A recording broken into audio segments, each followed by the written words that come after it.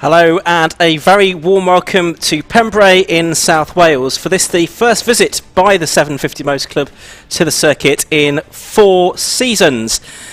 And we've got a full day and a half of racing to come for you during the course of the next 2 days. I've got Josh Barrett and Johnny Palmer with myself, Ian Soman, for commentary on this event at the circuit that's just under 1.5 miles in length. It's a very flat circuit. It's a former airfield layout, and it's celebrated its 30th anniversary just a few years ago.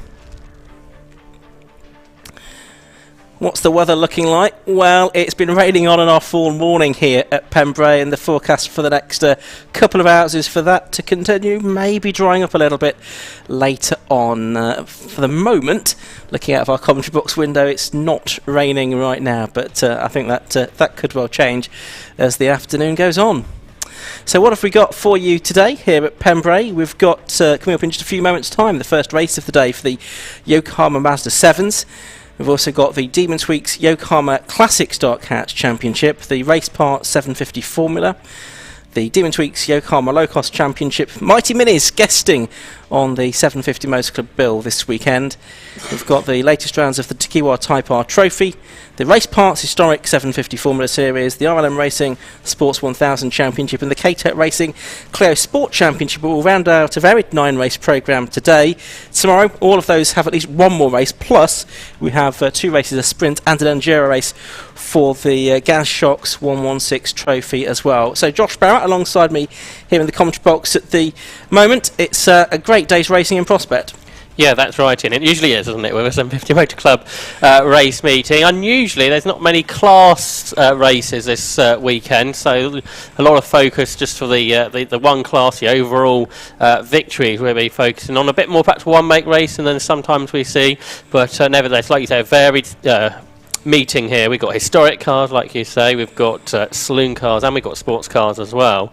And it's going to be a tricky day today, isn't it? Well, you mentioned it's wet. It's perhaps not as wet as we might have expected, but it's going to be tricky. Everybody knows what the conditions are like because everybody's qualified this morning in the rain, and some of the grids are mixed up in some of the categories as well. And as you say, it's going to be an interesting day of racing, I'm sure. Especially, I think, because Josh, a lot of the drivers will be here for the first time, because as we said, it's 4 years since 750 Motor Club have been here. Some of the championships that we've got today didn't exist 4 years ago, and some of the commentators have not been here either. Absolutely. So yeah, talking to some drivers this morning, and even in qualifying, it was difficult to overtake somebody that you were quite a bit quicker than. Really, they say in turn 1, the hairpin at Hatchett's there is probably the best place to pass, but in the wet, how much grip have you got? You don't want to lock up because one, you either don't want to hit somebody else or go off the road yourself, and the rest of the lap perhaps not quite as easy to overtake as some drivers were expected in the damp, in the wet qualifying, and you'd kind of think that would carry on into the race, but it's a bit more important perhaps to overtake during the course of the race, isn't it? So there might be some experiments where the grip is and how you can overtake, and I'm sure over the course of the day we'll find that out. We certainly will. Well, coming up very shortly then, our first race of the day here at Pembrey is the Yokohama Mazda 7 Championship.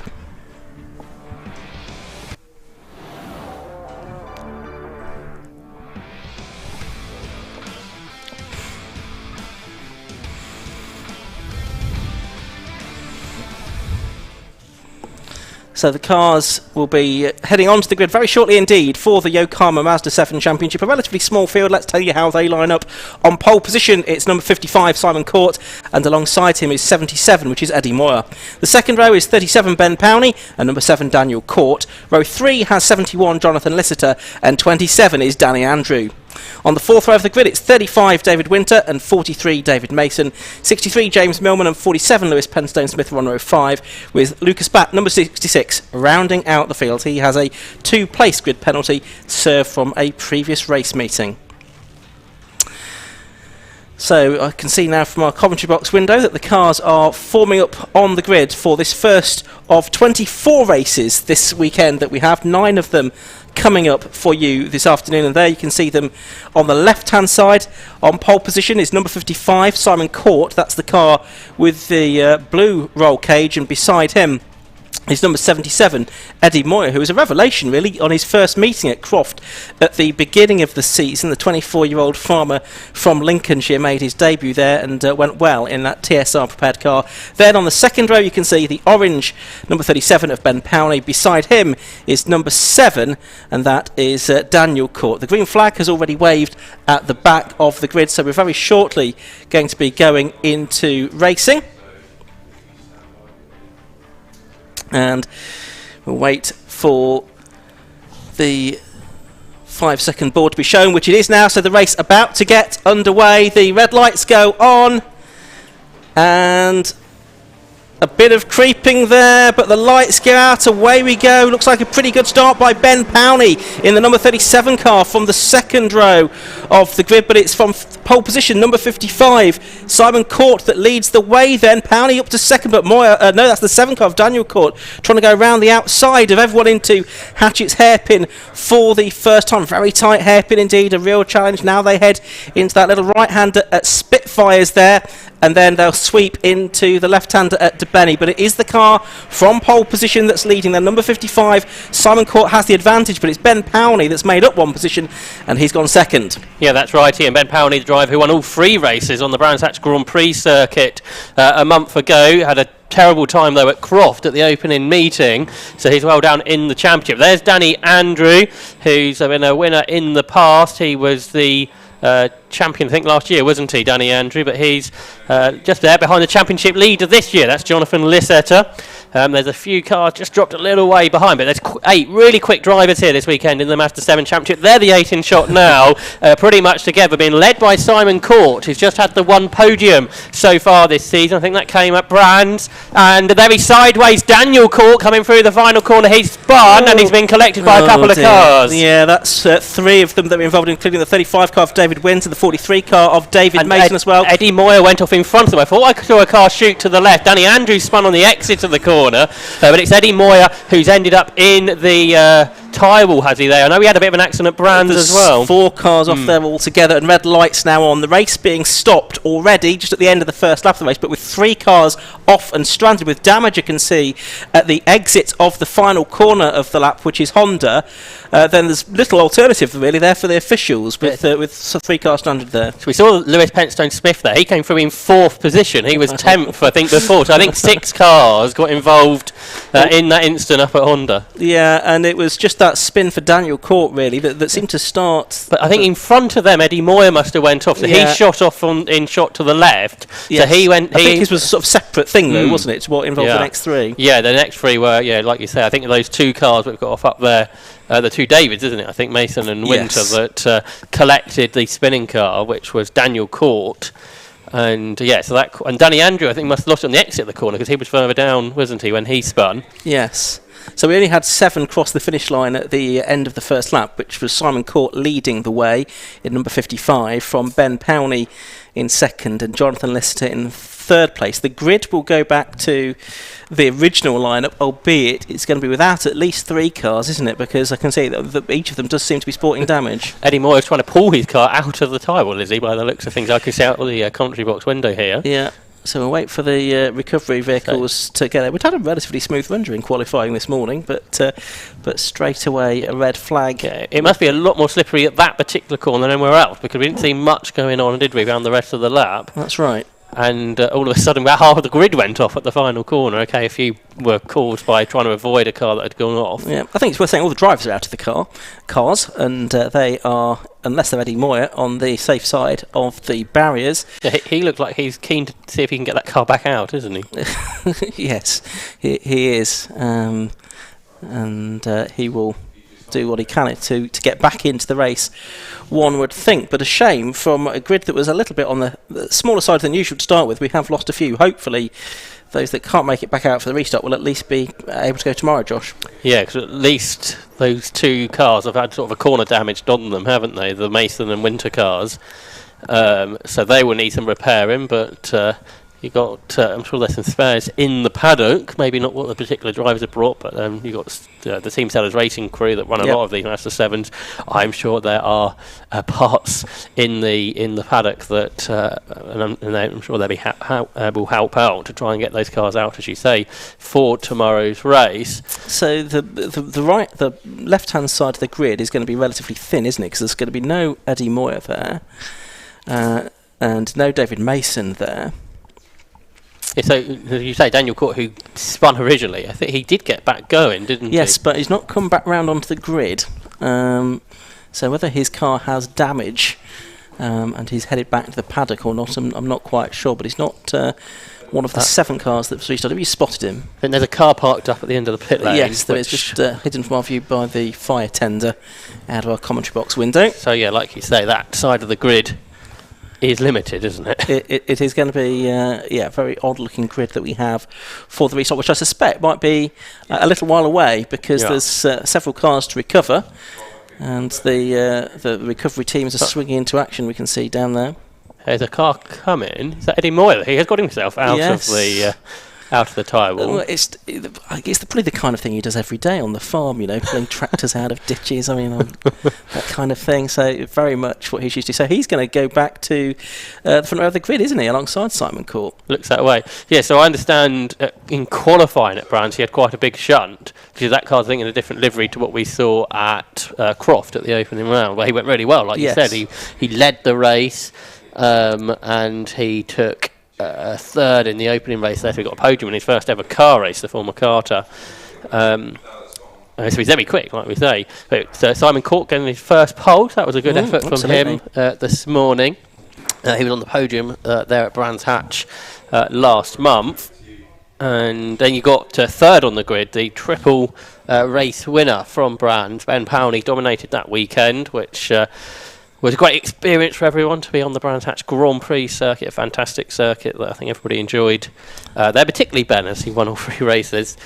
And then directly behind him on the grid is the current championship leader, Jonathan Lisseter, who won one of the races at Croft, the second race at Croft. And he's had a couple of seconds, he's had a third and a sixth, which puts him in the championship lead by 14 points from the driver who's alongside him on the grid, which is Danny Andrew, last year's champion. But he hasn't finished better than third so far this season, and those third positions both come in the last 2 races at Brands Hatch. Absolutely. So we are watching beneath us the 43 car being towed away of David Mason. That's the front right corner that's been done on that one, and so that just leaves the one car over there at the exit of Honda to be recovered. Hopefully that will be done fairly shortly. For those that haven't seen Mazda 7s before, it's a relatively new category introduced in 2019, and it's really an offshoot of Low Cost, which has been running with the 750 Motor Club for over 20 years now. Principle very much the same, in that it's very close slipstreaming racing. It's the same chassis effectively, but they run with a Mazda MX-5 1.8 VVT engine and powertrain. They also run Yokohama A048 tyres, which are a little bit more track focused, if you like, and do well with the slightly more high performance of the 1.8 compared to the 1.3 cross flow that the low costs have.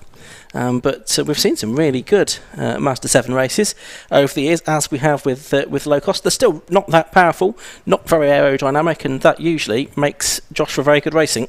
Yeah, that's right. At Croft, that was particularly good, I seem to remember, at the beginning of the season. In the wet conditions, that would probably be a little bit less of a factor, you would think. But qualifying was pretty close, wasn't it? You had 5 cars within a second, which in wet conditions, with a grid of what was 11, actually, half the grid separated by a second, is very good going. So it's a very competitive grid here. And with the good vast of the drivers here who have progressed from the low-cost championship, haven't they? Certainly Ben Powney and Danny Andrew and Jonathan Lisseter were all race winners in the low cost before moving to Mazda 7s, and I understand there are more drivers thinking about that. And since Brands Hatch, there have been 4 drivers, I understand, that have brought cars. So 4 drivers have brought Mazda 7 since the last round, so those cars are getting prepared, ready for later on during the course of the season.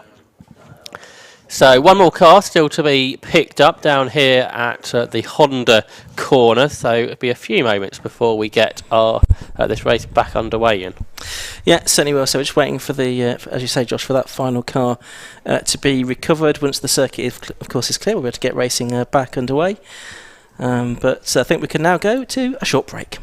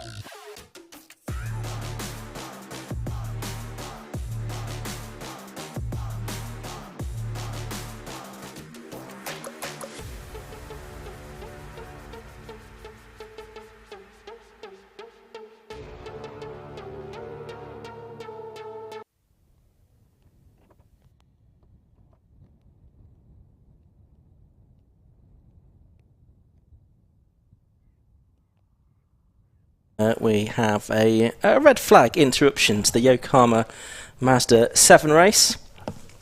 How are we getting on with the recovery? That's well underway. The final car, we had 3 cars for time stranded on the exit of Honda after an incident at the start of the end of the first lap. Daniel Court had a spin, and he was collected by really 2 of the cars. David Mason and David Winter were the cars involved. I think it's David Winter's car that's now being recovered, isn't it, from the grass. Wet grass, of course, we have here at Pembrey. The wet rain here today has been on and off all morning long. I think we're in a dry window at the moment. We don't know if that's going to last for too long, but it looks like the circuit's clear. And because these cars don't have a green flag lap, Josh, we shouldn't be too far away from going racing again. No, we'll probably see some of the fastest 750 Club minutes of the day, won't we, very shortly, once the countdown can begin. So you can see the Pembrey recovery team bringing that Mazda 7 down at the start line. That'll peel off at the end of the pit lane, and then it shouldn't be too much longer for racing to get back underway, which everybody might be a little bit more cautious this time of Honda corner, because they know it's slippery there. There's the damage, unfortunately, for David Winter, which is a real shame to see. And just wonder if there's a bit of damage perhaps to the chassis, which if that's the case, that will be probably rather more problematic than what the front right corner would be. That's a car that David built himself in 2017 and originally raced that in Class B of Sport Specials. Before moving into Mazda 7s. Green flag at the back. Yep, so we should be going racing again Everyone's very shortly. See there, the marshals signalling for the drivers to start their engines. Jonathan Lissetter's just moved forward and now is reversing back again.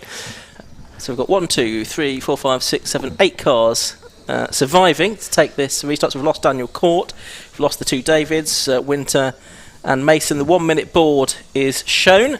One thing to notice here, Ian, which in other tracks, it's a 1x1 staggered start, isn't it, yes, at Pembrey, right, compared to the 2x2 that we would see at most other race circuits. That's right, so some of the bigger grids will go almost round Honda Curve. 5 second board has been shown, so we're watching for the lights. They've gone on.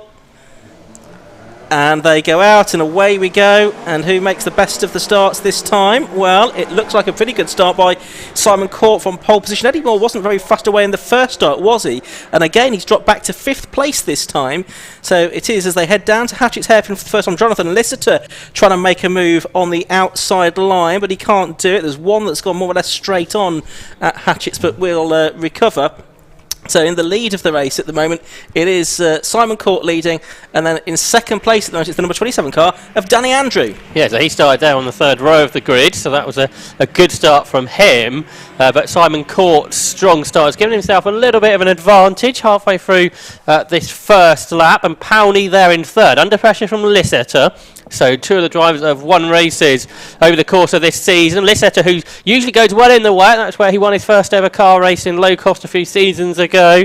He's right there underneath the car there of Ben Powney. Third and fourth positions being chased by Eddie Moyer. Now here comes Lisseter out the toe, up the inside, and he will get the move done. He's up into third. Will Moyle follow him? It looks that way. Yes. So Ben Powney loses a couple of spots there. It is interesting. I was just talking to Ben Powney not long before the race, and he was saying he was surprised how much grip there was out there in these wet conditions. So he's almost had as much grip as he ever has. Now here comes Eddie Moore to the right-hand side of Jonathan Lisseter down the Cowles Straight into Hatchett's Hairpin for the second time in this race. 77 car looks like it's going to go through on the inside, and certainly a bold move that from Moyer to get up into third.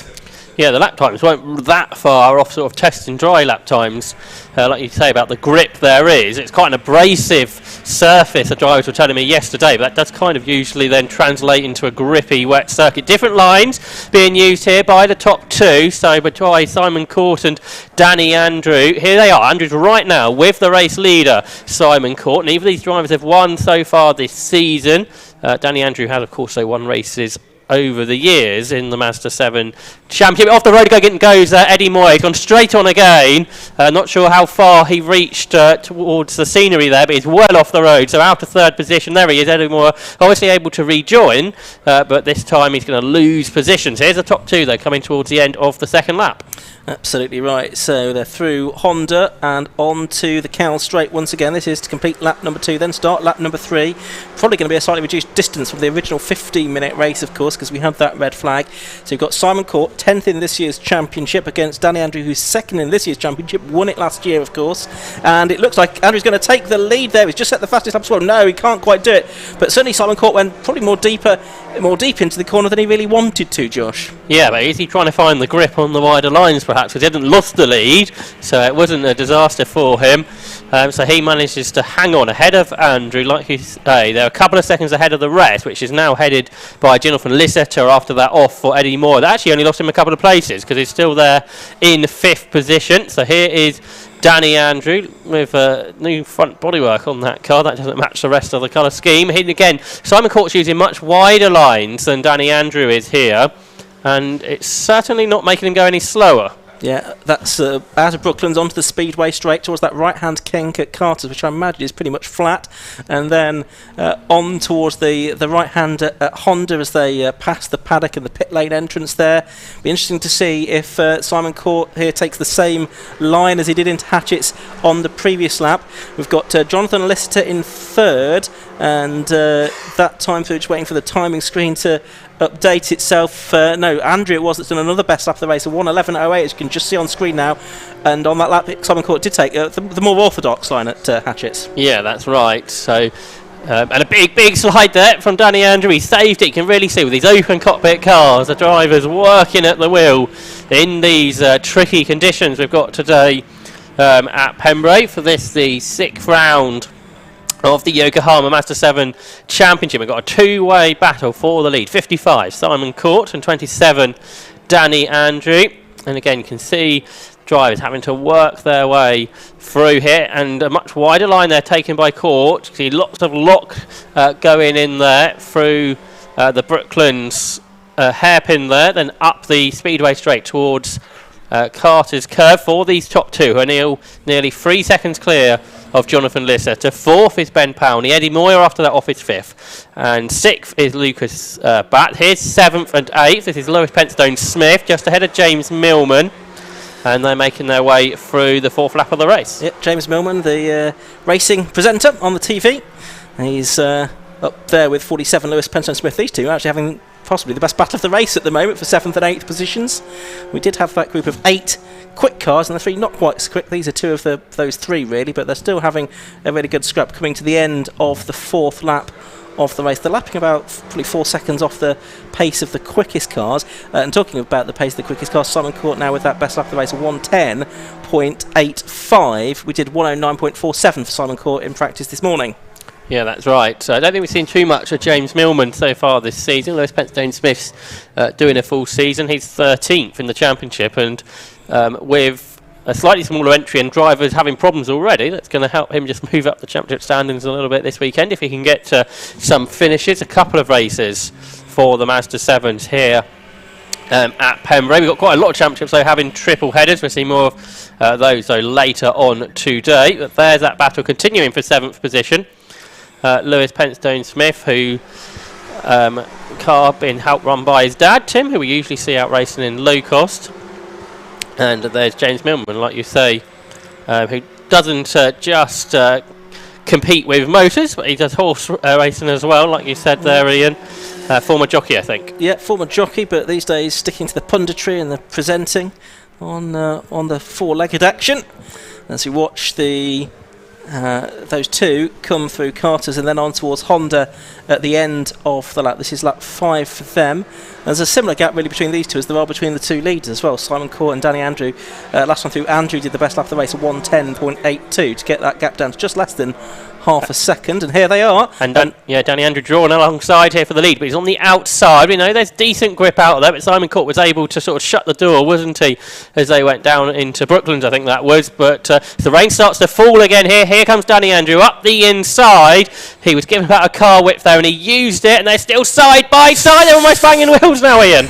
They are at the very quick part of the circuit. Carter's into Honda, which is the final corner of the lap they go, and it is still Simon Court, number 55, that's holding on here from the very experienced Danny Andrew. He's won low-cost championships as well as the Mazda 7 championship last year. He had a look down the inside, Hatchett's going to try and go around the outside line. This time he gets his car over a lapping, but then tucks back in behind, tries to get a better run out of the corner. But it's a funny run really out of this corner, because then you've got another slowish sort of right-hand kink at Spitfires before you can really start to get the power on as you accelerate through the left-hand sweeper at Debenny. Yeah, well, they're holding each other up. That is bringing Jonathan Lisetta closer to them. He's still a couple of seconds away, but if they paddle as hard as they did the last lap, it could bring him closer. But Simon Court did a good job there to hang on, didn't he? Because it looked pretty much like Danny Andrew was going to take the lead of the race there on the previous lap. But Simon Court, with some aggressive defending at times, was able to hang on ahead of Danny Andrew. So it's at the same order in qualifying. Andrew was 1.4 seconds slower than Simon Court. The lap times were about a second and a half slower than they were in qualifying. So, although if anything, I wouldn't say it's any wetter than it was when they were out this morning. The lap times aren't quite there. Court almost hooks it over the inside. Bit of dirt there through Honda curve, and now they accelerate across the line to complete 7 laps of racing. And Andrew in the tow pulls out to the left hand side of the circuit into the Hatchett's hairpin, breaks later than Court, so draws up alongside him. Court goes in pretty deep. Danny Andrew can't turn into the corner therefore they also stay in the same order. Yeah, nice bit of driving that from Simon really, just to stop Danny attacking in the way that he wanted to. The gap from second to third actually went out a little bit that time, as Ben Powney in 4th place did the best lap of the race. He's done a 1:10.80 seconds now. He's actually closer to Lisetta than Lisetta is to the top 2, so we perhaps watch out for what goes on for 3rd and 4th position as well. We're on lap 8. We're not quite at the sort of 2/3 mark of the scheduled distance, although I'm suspecting that we're going to have lost a few minutes from the original 15-minute allocation. See Lisetta there, through he went, trying to just dab the brake through the middle of the corner, trying to get the car turned in, and then making their way through lap number 8 towards the end of the lap for Simon Court and for Danny Andrew up towards Honda curve. And there they take pretty similar lines. On the rest of the lap, it seems like Simon Court's happier to go a bit wider than what Danny Andrew is. But across the line this time, not quite as close, I don't think, as we've had on previous laps. Nevertheless, Andrew again pulls out of the tow, brakes a bit later on the outside. And can he get a better exit here? No. Not particularly, or certainly not something that, like you say, with that short run up to Spitfires, which he can make work into a move. I thought Andrew, though, was anticipating that Simon Court was going to do the same as he did on the previous lap there, but then Simon Court didn't, and he took a much tighter apex than he had done, and that kind of caught Andrew napping a little bit there. So through the left-hand sweeper, that's past the crossing there, and then into the right-hander at Senna S's, almost overlapping there. Then they've got this run to the Brooklands hairpin, as it's called, although it's not really a sort of 180-degree type corner. It's just over a 90-degree right-hander, but still a relatively slow and low-geared corner. There you can see Lisetta in 3rd, Powney in 4th place. It's behind Powney, it's 12 seconds to Eddie Moore in 5th, but here are the two leaders. They're going wheel to wheel. Andrew on the outside for Carter's curve, and this time he's got his car fully in front, and Danny Andrew has taken the lead here on lap number 9. That's right, he just about got it done, which he couldn't manage a few laps earlier. So for the first time up across the line, it's 27 Danny Andrew that lead from 55 Simon Court. So now it's Court's turn to try and come through. He goes diving down the inside into Hatchett's. Can he get the car stopped? He can. So Danny Andrews' lead there didn't last very long, and Simon Court back up the inside at the start of 10 laps to take the lead. Yep, so it's a real dogfight between these two. Andrew is going to have another go. Interestingly, you've got Lister there in third, who's usually someone that goes well in the wet. We've seen that in low cost in the past, but today's not quite on a par with the top two. Only 1.6 seconds now behind them. As Andrew, as they come into centre, has had a look at the inside. A slightly unsettled moment there, I thought, for the number 55 car of Simon Court. And Andrew's going to have a go into Brooklands hairpin, and he's done it again. So he's now back into the lead for the second time in the space of less than a lap. Can he hold on to it? And is Jonathan Lister going to come into the equation as well? Well, he's just set the fastest lap at 1:10.36, and he's pretty much with the top two for the first time in this race. Simon Court looks back to the inside into Honda. That's not going to work, and he gets very sideways. He saves it. Is he going to run out too wide? He doesn't, but now he's very much under threat for second. He is. Lister is going to pull out of the tow here. He's going to go to the left-hand side of the circuit. That's the long way round. But I was going to say, he might get his car in front before he gets to the braking area for Hatchett's. He's not quite done that. He goes out a little bit deeper. Not as deep as Danny Andrew, though, who's going to have lost the lead of the race. They're going to be three abreast on the exit of the corner now. Absolutely fantastic stuff from the Mazda 7. And it's Simon Court that comes out back in front. Danny Andrew second, and Jonathan Lister third. Basically, the same order we've had for most of the race. But Simon Court's very sideways, and he's held Danny Andrew up on the exit there. So Jonathan Lister might be able to buy back into this. We had more than a third of the cars on circuit side by side there for a split second, and it's still, as you say, the same order, but Ben Powney now is pretty close. So there's a chance at the end of this race, half of the field are going to be as one, but it's Simon Court yet to win a race that leads Danny Andrew, who hasn't won yet this season, there in second, and then it's a championship leader, Jonathan Lister third. Ben Powney, the driver that's won more than anybody else this season, he's there in fourth position there, 17 seconds ahead of anybody else. It's all about these four as they make their way up towards Honda Curve for the 11th lap in this race. They're not far away from traffic, which could come into it at the end. I think it might, because we've now had 13 minutes. I imagine we're going to go the full 15 minutes of this race then. Danny Andrew, left-hand side of the circuit, outside line for Hatchett's, goes in very deep because his car's a bit muddy from the escapades of the previous lap there. No change in the order, so it's still the same.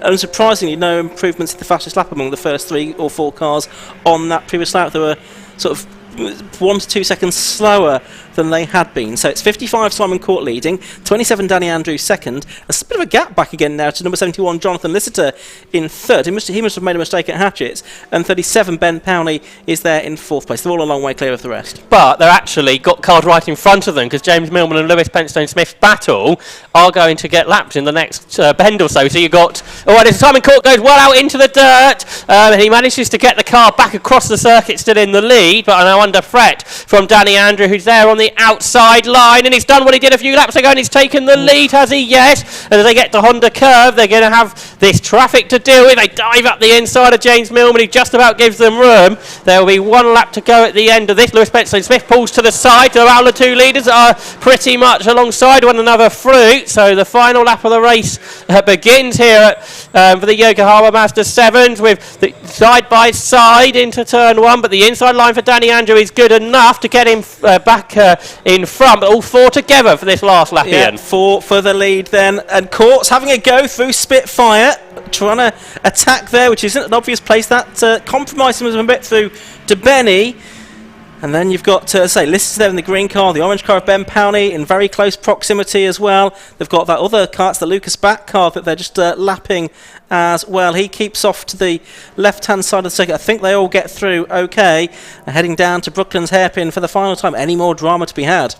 Well, let's see. This is where Court run wide on the previous lap, didn't he? And that's where there's still a bit of mud, because Danny Andrew got a bit sideways on all of that, but he's got a good exit. We haven't really seen any overtaking at Honda Curve during the course of this race, so Danny Andrew second in the championship. His best result so far has been a third place, but it looks, if he can get through this corner okay, that'll be his first win.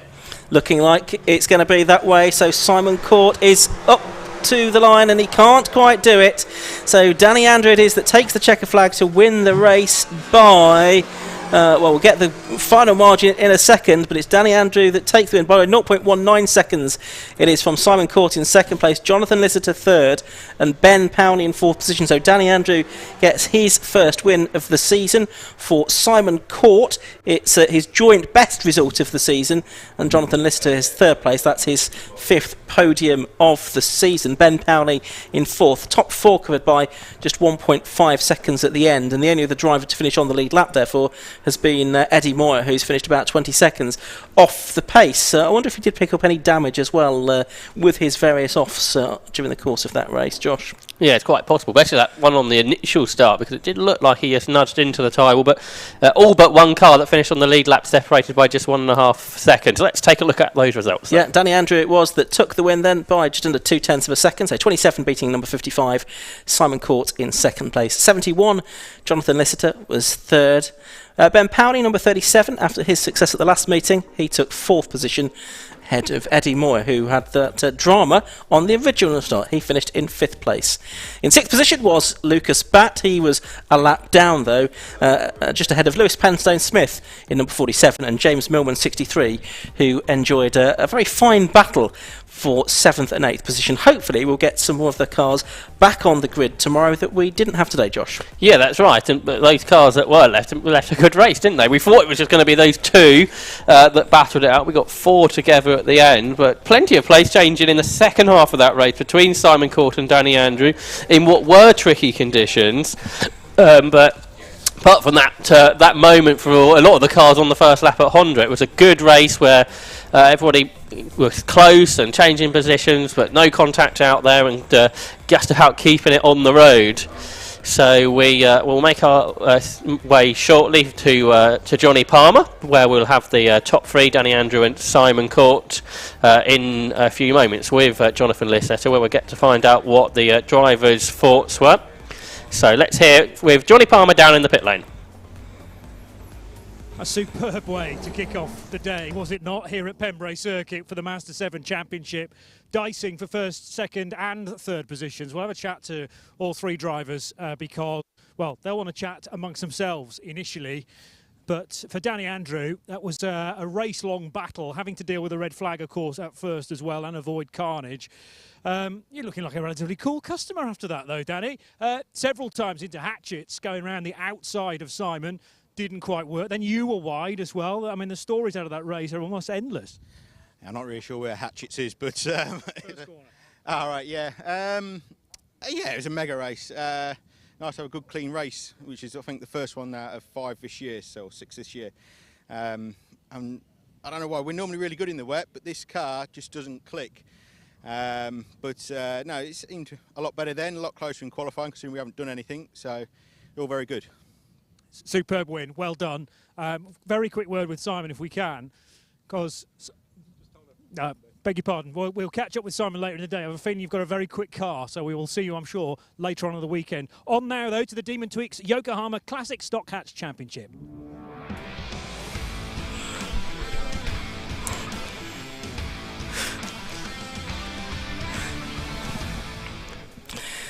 Yes, a very fast turnaround with the cars already almost heading out for the second race of the day, the Demon Tweaks Yokohama Classic Stock Hatch Championship. Here's the grid. On pole position it's number 8, Pete Morgan, and alongside him is number 47, Robert Campbell. Second row, 88, Martin Kayser, and 93, Ben Bateman. Third row is 46, Chris Deere, and number 90 is Finn Groom.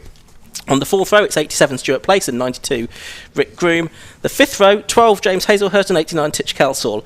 Row 6 is 41, Jason Wood, and 73, Jason Watkinson. Row 7, 39, Martin Rogers, and 58, Pete Oscoby. 33, Ryan Clark, and 48, Neil Dudman are on row 9. Row 9 is 26, Paul Brock, and 40, Paul Thorpe. So that's the way the grid is going to line up for this one. And we are all set for another 15-minute race. 30-second board is already being shown. So very fast turnaround, Josh. And a slightly mixed up grid here with Robert Campbell, we haven't seen near the front at all. They're on the front row alongside the championship leader, Pete Morgan, who was over a second quicker than anybody else in quali. Red lights are on then for the second race of the day. And Out they go, and it's a good start from the pole position man, Pete Morgan. Then he's made a good getaway. He's got Campbell there, who's further on the grid than we're used to seeing him. We've got a good start being made there by Chris Deere in the 46 car, one on the grass. That's number 89, Titch Kelsall. How's that all going to work out? As he's managed to avoid all of them, because of course he couldn't brake on the very wet grass. How on earth did they all avoid him, Josh? Well, they seemed, I don't know if they saw them, because everyone seemed to stop, didn't they, going through Hatchet Gate. Look at Pete Morgan's lead. Up to third is Finn Groom. We haven't seen him near the front before. He's qualified sixth fantastically. He's only scored 9 points in the championship in the 4 races this season. He's still got the novice cross on the back. He gets there, he's sideways, but he's there in third, just ahead of the Groom. That's Rick Groom, isn't it, there in 4th place, and then the Chris Deere and Robert Campbell cars. So Campbell lost out a bit. There's Paul Thorpe, who struggled in qualifying a bit, so he's trying to gain position, but a dramatic old start to that race. And way up on 2 wheels there was Finn Groom in the distance. He manages to avoid that. He's got Rick right behind him, so 3rd and 4th. 3 of the top 4 here, Ford Fiesta XR2s, which is quite unusual. It certainly is. The All Group Motorsport car are all together as well in 3rd and 4th positions at the moment, just ahead of that car that was that's the Chris Deere car, isn't it? In fact, the 46 car is next up. The car that was on the front row is a couple of places further back. A few cars going off it here at Honda, just like we saw in the Mazda 7s, and I think there's been some contact for James Hazelhurst in all of that. And he's stranded. He's got some damage to the front of the car, I can see as well. That's number 12 car. The other car is the Pete Osgood car, I think, which is driving away, but I think Ben Bateman's car is moving. Hazelhurst. James Hazelhurst, sorry. Yes, that's right. So, yeah, we lost Ben Bateman after qualifying. He blew an engine after qualifying 4th. There's Titch Kelsall, who's got himself back going. That could have been a big accident, couldn't it? So that's good to see that everyone managed to avoid him at the start. And he's back up to 11th after some other drivers' dramas at the start of this 15-minute race. But it's Pete Morgan that leads by a second over Martin Kayser, who they're first and third in the championship. There's 47. Robert Campbell, who had that really good qualifying session. He was quite cautious, I think, there at the start. So he's 7th, just behind Jason Wood, who's the best of the Vauxhalls now, the Nova. But here's the leaders. Pete Morgan's gap to Martin Kayser seems to have come down, and he's bringing everybody else with him. The top 6 not separated by very much at all. Yep, Pete Morgan, very experienced racer in stock hatch, and that's original iteration. He's also raced minis as well in the past. Inside for second place goes Finn Groom there. Yeah, there's loads of mud on the road, and everyone's getting very sideways. Very slippery indeed. And look at this then, it's side by side for second, and it's not too far behind the leader, isn't Martin Cage, as they come down. Rick Groom in the 92 car is also getting involved, and he's going very late on the brakes. He's just on the best lap of the race. He's trying to go around the outside of everybody to get the lead. He's got past his lad. He's then run off the road. He's back on it now, and he's back to 4th place. Yeah, that's right. So Finn is getting there, he's sideways. So quite remarkable stuff. So the grid a little bit down here in classic stock hatch, but the racing pretty frenetic after just 2 laps. Feels like a lot longer, doesn't it? So much has happened. But Pete Morgan, who had pulled away, like you say, everybody else is coming back to him at this stage. There's Chris Deere. He is 2nd in the championship, 13 points behind Pete Morgan. Pete Morgan's won a race. Nobody else is here who has won so far this season. Out of Brooklands for the second time, and look at this, a great pack of cars. You've got Finn Groom there, just using a bit of the curb on the exits of the corner there. So you've got Pete Morgan leading, Martin Kayser in 2nd, 3rd Finn Groom, 4th Rick Groom, and Chris Deere in 5th place, number 46. They're right together, and then a little bit of a gap back to Jason Wood in 5th place. Finn Groom carries a lot of speed through the final corner, Honda. It looks like it could go wrong at any point, but it didn't. And he's right there behind Martin Kayser, but it's Pete Morgan out front, 1 minute 17.5. So we're 3 seconds away from qualifying pace. Chris Deere was just having a look up the inside there. I thought he was going to get 4th place away from Rick Groom, but that didn't come to pass as they went into braking for Hatchets. And it's brought Jason Woods closer to them as well, actually. Yeah, that's right. So Jason Wood, who I think had a bit of an incident yesterday in testing, he's got himself back out there in the PDC Racing Vauxhall Nova. But there's the leader then, Pete Morgan. The fastest lap now is with Paul Thorpe, who's there in 8th position at 1 minute 16.8. So he's lapping almost a second quicker than this lead group. So watching them come through the Senna S's, we're working lap 4 of this race. Paul Thorpe it is with the best lap of the race, a 1:16.85. He's back in 8th position. He's 4.73 seconds behind the leader. So we'll see if Paul Thorpe becomes more involved in this as the race goes on. As you can see, Pete Morgan with a bit of a gap back to Martin Kayser now as they head into the right-hand kink at Carter's. And then it's to Honda they go, the 90-degree right-hander that ends this 1.456 mile lap of Pembrey Circuit. Good exit from Honda for Finn Groom there. He's taking the fight to the white car of Case, but also a good exit from Chris Deere. He was good on this part of the lap ago as well. This time though, he has gone through into 4th position, ahead now of Rick Groom, although as we've seen earlier, Rick Groom very late on the brakes there into Hatchett's. Yeah, this time he can't get the position back, so that change has happened for 4th place. Chris Deere going through, the former Metro champion. So the cars work their way through. Just in the background they saw Martin Rogers' Peugeot, and he's been caught by Paul Thorpe, who earlier had done the best lap of the race. That's gone back now to the race leader, Pete Morgan. There's the damaged car of James Hazelhurst, so he's going to retire his Peugeot 205 from this race. But there is Paul Thorpe in the number 40 car. Such a passionate driver about this championship is Paul in the ALS Autos backed Ford Fiesta XR2. Yeah, and just tucked in there behind the 205 of number 39 Martin Rogers. So this is scrap for 7th and 8th position, and you can just see up ahead the leading sextet. So they're not far away. Windscreen wipers on, probably more for the... actually, it is raining again now, I think, isn't it? Looking out the window. I was going to say as much for the spray as the rain, but I think it may well be raining now as well as they work into the 6th lap of the race. Now Finn Groom under pressure from Chris Deere, the former Metro champion. He's also been a champion in midgets in Europe as well. So quite a lot of experience that Chris Deere has, and he did win several races last season, Josh. Yeah, that's right, particularly towards the end of the year. Chris Deere was really quick. So far this season he's only had the one podium, which was a 2nd place at the opening race at Croft. But Chris Deere looking quick here. He's just set the fastest lap, a 1:15.2. So the lap times are coming down now from earlier in the race, quite significantly actually. Interestingly, that's only about 2.5 seconds outside the lap record as well. Really? Yeah, in quali, the pole lap was a 1:14.2. So that's pretty remarkable, isn't it? Because it's still very damp out there. And as you say, it's still some rain falling here at Pembrey. There's the race leader, that's Pete Morgan. He is the championship leader. He won one of the races at the beginning of the season at Croft Circuit. 2nd, Martin Kayser. Here's 3rd and 4th. This is Finn Groom ahead of Chris Deere. Groom is so quick through this final corner at Honda. He brakes so much later than Chris Deere. He pulls away from him, therefore.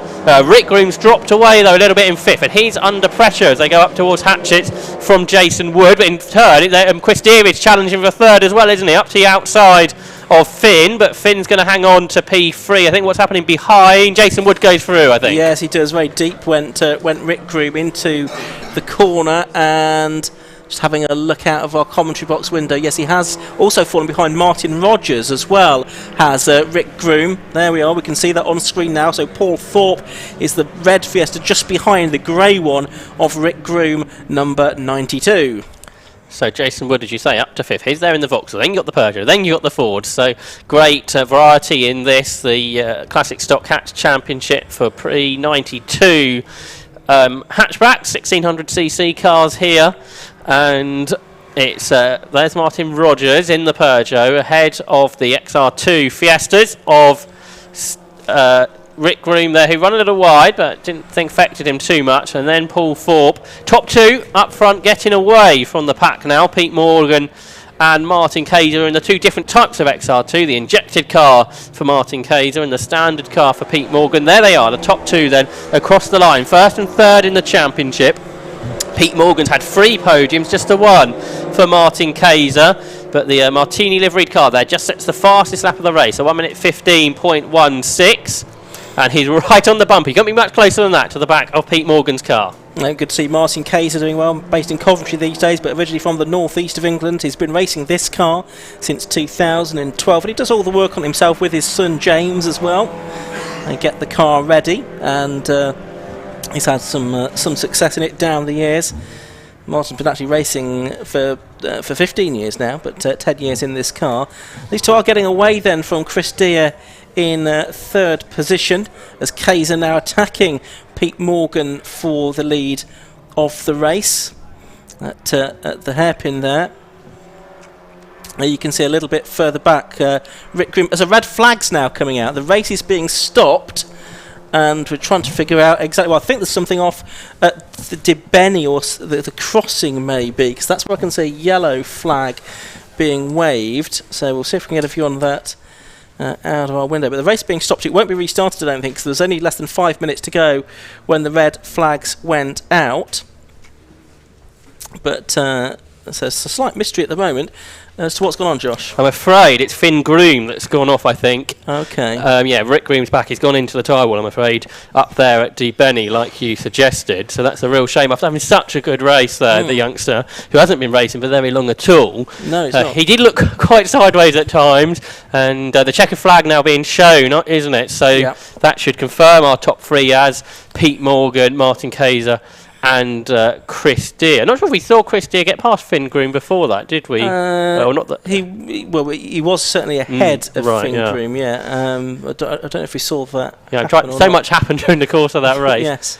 So I think Johnny Palmer's disappeared downstairs to hopefully speak to the drivers. I think they're going to drive into the pit lane exit. So hopefully Johnny can grab the top three as they head past him and make their way back to the paddock. So that'll be Pete Morgan, Martin Kayser and Chris Deere, as you have said. So we are going to see the Classic Stock Hatch cars again tomorrow. They're out tomorrow morning, bright and early, 9:25. It's a full day of racing that we have for you tomorrow, by the way. Getting underway at 9 o'clock with the second of the races for the Yokohama Mazda 7s. Let's have a look at the results though. Pete Morgan it was that took the win in that reduced race from number 88 Martin Kayser in second, 8 the winner from 88 Martin Kayser in second, 46 Chris Deere was third, fourth went to number 90 Finn Groom, in fifth place was 41 Jason Wood, sixth to number 39 Martin Rogers, seventh was number 92 Rick Groom, then Paul Thorpe, Robert Campbell who started on the front row, he was ninth, and Titch Kelsall rounded out the top 10. Neil Judman was 11th, Pete Osgoody 12th, and James Hazelhurst 13th. He didn't make it to the checkered flag, and I think we'll also have Finn Groom, of course, taken out of the results because he wasn't running when the red flags went out. So that's Classic Stock Hatch. They, as I say, have another race tomorrow, and we've still, as I say, got 7 more races to come this afternoon here at Pembrey with the Race Part 750 Formula Championship up next. And then after that, we've got the Demon Tweaks Yokohama Low Cost Championship as well. With Mighty Minis, the Tiki Wa Type R Trophy, the Race Parts Historic 750 Formula Series, RLM Racing Sports 1000 Championship, and the K-Tech Racing Clear Sport Championship rounding out the day here at Pembrey. So lots more racing to come at this South Wales venue. First time in 4 years that the 750 Motor Club has been here to Pembrey, and it's great to be back. It's a great circuit, produces some really good racing as we've seen already. It is a long way for many competitors to get here. We're just west of Llanelli, as we are now ready to head down to the podium and hear once again from Johnny Palmer. I have a victory garland ready to go for Pete Morgan, so we need to go and find Pete, and well done as well to Martin Kayser and to Chris Deere, who wasn't actually up in the top 3 in the opening stages of that race, but I think a collection of what happened in the red flag and also then subsequently Chris has managed to nab a podium out of that. Where's Pete? Here we are. Pete's standing chatting, so let's go and interrupt him first of all. Pete, first of all I need to award you one of these. So congratulations, there's your victory garland. One of those sort of tricky races. I mean, it was frenetic going in through the first few corners through Debenny on that opening lap, but unfortunately we don't get quite the 15 minutes, curtailed at just over 10. Yeah, it's just basically keep the thing in front and just keep going. That's all you can do, and just keep everybody behind you as much as you can. There's certain parts of the track we were pretty dire, to be quite honest with you, and other tracks we were pretty good, but I mean, all in all, we weren't anywhere near the pace we should have been this morning, but tomorrow's another day in it. We'll see how we go from there. We've won, that's the main thing. Do you think had Martin got in front of you, it would have been tricky then to catch up and make the repass? I'd certainly have to try a bit. That's for sure. I mean, these cars are obviously different ages of Fiesta, but they're very evenly matched, and you've got the Peugeot in third as well. Yeah, I mean, it's the age-old stories, horses for courses. I mean, we'll come here, we'll go to Cadwell, we go to Croft, and we're pretty competitive. We go to Snetton, we're going to struggle a little bit. Brands we're not too bad at. Mallory Park, well, I might not even turn up. It's as easy as that. So you try and get the job done at these sort of tracks. So, yeah, and all in all, it's working out all right today. Points in the bag, Pete. That's what matters. Oh, yeah, definitely. I'm more weight in the car. True enough. Well, you said that. Pete Morgan winning the race. Let's have a quick word with Martin as well, because Pete felt that maybe had you managed to fashion an overtake, you would have been tricky to catch. Yeah, it was close. But early on, he got away a little bit. I think the very first corner, I had to back off, because I think it was Richard coming up the inside, tanking up the inside. Now, if I turn in there, it's going to write the car off. So, unfortunately, I had to back everybody up a little bit. And then I think I got about 20 yards gap, and then slowly managed to pull that in. But I think it was Finn behind me. One of the grooms was right behind us all the way. I managed to get a break. And then I just started to go onto the back of Pete, but I think we were starting to slow ourselves down a little bit, because I think it was Chris, he caught us up within half a lap sort of thing. But I mean, it was slippy out there, real tricky conditions, but it was good fun. It was good fun to be. How did the conditions compare to when you were practicing and qualifying earlier today? It's funny, because I felt it was a little bit slippy, and I'll tell you why. Because this morning it was really heavy rain. It came as a downpour, whereas it's obviously dried off a little bit. It's clearly not dry, but it's damp, and it's almost like greasy conditions. And I think I'd rather be in the full monsoon that we had this morning. But I don't think it went okay, to be honest. Like, I'm happy with second. I mean, a real shame that it had to be red flagged, of course, because it was a cracking scrap to that point. Yeah, I think so. But I think I've been lucky, because I've just spotted there's a big hole in the radiator. There's a tiny hole in the radiator, and it's chucking out water. So I'm thinking that they probably would have restarted me if they'd seen that, because it was literally under pressure. So I think I've been looking. I think there's some debris on. I think it's probably some debris that's come through, because there's a lot of debris on the last corner. I think it's at Honda corner, and a lot of debris there. But no, I'll take second place any day. Indeed, so glad you made the finish, bearing that in mind. Martin Kayser finishing in second, and let's have a quick word with Chris then, because you were behind both of the groom cars. And I mean, can you shed any light as to why the red flag came out? Because we're trying to piece that together. I think Finn was behind me. I got past him on the back straight, and then he was behind me down the straight.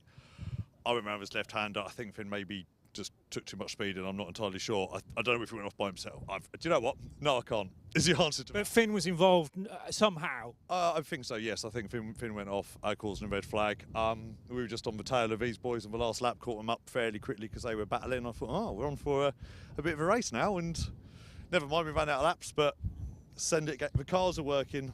We got 3 happy drivers on the podium.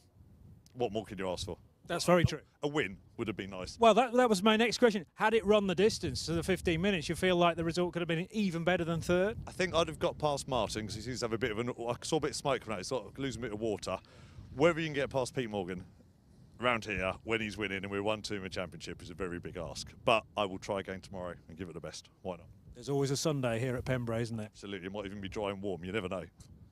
Not sure I'd go that far, but we can be ambitious. It might be snowing in South Wales, yes, but nevertheless, Chris Deere finishing in third position. A cracking opening stanza then for the Demon Tweaks Yokohama Classic Stockhouse Championship. And next, it is the Race Parts 750 Formula Championship.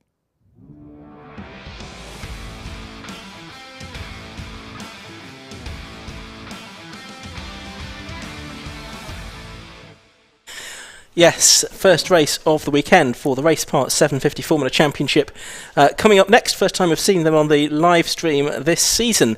Here's how the grid's going to form. On the front row, it's going to be number 1, Peter Bove, the reigning champion, and beside him, the previous champion, number 4, Mark Glover. On the second row, it's going to be number 6, Simon Bolter, on the inside, and beside him, number 9 is Richard Jenkins in the Shepherd. On the third row, it's 31, Ollie Collett, who's second in the points coming into this weekend, and Chris Goff, last year's runner-up, number 2, next to him. On the fourth row, it's number 17, Richard Rothery in the PRS, and next to him, it's Martin Kemp, number 42.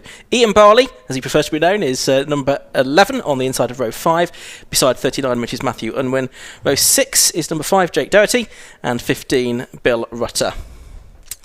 Further back, on row 7, it's 21 Hugh Davis and 70 Martin Depper, having switched over from historic 750 Formula for this season. And then Alan Bunton, number 28, and number 67 Paul Mason, if he's there, will round out the field for this Race Part 750 Formula Championship race. And it's going to be another 15-minute race, as the vast majority of them are during the course of this weekend.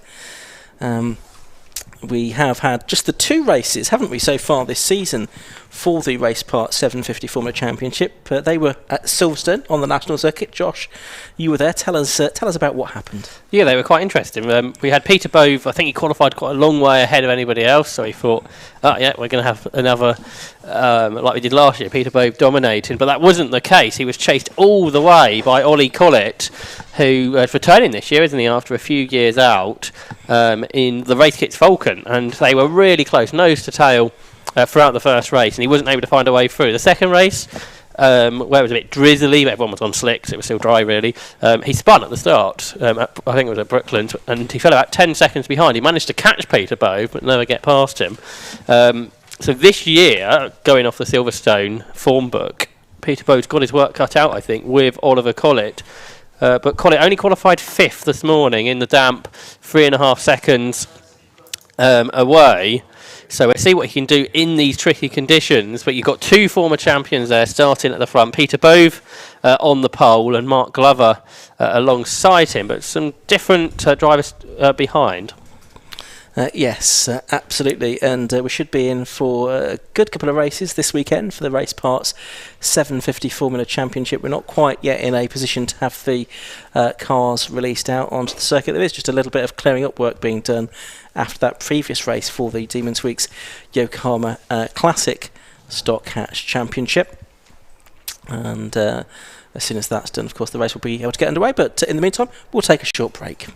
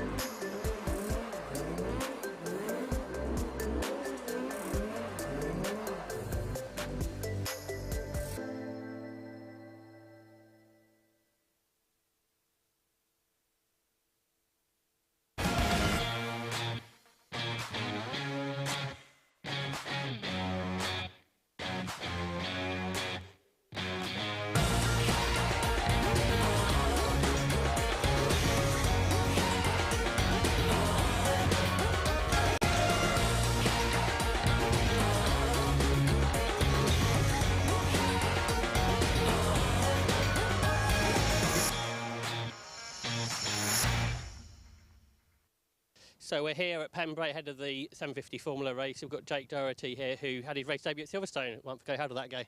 Yeah, it went all right. It's just first time doing any sort of racing. Like, I haven't done any karting or nothing like that, so straight into it, and yeah, got 2 finishes out of it, so it was good.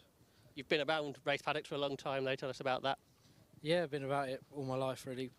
Obviously, with my granddad doing it, so yeah, just getting into it now and actually doing the driving. Granddad's here as well, Bob. It's a bit unusual, is it, now to have your grandson out racing? It doesn't feel too bad, but at Silverstone, you can't really see him racing as such, can you? So I'll let you know after tomorrow's race. And it's going to be wet as well tomorrow, I understand. So we'll have to wait and see how that one goes. You've obviously been around the club for a very long time. How have you found the championship progressing all through those years? Progressing, I don't know whether it's progressing, but it's got more expensive to keep up with the front guys, I suppose. So that's about the only issue. And the car itself, that's a car I think built quite a long time ago originally now. Yeah, it was, in the early 90s. So it's getting a bit old now, but it's still going, and I'm hoping Jake can get it back to the front. Whereas I was slipping back, I'm hoping he can take it back to the front of the grid again.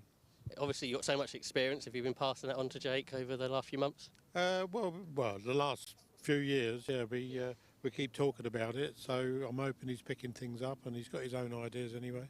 So hopefully we'll get further up the grid. I presume you're still enjoying coming to the race circuits after all these years?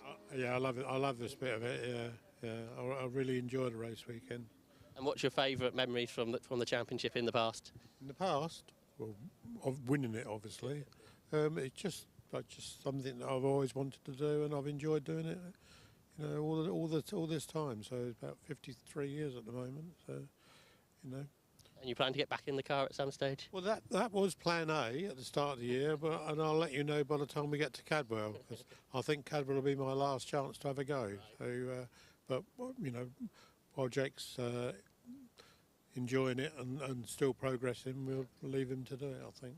Yeah, back to you, Jake. So this weekend at Pembrey, I think you've done a session out in the car. How do you find this circuit compared to Silverstone? Well, it's definitely a lot more bumpy than Silverstone. The circuit is similar in some ways, but there's a couple of other different areas. The car feels a lot better in terms of than what it was at Silverstone, but that's probably me as well. Yeah. But yeah, hopefully it'll be a good weekend. And obviously, I think it's 3 races, isn't it, this weekend? So you get to. Was it 2 this one? I think it's 2. If we're doing 3, I don't know about it. So yeah, I think so. So 2 races this weekend. We may have different weather, like you say, each day. So that's going to be lots of learning experience this weekend. Yeah, definitely in the wet. I haven't driven it in the wet. So tomorrow is looking like it's going to be wet all day. So it'll be a big learning thing tomorrow, and then hopefully Sunday can put all the testing from today into Sunday's race. Obviously, these cars don't have too much power, but they've got lots of grip. It looks like. How are you finding that? Yeah, it is. There's loads of grip in the corners, keeping up with quite a lot more powerful cars than what we've got. But yeah, there's more than enough grip to get around. Well, best of luck this weekend. Hope all goes well. Thank you. So cars forming up now on the grid for the Race Part 750 Formula Championship. Good to hear there from one of the drivers that's going to be on the grid, Jake Doherty, and his grandfather, Bob Simpson, who's been racing that car since the early 90s and been racing in the championship for more than 50 years. The 750 Formula inaugurated back in 1949. It's the longest continually running race formula in the world, more than 70 years, therefore, and the ethos has remained the same throughout to provide scope for the amateur to design and build and develop their own car, and within a set of regulations that allow for that. On the 3rd different engine during the course of the 70-odd years that the championship has had. Started out with the 7cc Reliant engine, which gave the Formula its name, 750 Austin, the 7 engine, I should say. Then they moved on to the 850cc Reliant engine, which they had sort of the 60s and 70s, 80s and 90s, and then in the early 2000s, really, they moved over to the Fiat Fire engine, the 1108cc engine that went into things like the Panda, which they run to this day. And it's really then up to the drivers and constructors to configure that in the way that they choose. Pole position is Peter Bove in number 1, the 65-year-old, in his Derby, the car built originally by Dick Harvey for Ernie Frost many years ago. And it's a car that's actually won the championship on 7 occasions. In 2016, Robin Gearing won the championship in this car, but Peter Bove has also won it 6 times as well. He's won 45 races in all. As the green flag lap gets underway, a bit of a delayed start to it, I'm afraid, for number 4, which is the car on the outside of the front row, Mark Glover, 2-time champion.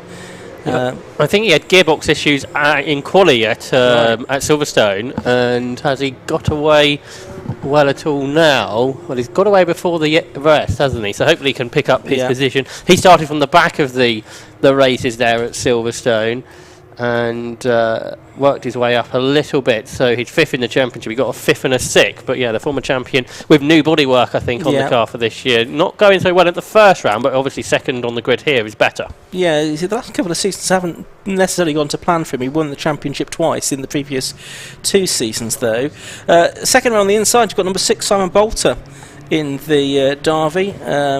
We've seen him out previously as well in historic 750 Formula. Had a 7th place finish, I think, at Silverstone nearly 2 months ago now, I suppose it is, isn't it, in the opening meeting. So it'll be interesting to see what he can do in that Derby. And beside him is number 9, Richard Jenkins, who raced in low cost from 2006 to 2019.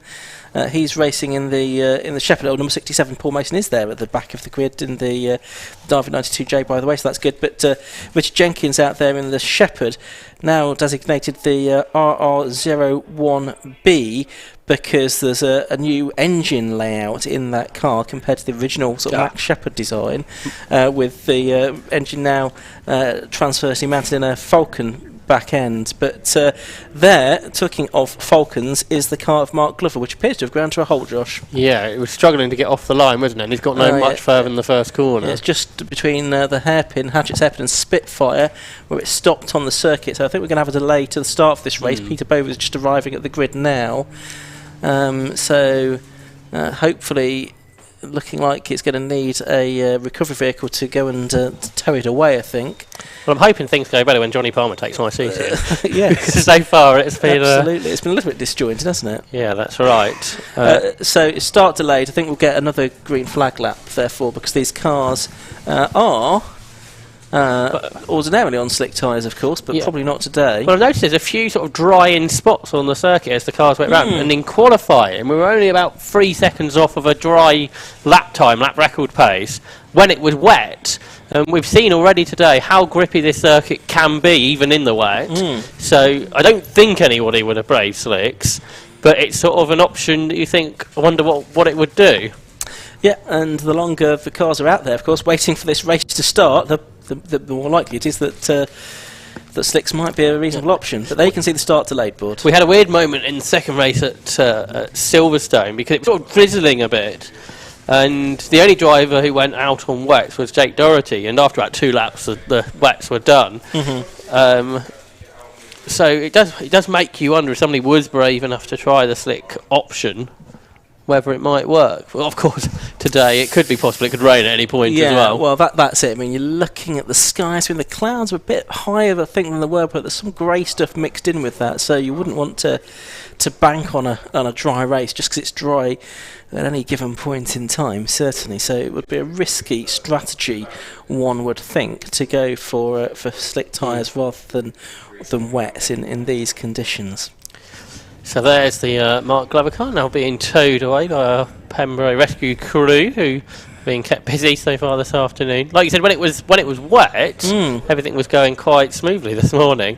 And obviously this is nothing to do with the conditions, but obviously in the 2 races earlier that was the case. There's Matthew Unwin, number 39. That's one of the race kit's Falcon cars. There's quite a few of these on the grid that were sort of designed by Martin Kemp, who's also on the grid. Race kit's sort of the business he put together, and brought several cars onto the grid, really. I mean, historically these have always been one-off, but the race kits did offer a sort of kit-based option for these cars. People like Mark Glover, whose car we've just seen towed away, did take that up. But there's the 21 car, which is Hugh Davis, the 48-year-old, as the green flag lap gets underway. A second green flag lap for these cars. We're just looking at Hugh Davis, who's now got his own suspension design on the Phoenix Fire Mark II for the product director from Peterborough. It was the 2013 Class B champion. That's the 31 car of Ollie Collett, who appeared, didn't he, at Silverstone, but and has been quick in previous years, but we've not seen him for a little while before Silverstone, I don't think. Yeah, I think he had a couple of years off in the COVID years. Yeah. It went really well at Silverstone, as I said. Chased Peter Bove in both races. Didn't qualify so well here. He's in the fully bodied race kits Falcon, isn't he, there? So see if he can move forward during the course of this race. The baton is back out this weekend. Don't think we saw that at Silverstone. So Bill Rutter is back. Yep. Former championship winning car, that of course. It's a shame we haven't got Conway Dorr here, because he went really well. He was on the podium at Silverstone, and he was out in a different car as well. Yeah, he's in a new car for this season, isn't he? Because someone else has got his old car now. I think Martin Depper's in the ex-Conway Dorr car now. Yeah, that's right. So we had some sort of different shapes at the front. Again, we should have that here, because we've got the Derby, the race kits of different sort of shapes, and the Shepherd all at the front there. Yeah, I say interesting to note the work that they've done on that Shepherd to change the engine configuration with that race kit's Falcon rear end now on the car. I think there is another Shepherd being prepared for racing as well. In due course, so we'll see if that does appear at some point. Yeah, it was the Star, wasn't it? The SDAR that was used at Silverstone by Conway Dorr. Ex-Dave Robson car. Yeah, that's right, and that went really well. The best we've seen it go. And I know Dave was keen for that to go to someone who was going to race it well and race it at the front of the field, and indeed Conway Dorr. Yeah. They've done that because that's a step forward from where he's been on the grid in the past. Yeah. I think he was sort of borrowing it just for the weekend. Yeah. So I think he's going to have another car out later. We'll see, though. But as he went so well at Silverstone, perhaps he'll be keener to have that on a more regular basis. Anyway, back here at Pembrey, we should be about to get this race underway, which drivers have probably been waiting for a little while, so they'll be pleased about that. With just that one car on the front row, just the Peter Bove car, so we'll see how well he can get off the line. How much grip there is, that's what everybody's going to find out in these first few laps. Yeah, just looking at the back, I think they're all into position now. 5-second board has been shown. Red lights are going on. Oh, and a bit of a jump start there from the number 6 car from the second row of the grid of Simon Bolter. Not a great start from Ollie Collett by the looks of it either, as they head up towards Hatchett's for the first time. So it's Peter Bove leading, Richard Jenkins in second place. That's Chris Goff in the number 2 car, trying to outbrake Simon Bolter and get up into third position. I suspect Simon Bolter might find himself with a penalty come the end of this race, because he did move when the red lights went on rather than when they went out.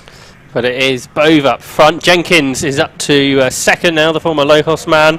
But there is the leader, the great big rear wing on the back of the Derby that is driven by Peter Bove. Then Jenkins second. Third is Chris Goff, who had a really good season last year. He, I think, suffered damage at Silverstone in an incident. Martin Kemp has come through from row 4 to run there in 4th position. We certainly see round the back here, Ian, there are some pretty dry lines developing, which I don't think we were expecting to see today, which could add to the remainder of the day's racing.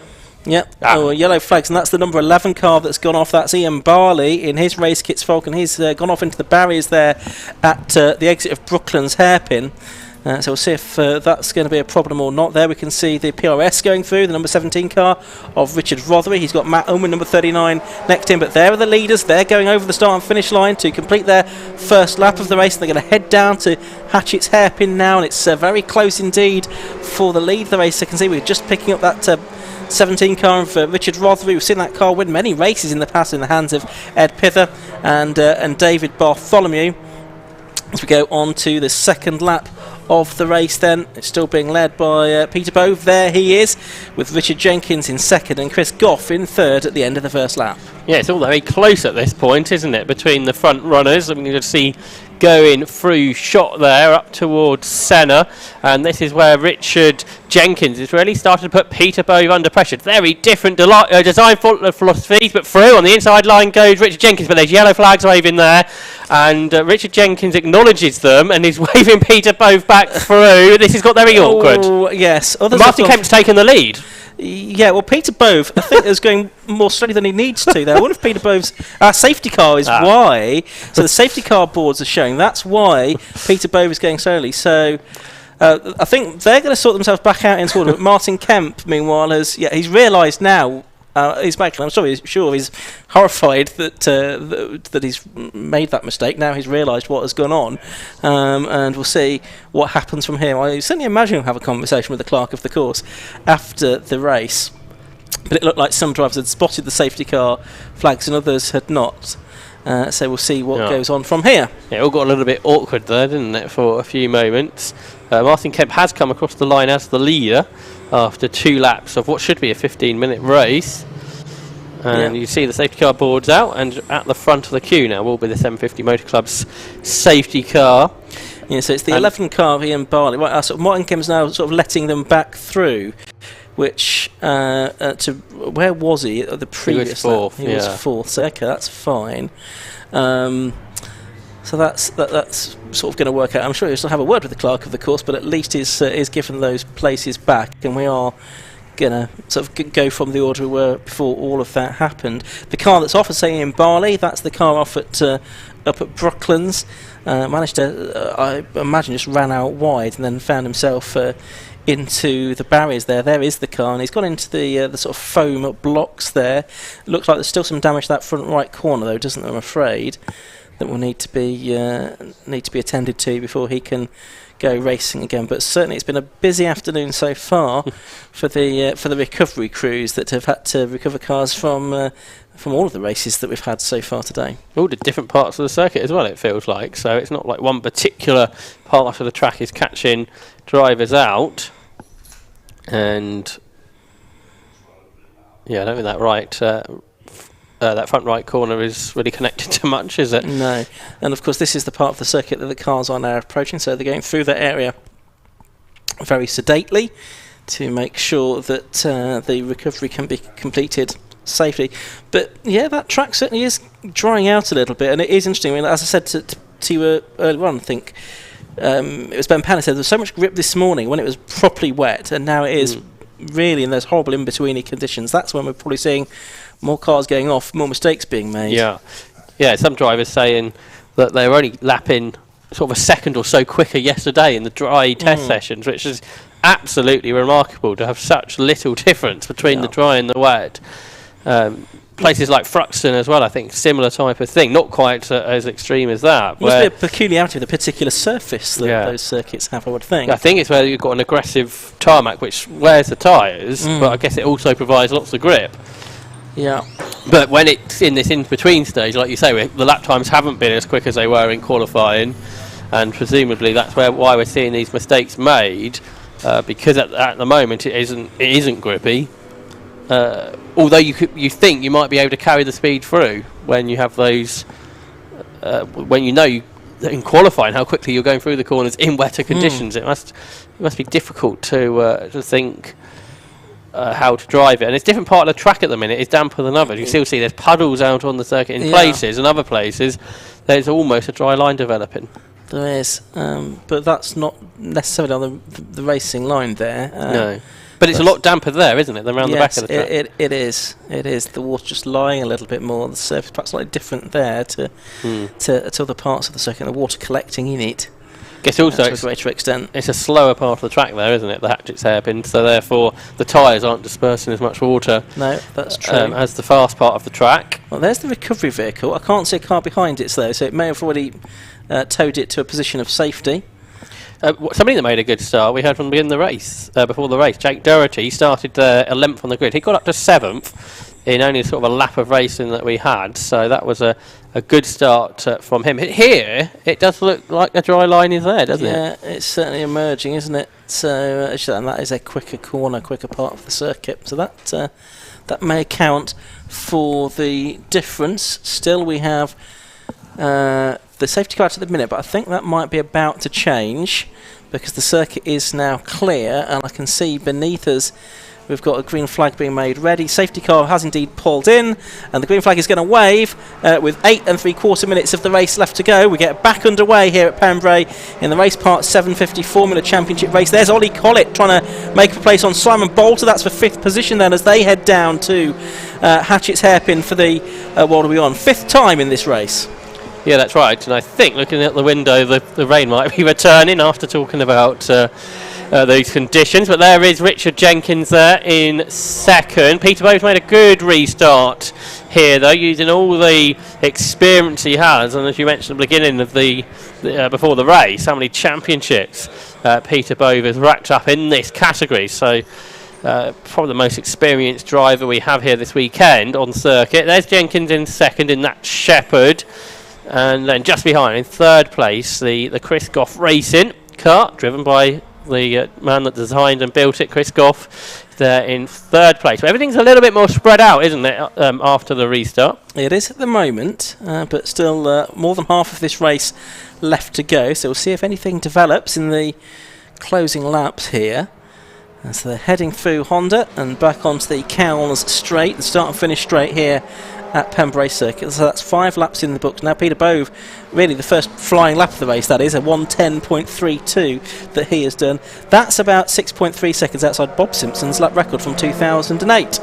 Ollie Collett across the line in 4th, so he's behind these drivers we're looking at on screen, Jenkins and Goff, but he is 5 seconds further back. And Martin Kemp's lost a number of positions, his 7th, so he's also fallen behind Simon Bolter and Jake Doherty. So I wonder if Martin Kemp had a problem on that lap. As you can see here, the rain's starting to fall again, so track conditions will continue to change. And there's Collett then, up to 4th, ahead of Simon Bolter. Drivers with different background. We mentioned Simon Bolter has raced in the historic division as well, which we'll see a bit later on. We'll see those types of cars, the older cars, later on in the programme. But there is Simon Bolter currently running in 5th place for number 6, and 6th place is number 5, somewhat confusingly. The 2 Class B drivers, for drivers that have got less experience or success in the category. But across the line with 6 minutes to go comes the leaders, headed by Peter Bowe. And his lap times are going out, actually. So in quali he did a 1:07. He's doing a 1:11 now, and he's got a 1.2 second margin over Richard Jenkins. The pair of them pulling away from Chris Goff. Chris Goff, though, is a second slower than Ollie Collett there in 4th, and he's taking Simon Bolter with him. Here's Martin Kemp, who's back to 6th. He's got himself back ahead of Jake Doherty, who's in 7th. 8th is Richard Rothery. 9th is Matthew Unwin, and Bill Rutter completes the top 10 after 6 laps. Yeah, and I think it's starting to rain a bit harder even more now as well, as we're watching the top contenders go through. It'd be interesting to know what kind of setup people had put on these cars as well. We talked about the tyres, but of course the setup can play a part as well. And I wonder if it does rain a lot, whether the grip level will actually increase bizarrely. It may well do. It may well do, but we're in these really difficult in-betweeny conditions at the moment. So relatively static up front at the moment. Ollie Collett ahead of Simon Bolter for 4th and 5th. There, those 2 cars are. You've got the Race Kits Falcon, and for Simon Bolter, the Derby Mark 4/5. The driver from... Well, in fact, the checkered flag has now gone out. So the race has come to an end already. That's caught us out. We've got 5 minutes left on the clock. Peter Bowe, then, it is that takes the checkered flag to win the race, and he's done that by 1.7 seconds from Richard Jenkins in 2nd, and Chris Goff 3rd, and Ollie Collett in 4th position. So I wonder if that's because we did have the sort of delayed start, didn't we? And that could be why we've had to, and an extra green flag lap, which probably took up 5 minutes or so. So probably that's why we've had a slightly shorter race than we were expecting. Peter Bowe, it is then that's taken the win from Richard Jenkins in 2nd, and Chris Goff in 3rd place. But it was sort of heading towards that kind of result anyway, I'd have thought, Josh, certainly among the top 3 drivers. Yeah, you'd think so. The only thing that may have happened was Ollie Collett might have been able to catch those in front. But let's take a look at the full results, Ian. Yeah, thanks, Josh. So Peter Bowe it was that took the win, the reigning champion, as he looks to make it 3 in a row. Number 1, the winner then, from number 9, Richard Jenkins. The gap between them 1.7 seconds. In third place, it was number 2. That's Chris Goff in the CGR 2 Evo. In fourth place, number 31, Ollie Collett. He got ahead of Simon Bolter. Number 6 at the restart, Bolter took 5th. But we do need to keep an eye out if there's any post-race penalty applied to him. 6th went to number 42, Martin Kemp. 7th, number 5, Jake Towett. After that good start to the race. 8th, number 17, Richard Vothery. Matthew Unwin, number 39, was in 9th place. And Bill Rutter in the baton rounded out the top 10. Martin Depper was 11th, ahead of Hugh Davis and Paul Mason, with the 28 car of Alan Bunter, the final finisher, in 14th position. So rain falling once again here at Pembrey Circuit. Hopefully conditions will be better tomorrow morning when we see the race parts 750 Formula cars out for their second and final race of the weekend at around about 10 to 10. Still got plenty of more racing to come this afternoon. Still to come, we've got the Demon Tweaks Yokohama Low Cost Championship, the Castle Combe Racing Club Mighty Mini Championship, the Takiwa Type R Trophy, the Race Parts Historic 750 Formula Series, the RLM Racing Sports 1000s, and the K-Tech Racing Clio Sport Championship as well. So lots more to come this afternoon here at a distinctly damp Pembrey circuit. And we will look forward to those races very shortly indeed. Don't forget, you can find out a lot more information about 750 Motor Club on the 750 Motor Club website, 750mc.co.uk. You'll also find there a link to the digital programme. If you head to 750mc.co.uk/calendar, scroll to the Pembrey event page, you'll be able to find the programme for this event, and also you'll find the live timing as well. So let's head down once again to the pit lane, and we'll hear from Johnny Palmer talking to our top 3. Another fascinating race here at Pembrey. You have to be on your toes, I have to say, because for many, the race finished there, coming a lot earlier than expected. Peter Bove is always a man on his toes, the number of years you've been competing in this category. Let me first of all do the honours, because that is yours. Thank you. Victory Garland. Tricky race because of the conditions. I mean, many people have been saying it's very slippery, and you didn't quite know when the end was going to come, but you raced to the checkered flag, I suppose. Yeah, it was a kind of weird race because I didn't know how long the safety car had been out for. There was a big pile of mud right on the apex at Honda, so that made it a bit tricky. But it was good at the end. I don't know what happened to Mark because he was quite close to me in practice this morning, so that would have probably been a closer race. But yeah, you're right. You just race who's there and to the flag. But a comfortable distance in the end on Richard and of course Chris behind him. Yeah, I didn't see what gap between Richard and Chris was, but closer than it was to you, yeah, basically. I suspect they were probably holding each other up a little bit. So yeah, it was a good race. And good information to run with tomorrow, although the conditions might change again. Yeah, hopefully we'll have some dry tomorrow because there's a really old lap record here, which I think everyone's after. And so far, these lucky boots were a Christmas present from my fiance. And so far, I've had 2 poles at Silverstone, 2 wins at Silverstone, 2 poles here and 1 win here. So I need to, keep the clean sweep going. I'm putting you on the spot here, but when was that lap record set? Oh, I don't know, about 2008, I think. Okay. So quite a while ago, by Bob Simpson, whose grandson is racing the car today. Or this weekend. So yeah. So some bragging rights in the paddock to be had, perhaps, if you can beat that tomorrow. Yeah, maybe. I mean, obviously it depends on the conditions, so we'll see. Indeed so. It's quite windy this weekend, so that might put a stop to it as well. Nevertheless, a really good drive, Peter. Congratulations, another win to add to the tally. Let's move across to Richard. Richard Jenkins finishing in second place. Peter's car just that little bit too quick today, but you had a good scrap with Chris. Yeah, it was a really good race. The sort of track was drying and then it started raining again. But this is a sort of like basically a new rear end on the car that I built over the winter. Spent a lot of time doing it, and so I'm really pleased that it's done. Gone really, really well. So. You can spend a lot of time rebuilding bits of the car, all of the car, and then you come out the other side and go, no, I've gone the wrong way here. But that is an improvement for you. It most definitely is. The car felt very quick. I was keeping up with Peter, which was something I couldn't do last year. So yeah, I'm very pleased with it. Congratulations. It was a good race, second place, Richard Jenkins. So that is it for the 750, the Race Parts 750 Formula Championship. But we move forward now with the Yokohamas and Demon Tweaks Low Cost Championship.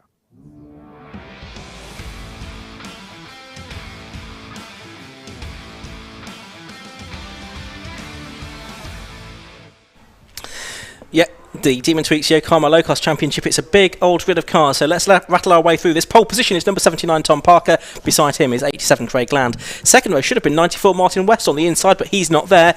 Next to the gap is number 19 Daniel Garrett. Row 3 on the inside is 99 Ryan Garrett. Then it's number 40 David Martin.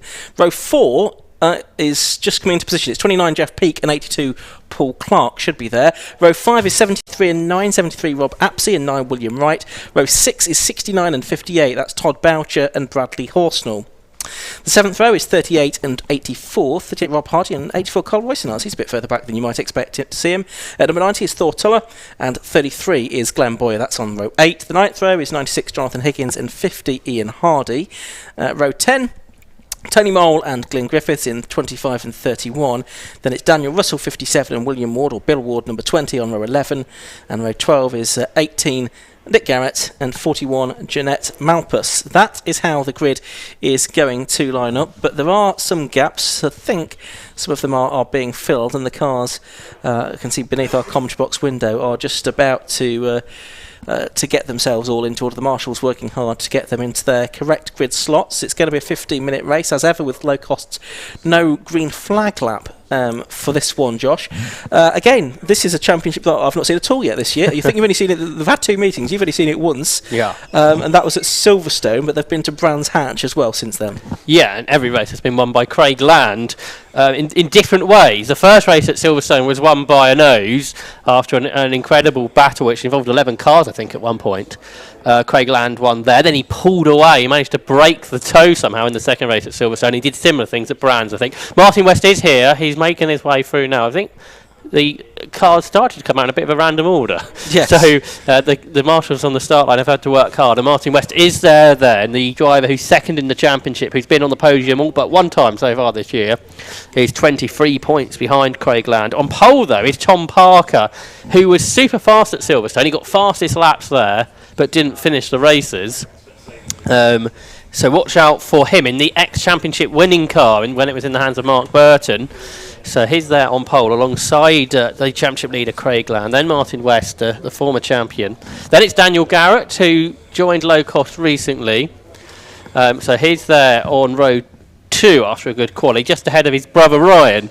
So they're both on the grid together, and we've got cars pretty much in where we're expecting, so won't be too much longer. We see there on the screen 69 Todd Boucher, who's sort of in the middle of the grid here in a 24 strong low cost field. I think the biggest grid we've got this weekend, so a good grid of low cost, but as you said, the last round at the Brands Hatch Grand Prix circuit, which I think was the first time in the long history of low cost they got to race on that circuit. Yeah, absolutely, sharing the grid with the Mazda 7s, but a great opportunity for that, because opportunities for club drivers to race on the Grand Prix circuit at Brands Hatch are few and far between. That's why we've got a slight delay, and that's because the Ian Barley car from 750 Formula is just being towed into the outer paddock where they're based this weekend. That has held the 1 minute board, now the 30-second board being shown beneath us, and then we will get racing underway very shortly. So it's Tom Parker in the red and black car on the front row, 87 it's the grey car, a 5-time winner this season, Craig Land, beside him on the grid. The red lights are on, and out they go, and it's a pretty even start from the 2 on the front row. In fact, it's a better start by Craig Land, and he's going to have the lead, and he might even be overtaking himself on the run down to the first corner. Yes, he has. It's Dan Garrett, number 19, that's come through from the outside of the second row of the grid lead. Martin West from the outside has also made a good start. There's contact a bit further back, though. That's Jeff Peake. He's been gotten into the side off. He was a winner at Mallory Park last season, I seem to remember, so a bit scrappy through Hatchett's on the first lap, but it looks like everyone has probably made it through. But a good start, like you say there, by Dan Garrett. And there's one off here as well, isn't there, that's spinning off at DeBenny, I think that words, but up front it is Garrett that leads. I met him yesterday, he was very enthusiastic about this, and he leads the way, so I'm sure it'll be even more so. Oh, and there's another one that's gone off. This might not end well for number 9, who is spinning, and I think that car is going to be able to not hit anything for William Wright, so that's a good thing, because it didn't look like it was going to end that way at one point. But here's third, I think. Tom Parker under pressure from Martin West. He's going down the inside here, over the dirt. That isn't really helpful for Martin West as he went through Carter's, and therefore he stays fourth. But there's a change with the lead in front because Craig Land's got himself up ahead of Daniel Garrett into the final bend there. Honda and the top two have got away. There's a big moment in the background. I think that car saved it there. And Daniel Garrett's been given a penalty according to our screen, so we thought he made a good start. Perhaps it was a little too good. Yeah, jump start penalty. Daniel Garrett is up on the inside. There goes number 79, which is the Tom Parker car from pole position. He gets third place away from number 94, Martin West, last year's champion. I think Parker had a podium during the course of last season, didn't he? I seem to remember. I think possibly at Croft, I want to say, but I may not be completely right about that.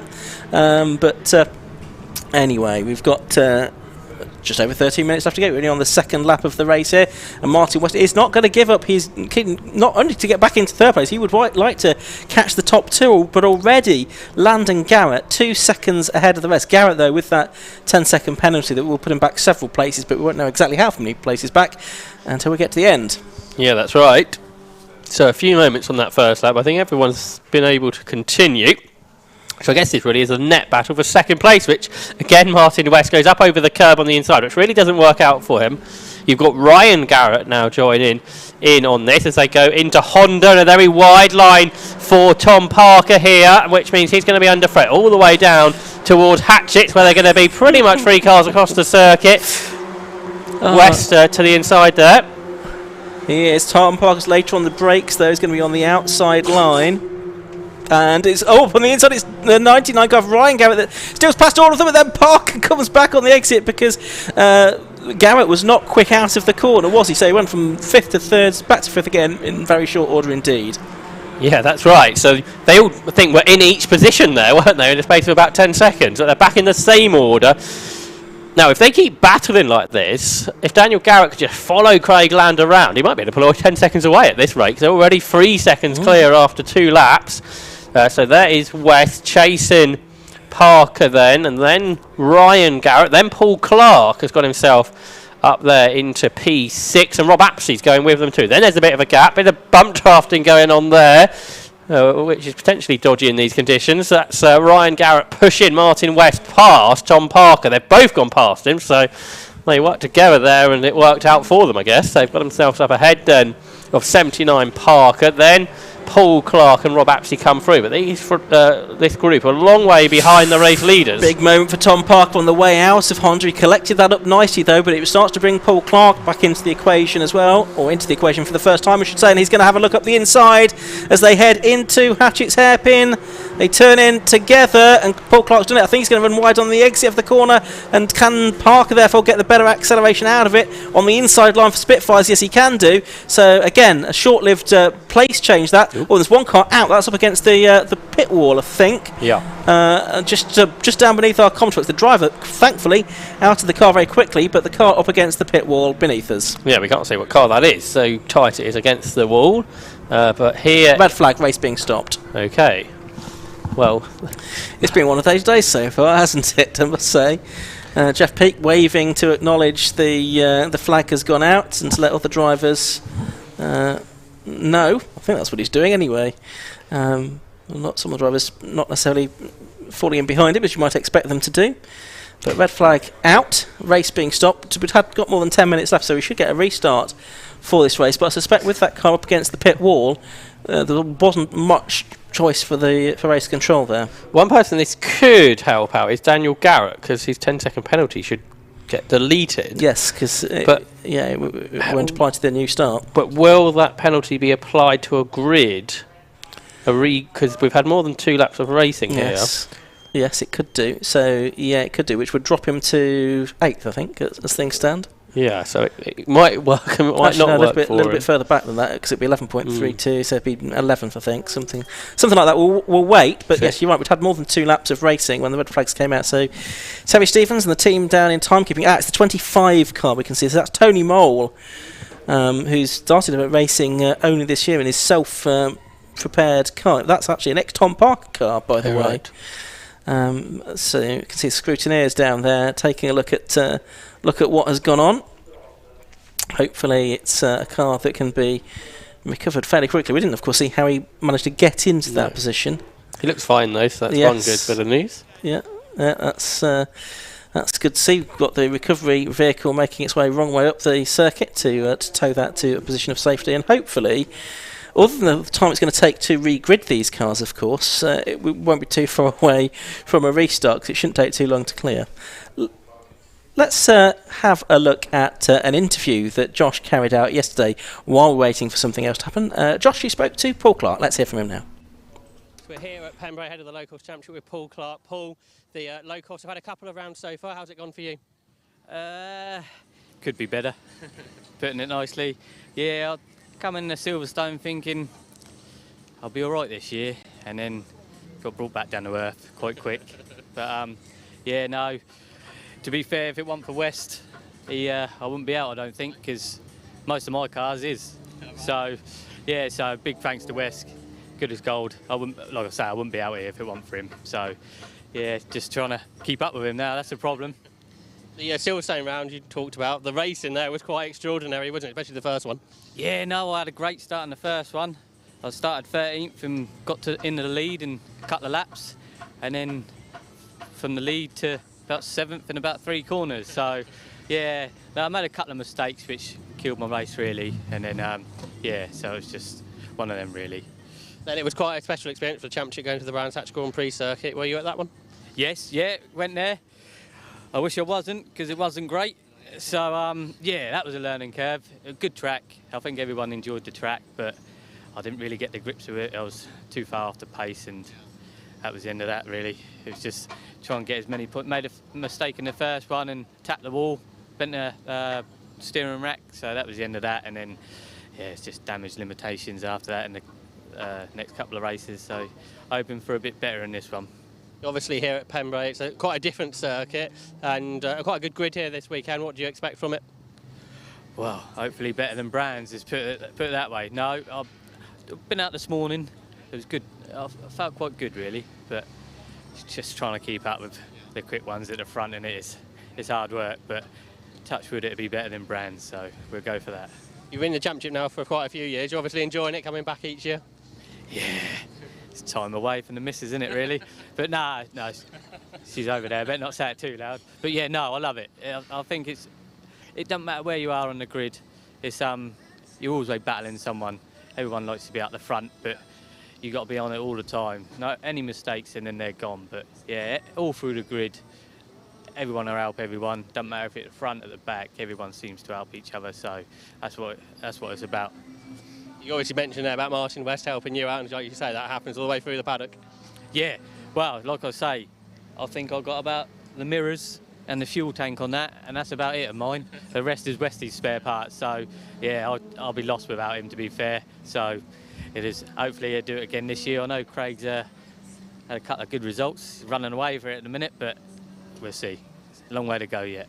Well, best of luck with you this weekend. Cheers, thanks mate, see you soon. So we're here for the Locals Championship with Dan Garrett. Dan, a new class, you're new to the class here, and it's quite an extraordinary category to be in. Yeah, it is, mate, yeah, definitely.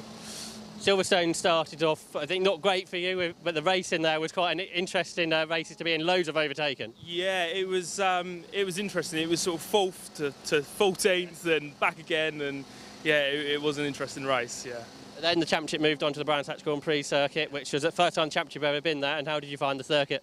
Oh, awesome, absolutely awesome. Yeah, hopefully we'll be able to do the GP next year, and yeah, and get back out again. So yeah. And like we talked about, the racing is quite different really to any other championships. How have you found getting involved in having to do loads of overtaking throughout a race? Yeah, actually, I don't know. I find it. I find it all right, to be honest. It's good. It's the further up the grid you get, the cleaner the driving. You build a trust up with the other drivers, and yeah, no, it's all right. You obviously got quite a family outing nowadays. I think there's 3 of you here this weekend. Brilliant, mate. Absolutely brilliant. It's great to be with both brothers, and my dad come down and watch the last race, which was fantastic. So yeah, it's good. I guess there's that social element as well as the actual competitive part of the weekend. Yeah, absolutely. I mean, Ryan's actually chasing me down this weekend, so I'm going to have to watch myself, but can't have him beat me, so yeah. First time you've been to this circuit? Yeah, it is. I've only actually done Brands and Silverstone and Stetson a couple of times, so yeah, it's still a learning curve. Yeah, it is. But testing's good. Testing's great. It sounds like you're enjoying it all. Yeah, absolutely. Yeah, definitely. And it's just good. It's good environment. It's good atmosphere. Best of luck this weekend. Fantastic. Cheers. Thank you. Well, there you can see the 25 car being towed away, and you'll spot that the left rear wheel is missing on Tony Moll's car, so we suspect, we don't know, that's why it ended up against the pit wall, Josh, on the exit of Honda Curve. It tends not to help, does it? Who's in the wheel? Yeah, the technical insight that you bring to this commentary team is astonishing. Well, you can come back again. But anyway, it's lucky it wasn't a bigger crash, so if that was the case. Yes, absolutely. So Tony's being towed back. Hopefully, whatever the problem was that caused the wheel to come adrift, it will be fixed and he will be out again for tomorrow's action. Low cost are out twice tomorrow, aren't they? So he's got a couple of potential bites of the cherry there. So we will get a restart. The cars have been gridded up again while all of that recovery work has been going on. We've got the 30-second board being shown, so the race about to get underway for a reduced distance, we suspect. Dan Garrett's got the front row, so things might have worked out for him that way. Yeah, absolutely. So 5-second board has been shown. Red lights are going to go on. They go out, and away we go. You know, that 10-second penalty might be applied to this race, Tom. You don't know. You'll have to wait and see what happens. He's made a good start to this one, though, again, and he's got into the lead of the race. He's had Martin West follow him. Pole position car has gone back to third place. Paul Clark has been very late on the brakes. Let's see where he ends up. Nearly in Pembrokeshire, I think, but he does turn into the hairpin in fourth place. But that's Carl Roycenars, number 84. Be interesting to see what progress he can make. He had made some progress from his original grid slot, though. Yeah, he'd up to 9th, so he started there on the 5th row. Originally, he started 14th, so that's a bit better. But here come the leaders, with Craig Land, the initial leader, down to 3rd there in 87. But he's behind Daniel Garrett and Martin West. There's Paul Clark ahead of Ryan Garrett, who's run out wide here because there's a lot of dirt being chucked up. It was Craig Land, I think, because he's under a lot of pressure there from Paul Clark, and he's out over the curbs as well as they go out of Brooklands there and up towards the Carter's curve, which is flat out even in these conditions. And up front, Daniel Garrett starting to get away. We just heard from him before this restart occurred. There's Paul Clark, who we also heard from. Both drivers going well here at the start of this restarted race. We haven't got confirmation of how long this may be, so we'll be keeping an eye out again to see if a checkered goes out when it goes out. But we've had one lap. Nothing's being shown on the screen for any kind of penalty for Daniel Garrett, so it looks like he is the leader. 2nd is Martin West, 3rd is Craig Land, Paul Clark 4th. There's Roussenars, he is 8th then, and challenging Rob Apsey. They're just behind Tom Parker, who initially did start from pole position on the first start. Okay, so we are working our way around the second lap of this restarted Demon Twix Yokohama low-cost championship race. Daniel Garrett leading by 0.6 of a second at the end of lap 1. Watching the battle going on between Ryan Garrett, who's got ahead of Paul Clark, then Paul Clark with that rather dirty green and yellow number 82 car. He's back down into 5th position. Then Tom Park is 6th. Of course, he started on the pole position originally, so it's had a disappointing first few laps across the 2 starts that we've had. Oh, and another car has come to a stop, I'm afraid. That's number 90, Thor Tuller, the driver from Oxford. That car is stationary. Not quite sure how far off the road it is, but the race continues in the meantime.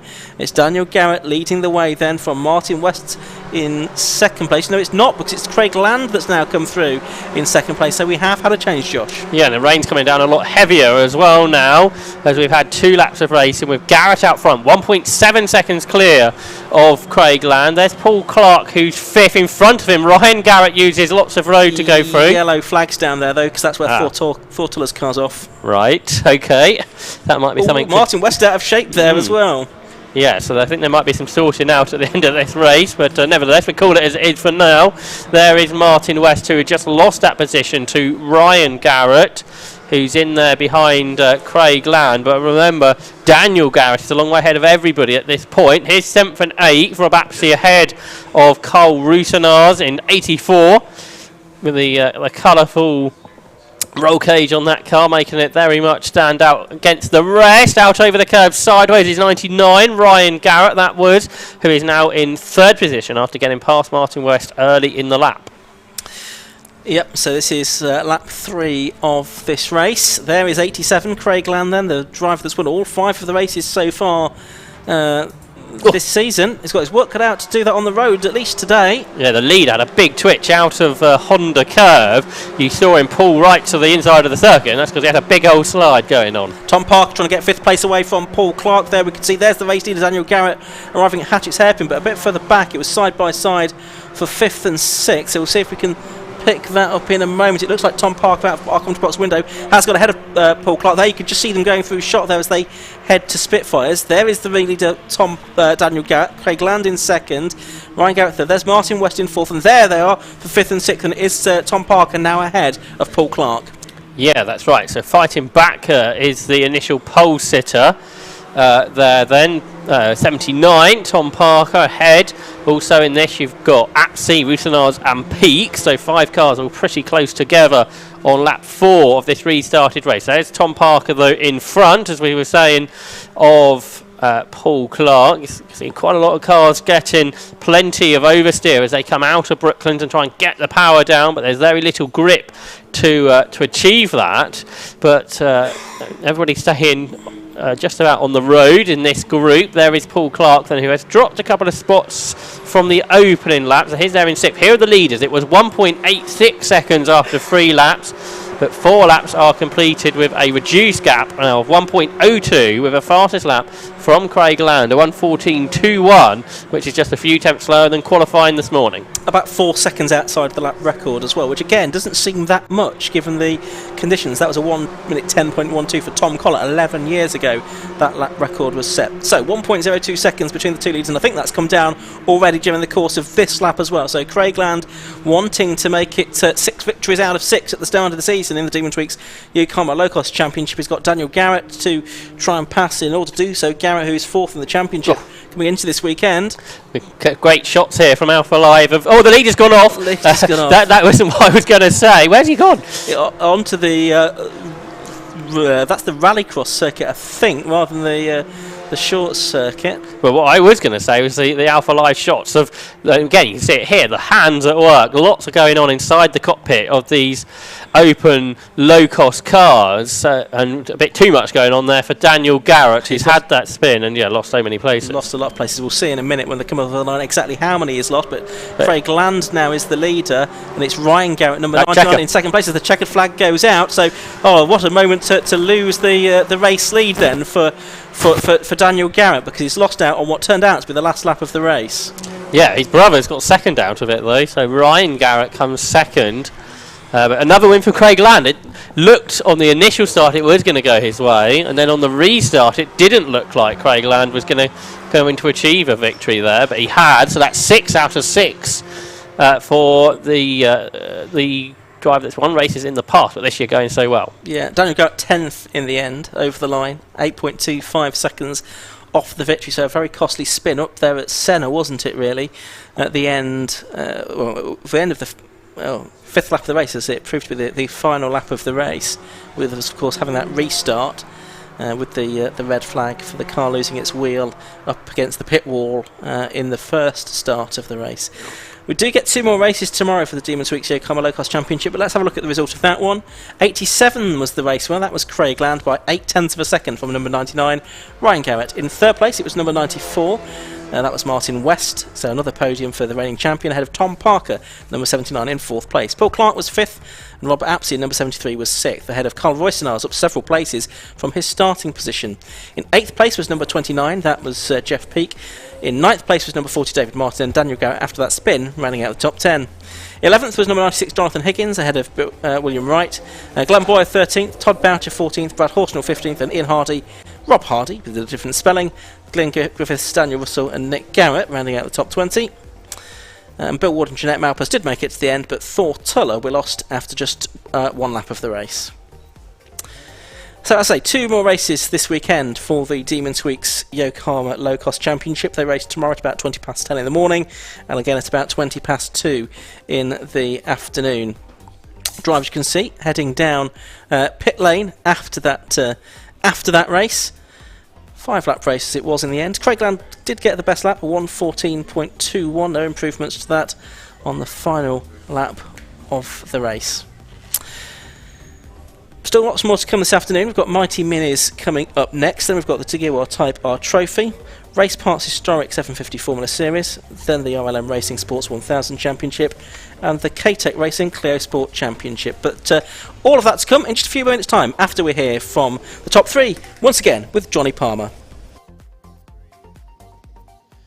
Craig Land is the winner of the first Demon Tweaks Yokohama low-cost championship race, perhaps seeming quite unlikely a result going into that final lap. Unfortunately, that very late spin for Daniel Garrett means that he dropped down to, I think, 9th or 10th position. So it'd be interesting to get a word with Craig here, because he's no stranger to the top step of the podium, but I'm sure he wouldn't necessarily like to win a race in that respect, because you'd fallen, Craig, to second, and a spin for Daniel ahead of you, you inherit the win effectively. Yeah, I guess after the restart, he's sort of thrown everything into the mix again. Like you said, I went in second, and it was just the chasing game then. I've seen how many laps I've got left, where there was 3, 2, and then the last lap flag came out, and I thought I could keep trying and keep pushing it, and obviously I pushed him over the limit, obviously trying to remain the gap, trying to stop me from getting the toe down the next 2 straights. But obviously, yeah, I mean, I feel gutted for Dan.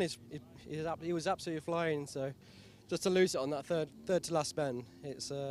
But for me, obviously, it's great for the championship. So there was no contact. It was just a spin because of the pressure you were applying, and the credit to you for that. Exactly. Yeah, exactly. No contact. I think he just went out wide like I did on lap 5 or something. He did the same thing, but back end came out and sent him across the track. And yeah, to be honest, I didn't even realise it was the last lap flag. So that was just a bonus coming over the checker flag and taking the win. That's perfect for the championship as well. It's another win, and I owe you this as well. Congratulations. That's adding to a growing collection for you. Cheers. All right, thank you very much. Well done. We'll move forward now to Ryan Garrett, who of course also gains a position. Unfortunately, though, after the bad luck for Daniel. So Ryan, mixed emotions for you, I suppose. Yeah. Tell us about it. Yeah, just gutted for my brother, really. He had first lead in the race and then just lost it on the last corner. But you know, I'm happy I got second, so yeah. I mean, how much of a view of Daniel's moment did you have? Pretty much all of it. Right. So I was concentrating on him the whole last corner. I was like, oh no, but you know, I knew it was coming onto the last lap, so you just have to kind of get your head down and crack on. No, he's a competitor at the end of the day. So yeah. Exactly, your brother's out of the car, but it's just another driver, I suppose, when you get into the car. Were the conditions changing a lot through the race? Very much so, yeah. I found a lot slippier towards the end. We started with a dry line and ended with a wet line, basically. So, yeah, is what it is. There's more races, and Daniel can get back on the saddle. Yeah, well, we start next to each other on the next race, so... That's going to end very well, I have a feeling. We've just about got time to have a chat to Martin, I reckon. Yeah, Martin, how was that for you? I suppose you were looking at 4th place for so long, and a podium it is. Yeah, like I say, I see poor Dan going off on that last corner. He only had to hold it for a couple more corners, but he'll get there. It was good driving by him. He was quickest than the top 3, 4 of us, I think, by far. He just made that one silly mistake, and he'll learn from it and go again. Did you all know that was the last lap? Nope, no idea. No last lap boards, but you can't really blame the officials because obviously we had the red flag, so they're just trying to fit us in as best they can. So. And then it just becomes, it should have been 15 minutes, and then they have to chisel a bit of time off, I suppose. Yeah, to be honest, I think we were all pretty much sat in the positions where we were. We could have done another 5 or 6 laps, it would have stayed the same, obviously apart from the mistakes. But yeah, that was, yeah, without going silly and putting the cars in danger, that was about it I think we had. Well done, Martin. 3rd place it is. Martin West finishing in 3rd. And we move forward now with the guest category, which is the Castle Combe Racing Cup for the Mighty Minis Racing Championship.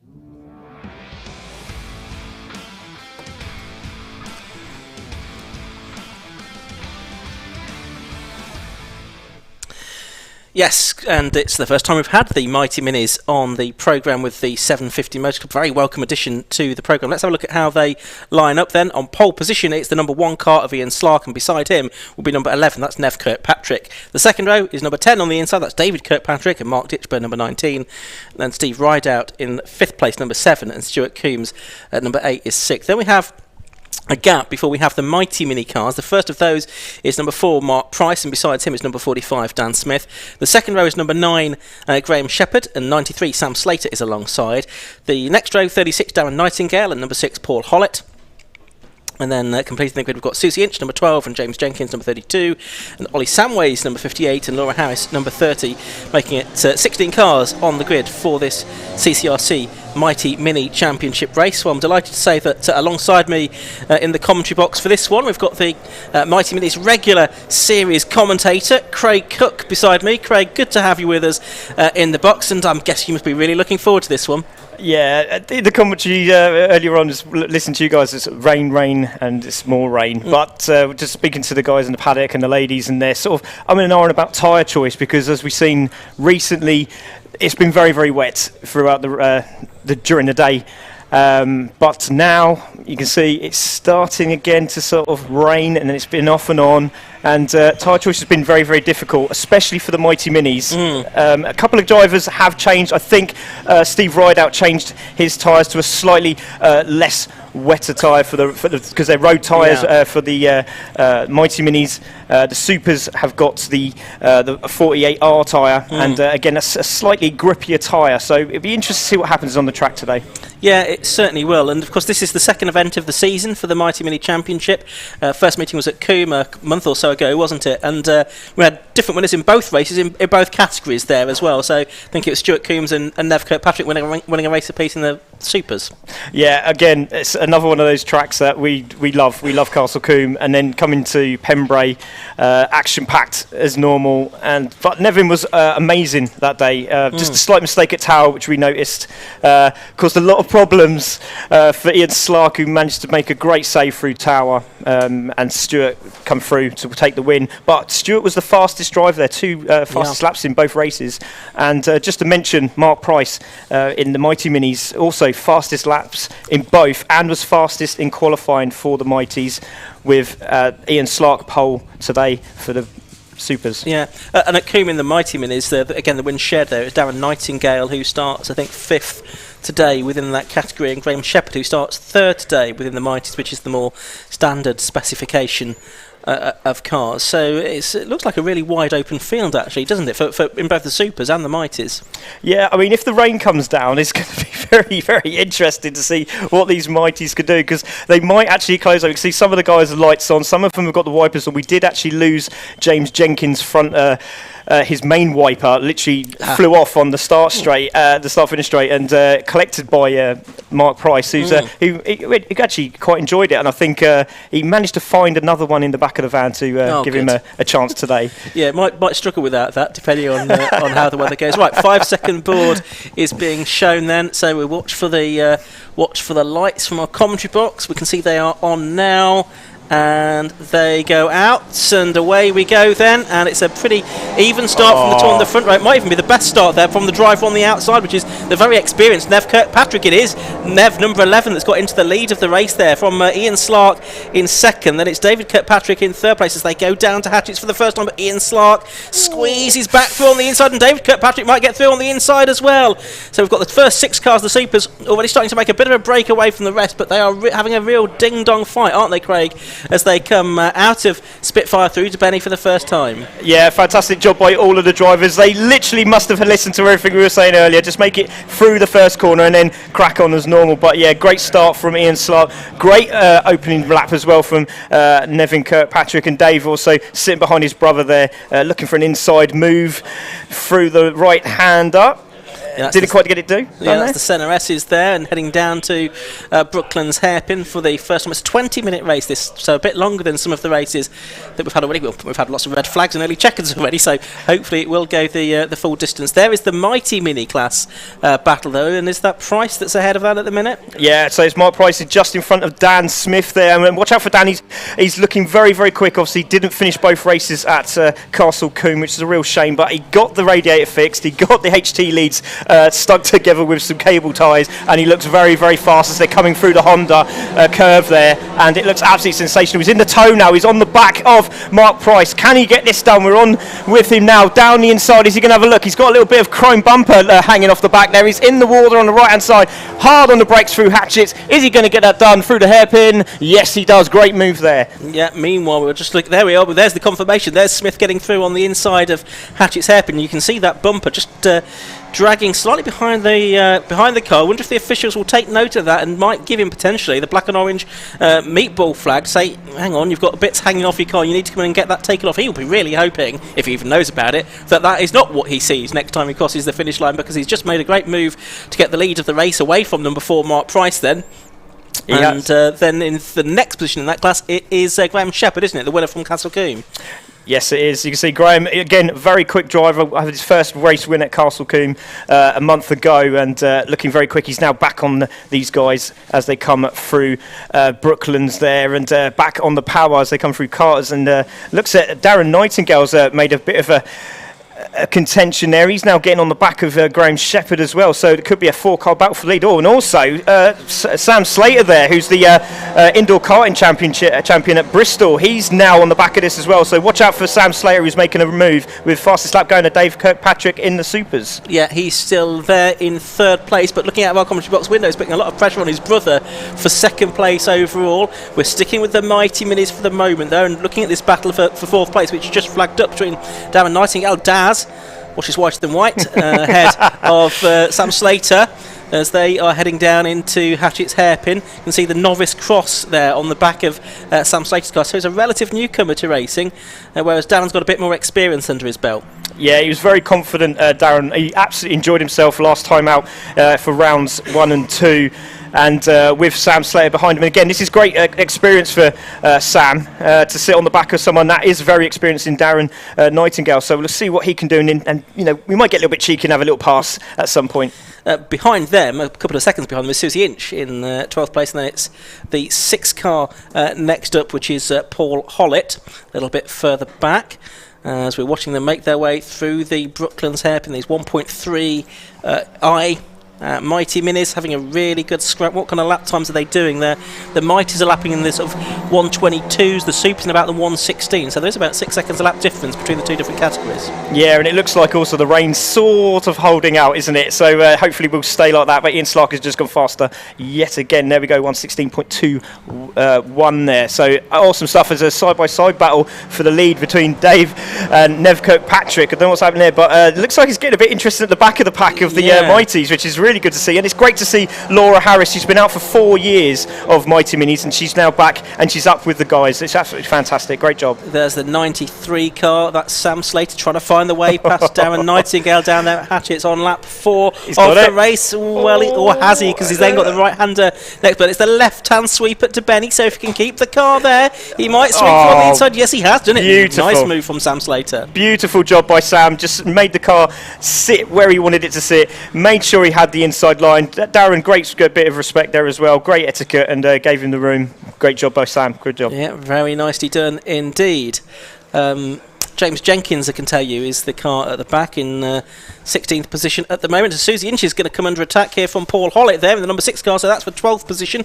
There's James Jenkins, just mentioned him, just behind Laura Harris there in the number 30 car. The overall leaders are just buzzing past our commentary box window, and it's going to be an attack on for the lead there, I think, as we are watching the battle for the... Here we are, it's the battle for the lead here. Down at the hairpin, it's Nev Kirkpatrick to the outside line of number 1, Ian Slark. Couldn't make it through there, though. Steve Rideout's just in the best lap of the race from 4th position, Craig. Amazing, yeah, it was a bit of a confusion. Oh, someone just going off on the grass as come up with Hondas there. Luckily, he managed to sort that out. But yeah, Steve Rideout is he's been around. He's been around a long time. He knows how to drive a Mini, and also racing the Mini 7s last week at Combe. So he's had a little bit of practice. Let's see if he can close up with these guys. Still plenty of time to do so, but they're battling at the front. Ian Slark's still in the lead from Kirkpatrick, Nevin that is, and Dave Kirkpatrick, his brother, just behind him. So that's a little bit of interest there. Brothers. Absolutely, Dave Kirkpatrick with that very, striking Union flag livery sort of draped over the top of the car, isn't it? It looks absolutely fantastic. So you can certainly spot Dave Kirkpatrick. These three are about 4 seconds clear of everyone else. We're going to get a change, are we? Oh, great move at Carter's that. Wow. By Nev Kirkpatrick. That's a very fast part of the circuit. Now they're on the brakes to go through the 90-degree right-hander at Honda to end the lap. They're coming through to complete lap number 5. Someone's getting the driving standards flag. It's the number 93 cars. That's Sam Slater from the Mighty Minis who's getting the driving standards flag. So we'll keep an eye out, see if there's any further changes with that. But we've had that change for the lead then, Nev Kirkpatrick. That's a great move, wasn't it? It was absolutely beautiful, wasn't it? He literally pinned it, got it on the inside, made sure he had just enough room, a little bit of paint. Never mind. We don't mind that, do we? We won't worry about that. That's too all right. much. Right, as we're watching then those three leaders turning their way through to Benny, this sweeping left-hander just behind our commentary position, passing the crossing where cars and pedestrians have to cross the circuit to get into and out of the paddock. Then it's the right-hander at Senna S's. Nev Kirkpatrick here has got into the lead, and I sense that he's starting to make a little bit of a break here, is he, from Ian Slark. A few car lengths between them, and David Kirkpatrick's just starting to drop off a little bit, the top two as well. Yeah, I think the track's starting to come to him now. Nevin was very, very fast in qualifying. He was getting that car sideways. It was great to watch. Doesn't mean it's fast, no, but he had a lot of confidence in the car going around the corners, and as you can see, as he's coming around now, going a lot quicker this time round. Stuart Coombs is struggling at the moment. Not expecting that from Stuart. Obviously, fastest lap round Coombs for race 1 and 2, but he's still there. He's got Mark Ditchburn just in front, who had to pull the front end of his car out after an accident with Ian Slark in qualifying, and that ended his qualifying quite rapidly. But Stuart looking for a pass down here, but not quite there, and Ditchburn managing to hold that 5th place. Yeah, it's interesting, isn't it? So Stuart has gone from a winner at the last meeting to sort of 6th in the final of the Super Mighty Minis in the race here today. So he'll be a bit disappointed, I should think, with how this weekend's going so far. So this is the fight for 5th and 6th overall, and 5th and 6th in Super Mighty Minis as well. I can see out of our window the Mighty Minis are heading down into Hatchett's Hairpin, and they are pretty much side by side. Is it going to be Mark Price or Dan Smith? Yeah, he's gone wide there, hasn't he? Gone really, really wide coming into Hatchett's there, Ian, and you can see Shepherd's got it. Shepherd's got 2nd place, and now that's put Mark Price right back into 3rd place, and Dan's looking very comfortable at the front there. He was under pressure, but a little mistake there from Pricey, and Mr. Shepherd has gone into 2nd. Yeah, so Graham Shepherd, winner at Castle Combe in one of the 2 races there. Darren Nightingale, it was who had the other win, and a bit like Stuart Coombs. I mean, Nightingale is 1, 2, 3, 4, 5th in his class, so again he's a bit further back than he would have liked to have been. Nev Kirkpatrick's just done the best lap of the race, 1:15.68 now.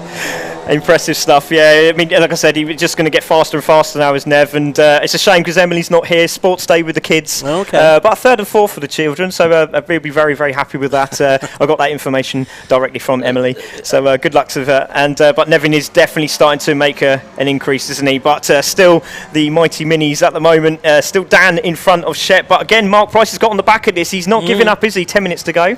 Yeah, still half the race left, isn't there? So no shortage of time in this race for Mark Price to try and strike back after that moment down at Hatchett's Hairpin on the previous lap. Yeah. So they're on the brakes now for Hatchett's on this lap. This is lap 8 of the race. Price a bit later goes a lot deeper into the corner, trying to get a better cut back on the exit, but I'm not sure that's really working out for him. Yeah. Just at the moment. I mean, it was a very interesting line, but maybe it's starting to get dry there. Maybe he's seen something that nobody else has seen, and we might see that develop with the 9.5 minutes to go. And it looks very, very interesting. But he has definitely closed up on Shepherd now, hasn't he? And he's looking for that again. Another interesting line going a lot wider this time. Yeah. Might get a cut back here, but again, look at Shepherd's wheels. They were literally full lock left. It was absolutely brilliant as they come through the Senna S's. Brilliant. Yep, so heading out of Senna down towards the Brooklands Hairpin. These 3 cars battling for the lead in the Mighty Minis. Super Mighty Minis, it's Nevin Kirkpatrick about 2nd in front of Ian Slark, so it's 11 from 1 and 10 out front. 45, 9 and 4, your top 3 in the Mighty Minis part of the race. They are heading away to the right-hand flick at Carter. And actually, Smith's getting away now a little bit, isn't he? So all of a sudden there's a bit of a gap open up between first and second in the Mighties. Yeah, it looked like there was a little bit... Oh, Shepherd just a little bit wide there and a little bit skittish as he comes off the exit of Honda's, but that's given Mark the opportunity on the left-hand side, but we're with the leaders at the moment, and Slark is... Well, we see Dave is now closing up on Slarky now, and there is Steve Rideout in fourth. Now, he's just come out of nowhere. I know, yes, he's 4 seconds behind the leader, but I'll tell you what, they're all in the same shot, and that means something with 8 minutes to go. And a great battle just coming past our comms box. This is for 12th overall. Ollie Samways has got to the front of that group. Ollie, former Racing Sports Specials with the 750 Motor Club. This is the battle we're looking at now, and number 6, which is Paul Hollett, brakes a little bit too late. He got ahead of a couple of the cars, and he's dropped right back behind them again because he just out-braked himself there, and I think he's gone basically to second to last position now. He's fallen behind James Jenkins. I think Laura Harris, is he behind Laura as well? Possibly not, but it is Ollie Samways there in the 58 car. Yeah, Ollie's new driver. Yeah, Ollie's a new driver for this week, using one of the Octane Racing cars, the 58 driver, and he's got a bit of a background as well, racing the BR SCC, was it the Club and Cup, and yes, for the MR2s. He's a very good driver. He's very consistent. Owns Road and Race Safety, so we'll be seeing some more of him, I'm pretty sure. And there's a nice little... that's a little bit aggressive there, wasn't it? But, Shep's managed to... there's a little bump there with Darren Nightingale. He went a little bit skittish going through Honda Curve, lost the back, but looks like Darren saved him there, Ian. Yeah, it looks like it. So they're heading down to the hairpin again. Yes, there's certainly some damage, I think, to the front of the Daz Nightingale car, number 37. Shepherd back through on the inside. It's Sam Slater that sort of made his way up, but he's now got a 5-second penalty on his time stamp station with the number 93 car, 9th on the road. That'll be for exceeding track limits, and that probably in its own right suggests that the conditions are improving if people are now having the confidence to push a little bit too far in Sam's case. Yeah, I mean, that was a little bit too confident, bless him, but it was great. The birthday boy as well, it was his birthday this week, out on Facebook telling everyone to wish him happy birthday if they didn't. I hope he got sunburned, so that was a really nice little message. But yeah, it's confidence now building up. 6 minutes to go, track drying, it's on, isn't it? Yeah, see what he can make of the race. So we're watching there Graham Shepherd and then Daz Nightingale. So they are 10th and 11th on the road, but Nightingale carries more speed out of Brooklands that time. So as they head to the fast, flat-out right-hander at Carter's, can Nightingale go around the outside of him? Yes, he can. Beautiful. Sweeps through. Beautifully done, yeah. Mistake there from Shepherd. Got stuck in the mud, quite literally. And in goes Nightingale for that position. But it looks like there's a big gap there between... who are we? Dan Smith and Pricey, but there's another battle going on here. You've now got the leaders, the Super Mini leaders, in amongst the back group of the Mighties. So Nev Kirkpatrick is trying to pick his way past Susie Inch and also past Ollie Samways as well. He's done that at Honda. Oh, wow. So he's got through, nicely scythed his way through there. Ian Slark's got something, I think it's one of the stickers that's come loose, sort of flapping in the breeze there as he comes across the start and finish line. There you can see David Kirkpatrick, he's cleared Susie Inch as well. Susie trying to get back up the inside of Ollie Samways here for position 12, that would be, and she's done it nicely, done Susie, up there at Hatchett's Hairpin. Oh, she did fantastic in qualifying. The confidence was beaming. When I went and saw her in the paddock, she was really happy. Nice pat on the back as well. But yeah, she's leading this pack at the moment. Samways is just behind her, and you can see Jenkins has now got into this mix as well, so it's great to see those guys. But at the moment, still Nevin holding, but Ian Slark did a fantastic job going through Honda Curve there, because that could have changed everything, but he got such a good exit. It was really a decisive moment of the race, wasn't it? It's only going to happen once when they sort of have to deal with that traffic, and Nev Kirkpatrick dealt with it very well. As to be fair, Ian and David Kirkpatrick, also Ian Slark that is, and David Kirkpatrick also dealt with it nicely. They're all still there, pretty equidistant as they come through Carter's again. Just less than 5 minutes to go now, so probably going to be, I think, 4 more laps to go at the end of this one to make it a 16-lap race. Yeah, and there we go. Ian Slark's gone off the track, and he's going to save it. Oh, that's a very good save again from Ian Slark. Absolutely fantastic save from Ian Slark, but that's given Dave the opportunity now to go down the outside into the braking zone at Hatchett's Hairpin, and he's got second. Nevin there is still first, but fastest lap to David after that there.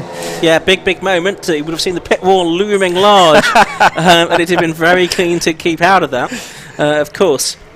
Because that would have been a heavy hit had he gone off, but no, Ian used all of his many years of Mighty Mini or Super Mighty Mini racing experience and got it back into a straight line, albeit he did lose that position, but still 4 minutes to try and get that back. There's the Mighty Minis, that battle for 12th overall again involving Susie Inge and Ollie Samways. I think they'll probably swap positions again actually. Mark Ditchburn we just saw go through shot there. He's in 5th place overall in the Super Mighty Mini part of the race. There's Samways, and it's Samways now with Jenkins behind, isn't it? Because Susie Inch is ahead of him now. Yeah, Susie's doing a good job. You can see Laura Harris is still on this path. I'm really impressed with Laura. She was a little bit underconfident, but a little mistake there going into Brooklands there. I'm not too sure who that was Susie there. Inch. Was it Yeah, Susie Inch? Yeah, but I think she's now getting a little bit more confident. It was a good job actually. She'd got the advantage that she had over this because she's kept the position. We have had a change there because that's the 32 car of Jenkins that's got ahead now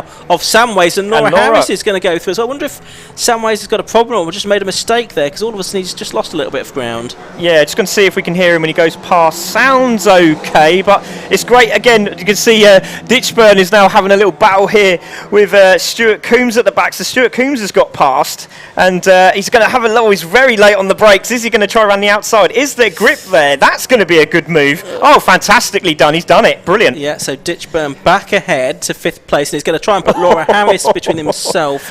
And I'm actually just wondering, is there a yellow flag down there? I think there might be, and yes, because the car's yellow flag. So hopefully, from Mark Ditchburn's point of view, that incident was not fallen foul of that. It's the Shepherd car. I think it's Shepherd, yes. Shepherd, yes. So he has come to a stop by the looks of it. He was, I think, up in 3rd place in that class at one point in this race, wasn't he? The winner from Castle Kim. He's got going again now. That's good news. Yeah, no red flags yet, which is fantastic. What we wanted. Longest race and no red flags. Fantastic stuff. But still, well done, Mighty Minis. Yeah, well done, guys. Absolutely fantastic. And girls. Absolutely. And it's good to see some female racers on the grid as well. Great to see that. Mighty Minis always had that good gender balance in there. As we're watching Daz Nightingale be lapped now by the race leader Nev Kirkpatrick. So Daz Nightingale, who's 4th within the Mighty Minis. So Kirkpatrick's got past that sort of rear group of Mighty Minis. He's now trying to work himself through the quick cars, which will be slightly more challenging, I should think. Yeah, it's getting a little bit more interesting now, isn't it? With there's no rain, so obviously the guys are getting a lot faster in the supers, which has made a massive difference. Obviously now they're getting lapped. I mean, it just shows the increased grip that the guys in the supers are getting now. Yeah, lap times 1:15.63, the best lap for David Kirkpatrick, but not actually seen too many improvements. The only driver to improve on the last lap was Sam Slater to improve his lap time in the Mighty Minis there. So watching Ian Slark, so he's just got past Nightingale as well. He's in 3rd place overall. He's not been able to get that 2nd place back from Dave Kirkpatrick after he had that big moment at Honda about 3 laps ago.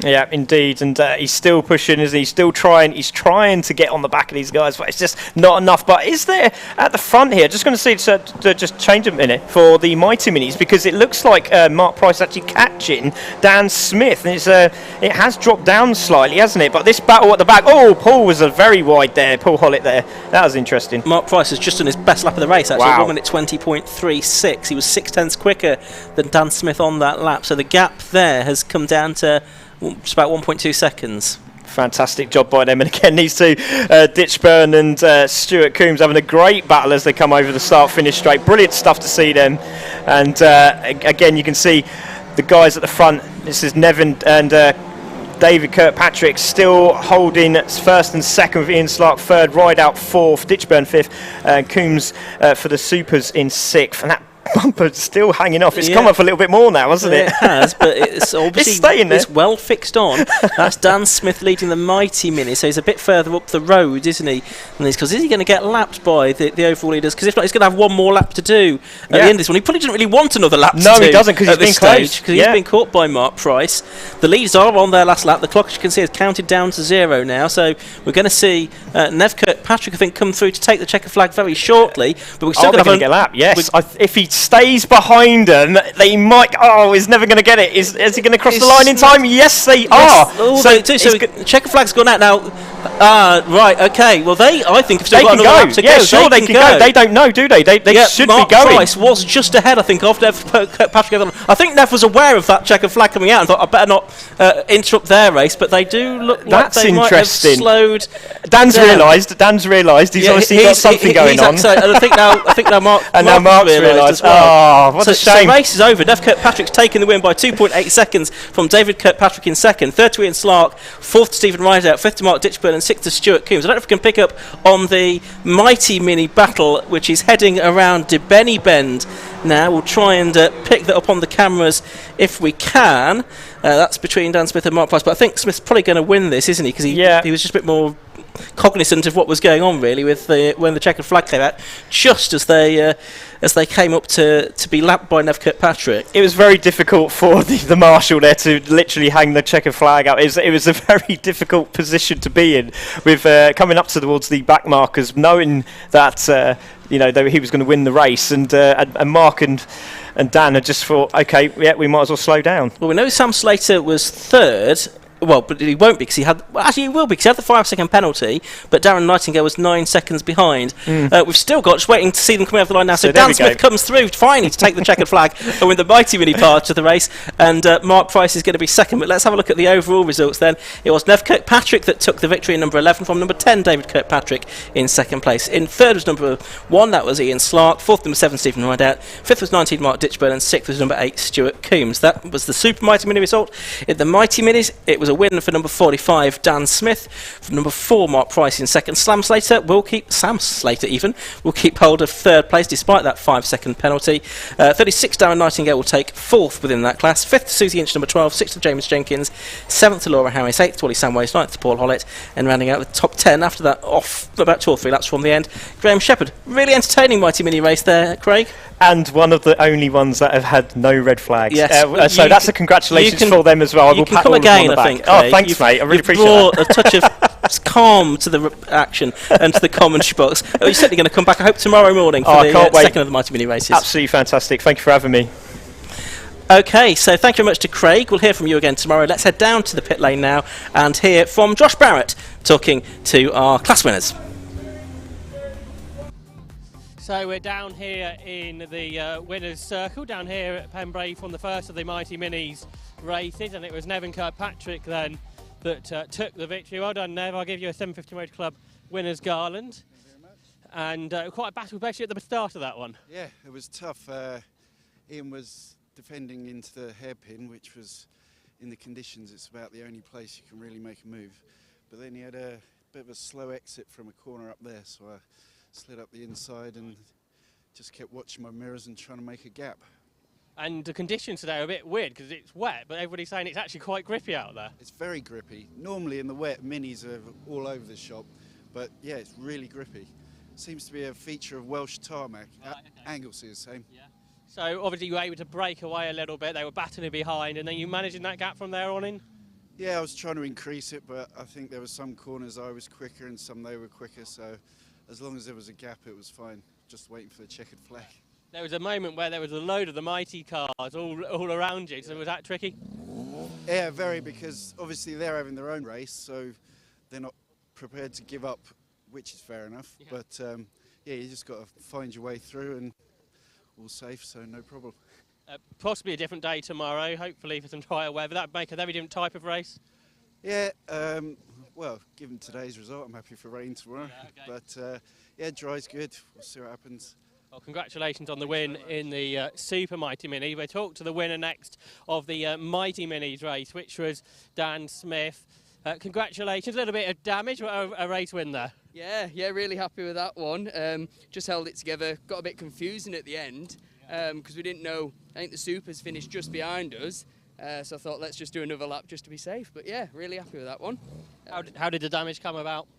First corner. I think someone trying to go around the outside at the hairpin, it's never going to work, is it? So yeah, interesting one, that one. And today you didn't have to worry, I think, you said it right at the end about the faster cars coming through, so you could just run your own race. Yeah, exactly. Trying to pull away from Mark. He's been doing the championship for a while, so knew I had to try and pull a gap, and got one, and then he started closing up at the end. I got a bit nervous, but yeah, we managed to do it in the end, so happy. And talking to the other guys as well about the amount of grip out there, which coming into today, I guess you weren't expecting. It's like being on a dry track. I've never driven this car in the wet or on these tyres, so didn't know what to expect. But yeah, almost like a dry track out there. It's great. Yeah. Obviously, first time the Mighty Minis have been on the 750 Motor Club live stream, so tell us a bit about the championship and what it's like to be involved in it. Yeah, so it's only my second race in the championship, but really friendly bunch of people, nice atmosphere and affordable racing, which is what we want. So yeah. Well, congratulations and looking forward to tomorrow now. Cheers, thank you. So I think that's all we've got time for down here in the Mighty Minis paddock. But next up is the Tigirwa Type R Trophy.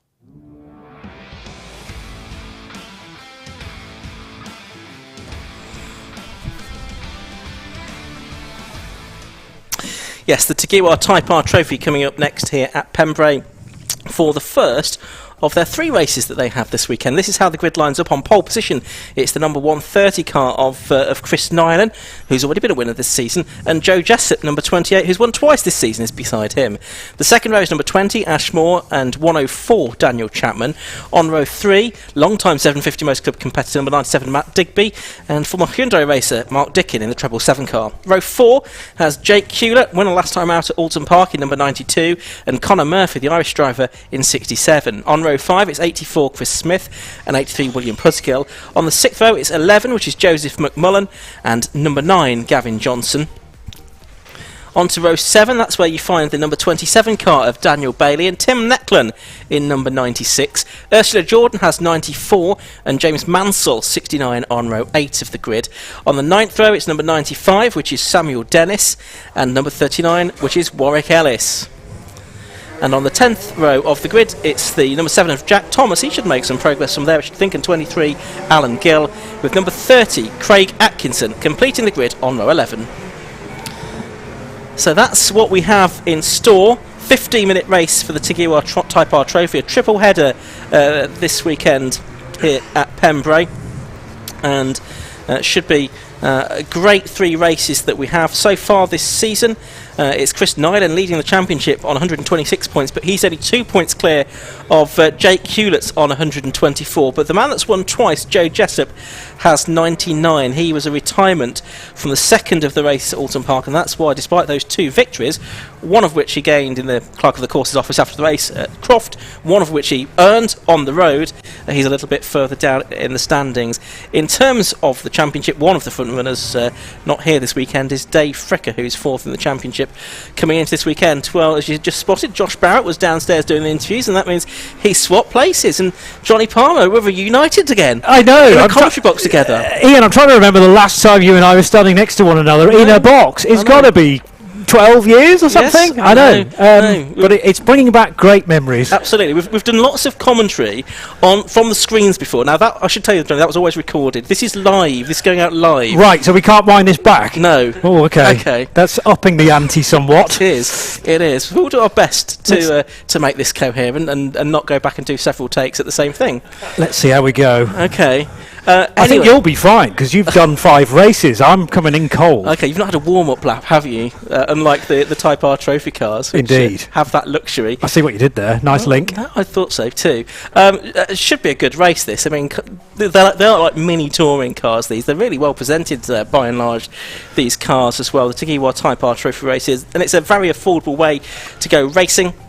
These are the EP3 generation of Honda Civic Type Rs. There's a controlled parts list that you have to put in the car to make it race ready. That costs about £4,000, and you can pick up a car for around about £1,500. So it's a very competitive form and a very cost-effective form of effectively stock in the sense of the word that means, basic stock hatch racing. So we should be in for a good race here. Johnny, I bet you're looking forward to this one. Yeah, it's intriguing to me. Yes, we've got the championship leader on pole position, but those in 2nd and 3rd in the championship have some work to do, starting on the 3rd and 4th row as they do. And you've explained the story about Joe Jessup, 2 wins, but not yet into the top 4. So a chance here to gather some points back again for his season. Yeah, absolutely. That non-finish at Alton Park. Now, that will, all being well, be a score that he can drop at the end of the year, but he would like to be making some ground up, to be appearing in the sort of top 2 or 3 places in the in the championship when the championship moves on to Donington Park, as it will do in August. There is the 5-second board being raised then. 15-minute race for the Takiwa Taipar Trophy. We're watching for the lights. They go out now. Away we go. A pretty good start from the two on the front row. That's and now all of a sudden Chris Nyland is slow through the gears, and that means it's Joe Jessup from the outside of the front row that's going through into the lead. And I think it's the 20 car of Ashmore that's second, but Matt Digby, a great start from him. He goes into the lead. An even better start for Mark Dickin, but he's actually going to leave the circuit. I think he's going to have to pay to get back in. Mark Dickin in the 777 car completely outbraked himself at Hattrick's Hairpin, but very briefly I think he could probably say that he led the race. Well, Dickin got an incredibly good start from 7th position, 6th place in fact, and he then wasn't sure which side of Daniel Chapman to go. He tried the left, but that was closed off, so then went to the right.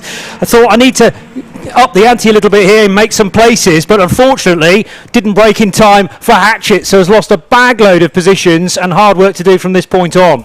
Yeah, and Mark Dickin was second last time out at Alton Park when we were on the full international circuit there, so we'll see what he can do. There he is, the 777 car, the Dayglow and Black car. There's Matt Digby in the pole position driver, Chris Nyland, they're side by side. I think that's actually for third. Yes, there's one car that's just miles in front of the rest. That's Joe Jessup, I think, in the number 28 car. Then it's Ashmore now under pressure from Chris Nyland, and Moore's lost it. Oh, he's got it back again as they go into Honda Curve, but he has lost the position. He's lost a couple of places in fact because Matt Digby in the green car has gone through as well. So many of these drivers are having to be comfortable with front-wheel drive cars that are massively oversteery, particularly in Honda corner, but great car control from the majority. I wonder whether there's a bit of bodywork hanging off the back of Matt Digby's car because of the contact in the final corner. We'll check that. Left side sill, I think, may be loose, but an electric start from Joe Jessup. As you say, he is clear by over 1.5 seconds. He is indeed, and we're only on the second lap of this race. 15 minutes we have. Oh, and there's one car off there, I'm afraid. That's the number 23 car of Alan Gill that's out of the race by the looks of it. So misfortune for Alan, who started on the penultimate row of the grid. Now this is a busy looking bit of tarmac, and that's a very sideways number 84 car. That's Chris Smith, who again gets it back under control. We're talking about in Hot Hatch last season. There's yellow flags there, and that must be where Alan Gill's car has come to a stop. Well, actually there's a very slow car on circuit. Is that Gill's car getting back out into the race, or is that somebody else? We think it is Gill. Possibly. Difficult to tell from this distance. No, it's not. It's not, you're right. No, it is the Gill car. Beg your pardon. Oh, and it's quite bashed up at the front end, so I think he's going to just head back for the pit lane. Yeah, clearly been in the wall. Matt Digby, somebody to watch, in third position, having just posted the quickest lap of everybody. That's for the lead all of a sudden. Chris Nyland, it was 1.67 seconds that gap at the end of lap 1. It was 0.37 seconds at the end of lap 2. So you've got Chris Nyland now with Joe Jessup, but a bit further back, some side-by-side action. That's Jake Hewlett, who you said at the start, he needed to work his way through from a relatively disappointing qualifying position. Yeah, but what's happened therefore to Joe Jessup? Because 1.5 second advantage becomes 0.37 in the space of 1 and a bit miles. So has he had a slight error somewhere? Jessup being reeled in by the championship leader Christopher Nyland. Also good scrapping a little further back for Jake Hewlett, second in the championship, trying to keep his Civic nice and wide because he has behind him Chris Smith. So that's actually a place he's just gained. Jake up to 6th place then ahead of Chris Smith. Yeah, and Chris Smith has the Daniel Chapman car right behind him as well. That's the 104 car that started 4th on the grid. There is Chapman. He's got through ahead of Smith there. So it's Smith behind Chapman now, and then Moore is the driver that's really been losing out, hasn't he, over the last lap or so. Meanwhile, I can tell you there's a challenge on for second place heading down to Hatchet's Hairpin as well, as Matt Digby is going to try and get past Joe Jessup. Just looking out of our window, I don't think he's done that. We're still watching Daniel Chapman trying to fend off Chris Smith there. But it's Hewlett 4th now, Chapman 5th, and Chris Smith in 6th position. And Smith, that was that was Ashmore, sort of all over the curbs on the inside at Hatchett's Hairpin. Yeah, saves you a bit of real estate time, but actually the bumping and boring over the curbing probably ultimately loses you a bit of time. Very sideways for the race leader, Nyland. Can he get it back again? He's surely not going to get the switch back, no. So we'll lose the lead, but I think we'll cling on to 3rd position. So Joe Jessup got through, Matt Digby got through, but what about the recovery, Ian? Oh, it's fantastic. I mean, it was lucky that he had sort of 5 seconds in hand over 4th position, Jake Hewlett. It was even probably luckier that no one managed to make contact with him there as the car was sort of bucking around there in all different directions, it seemed to me. Very lucky that neither Joe Jessup nor Matt Digby, as they were coming through, connected with him. Big moment, I think, there for Chris Nyland. We'll see if he can come back from that. The former Ford XR racer. As now we've got the next group of cars on screen with Jake Hewlett now at the head of that group in 4th place, Daniel Chapman 5th and Chris Smith in 6th. Hewlett, who's won a race, as I say, at Alton Park this season, he'll be keen to just break away from this battle, I think. So those positional changes confirmed on our scoring tower, top left of your screen, as Jessup now leads from Digby, but the real gang of cars here involving Daniel Chapman, Chris Smith, Ash Moore's in there in the number 20 car as well, and this collection is going to take a bit of sorting out as they head for the crossing. First and second are together again though, Jessup in the white, red and blue car being chased down by Matt Digby. Yellow flags waving there, and that's because the 23 car of Alan Gill has pulled off into the sort of back entrance of the paddock, but he's probably found the gate closed because there's a race going on. So he's not able to go through there at the moment. So, right, Jake Hewlett has done what he didn't want to do, which is lose a position to Daniel Chapman, who's got his way back into 4th. But he might lose another one here, Hewlett, as well. The newcomer to racing, the fibre engineer by occupation.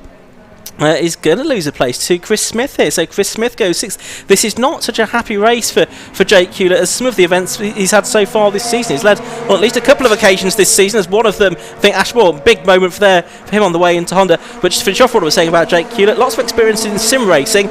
Probably finding things are very different in these difficult conditions in real life. Noticed that Conor Murphy had to get out of the gas, the Irishman, in the Dayglow yellow car because of that moment for Ashmore up ahead, and across the line Murphy not able to gain a spot. But yeah, Hewlett's not quite got the speed of those cars behind him. So Chris Smith with the faster race car, I would say, but needs to try and find a way by to the outside as they exit Dibeni and head now for the crossing, possibly throwing the car ahead a bit of a dummy as he got squirreled his way up the inside. Now he's about to lose a spot, in fact, to Ashmore. So Chris Smith down to 7th.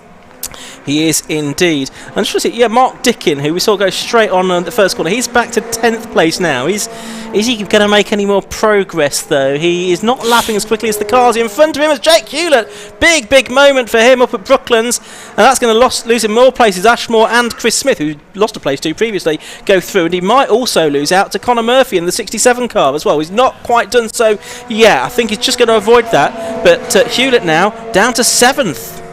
I wonder whether this is tyres. I was having a look at the MRF tyres before we got racing today, and big off now, and a red flag. Yeah, red flag is for out. That is the 94 car that has had an incident, which is Ursula Jordan. Oh, and it's just where that other car had stopped on the crossing as well. So I don't know if possibly she made contact with that car. But the race being stopped now, we'd had almost exactly half of the race when the red flags had come out. So we'll wait and see if we're going to get a restart. We'll keep an eye on what's going on. All the drivers being instructed to slow down and stop, but we'll see whether we're going to get a restart or not, because we'd only got 7 minutes or so of the race left to go when the red flags came out. But Ursula Jordan certainly involved in that. She looked to be out of the car though, which was good news. Not a nice situation when you've got a car that's stranded, and obviously that being covered initially by yellow flags. Then when everyone's seen it, the yellow flags are tending to be withdrawn, quite rightly. But then, of course, if you have your own independent moment, and we've seen that a few times already today, coming round the left-hander at Dibeni and towards the crossing, then if you lose the car, you can often head towards the scene of somebody else's accident in the stranded machine. Right, we've had some cars come down the pit lane. Now, where they are sent next probably tells us what's going to happen, and they are being sent back out onto the circuit fix. I think we're probably going to get a restart for this race at some point, assuming there's time in the timetable. We are a little bit behind, I think, after early, probably about 10 minutes behind, I think, when that race started. So we just need to see how long this recovery work and repair work is going to take before the race gets back underway, just to see if there is time for it to get underway before we have to move on to our remaining 3 races on the programme this afternoon here at Pembrey. So there we can see the scene. We've got the 750 Motor Club rescue vehicle there. We've got the Pembrey recovery truck, and Ursula Jordan's car being attended to by the officials. Well, I think what we've proved here, that it's not just Josh Barrett when he's standing next to me that's causing all these problems and red flags. You're just as capable of it as he is. I think we'll have to have Craig come back and do some more races at the rate we're going, because that's the only race that's sort of passed trouble-free so far. And for an extended duration as well, as he made the point several times. 20-minute race, and ran through it without an issue. Yeah, it's tricky here. I mean, I remember covering a lot of race meetings 10 or so years ago, and if you get a wet day, of which there are quite a few in South Wales, I think it's fair to say, this track is fairly abrasive. It drains quite well, though, but the problem is if cars go off the track and return to it, they bring some dirt on as well. And also, I mean, having a word with Finn Broom from the Classic Stock Hatch earlier on about his incident, which happened at the crossing, and he said, I just got a little bit of a wiggle on, I dropped the rear right onto the grass, and then when you hit the turf, it actually just sucks you in. Because on the edge of the road, the grass is downhill. It's absolutely sodden because of the amount of rainfall we've had today. Actually, a nice week leading up to this race meeting. But he said, I just couldn't gather the car up. It was straight to the scene of where the tyre wall was, and did a reasonable amount of damage to the front right of his car. But they're confident, the family, of fixing that tonight and turning the car out for tomorrow. Well, that's good news, at least, that we'll hopefully see that car out tomorrow. But you're absolutely right. Once you get onto the grass, really, there's not a lot stopping you, is there? So you actually pick up speed, bizarrely, in certain areas. Absolutely, because it is just so slippery out there. So you can see the cars have been stopped there at Honda, and that is while the officials work out what they're going to do about all of this. And then we're going to have a 5-minute race. Josh Barrett has run upstairs to tell us. I'll tell you what. Do you want a 5-minute race? It's absolutely horrible out there now. The rain is coming down diagonally. It is absolutely grim. Yes, we've certainly had some wet days here at Pembrey that we've been together at before, Johnny, at this particular circuit. And it's not the circuit that's got the most shelter either, it must be said. And it can be a grim day for all involved. And so many thanks to those that are staying out there in it all day, namely the marshals. They're doing an absolutely brilliant job in pretty awful conditions. Hopefully things will be better tomorrow. As I was saying earlier on, if we're going to have a wet day of a race meeting, it's better to have it on the Saturday and the dry day on the Sunday, so when you're driving home, you're not sort of sitting there in your soaking wet clothes and just generally feeling miserable about life. It's much better to hopefully get this rain out of the way today and be better tomorrow. I'm going to check the weather app now, though. I think you should. Saying that, see, I was blithely saying, "Oh, it's going to be fine tomorrow," and I don't know that's true. When I checked 2 days ago, the icon for today was one of those dark clouds with lots and lots of raindrops beneath it, whereas tomorrow is a white cloud with fewer raindrops. It's a white cloud with no raindrops at all at any point during the day, and indeed at 5 o'clock on Monday morning, the sun's going to come out for the just in time for us all to be at home already. Yes, well, I would hope so, certainly. by then, but yeah, only sort of 1% chance of rain, 2% chance of rain during tomorrow. So we're getting it out of the way today here at Pembrey. I think it was Pete Morgan who told me earlier on that actually he would prefer fully deluged conditions, though. They're easier to judge than the halfway house when you've got all of that grease and potentially oil, just murk on the top of the road surface, which can alter from corner to corner. If you know it's a nice clean but wet surface, then that's easier to judge. And I was trying to make the point earlier on as well, before we had unfortunately the incident that brought the red flags out. These cars are on pretty much a road legal MRF tyre, but they're of different ages. So some of them have nice grooves that the police would very much like on the road, on the public road. Some are almost down to a slick. So perhaps an intermediate, and you just wonder whether. I was questioning whether Jake Hewlett might be on slightly older tyres. That's the reason why he didn't seem to have as much grip as those three cars behind him. I'm only guessing here, but the MRF tyre is built in a very durable way for you to get possibly not a full season out of them, but maybe a half season. It's interesting because Josh has just pointed out it was pretty, relatively dry when they went to the assembly area. So if you've got an older set and you've got a newer set, you're going to put the newer set on, which is a bit more slick-like. Now, you want as deep grooves as deep as possible, don't you, really, to clear the water away, because it really is, full wet conditions, very much so out there now. And so what your choice might have been initially is now probably going to be the wrong one. They are bringing the cars forward onto the grid. Yep, we can see that they're going to line them up. It'll be a new grid, of course, because we'd had 5 laps completed by everybody when the red flags went out. And the fastest lap in that time had gone to Chris Nyland, which was 1:10.77, which is actually done after that big moment that he'd had at Debenny, sort of a couple of laps earlier. I think it's just the lap before actually he set the fastest lap.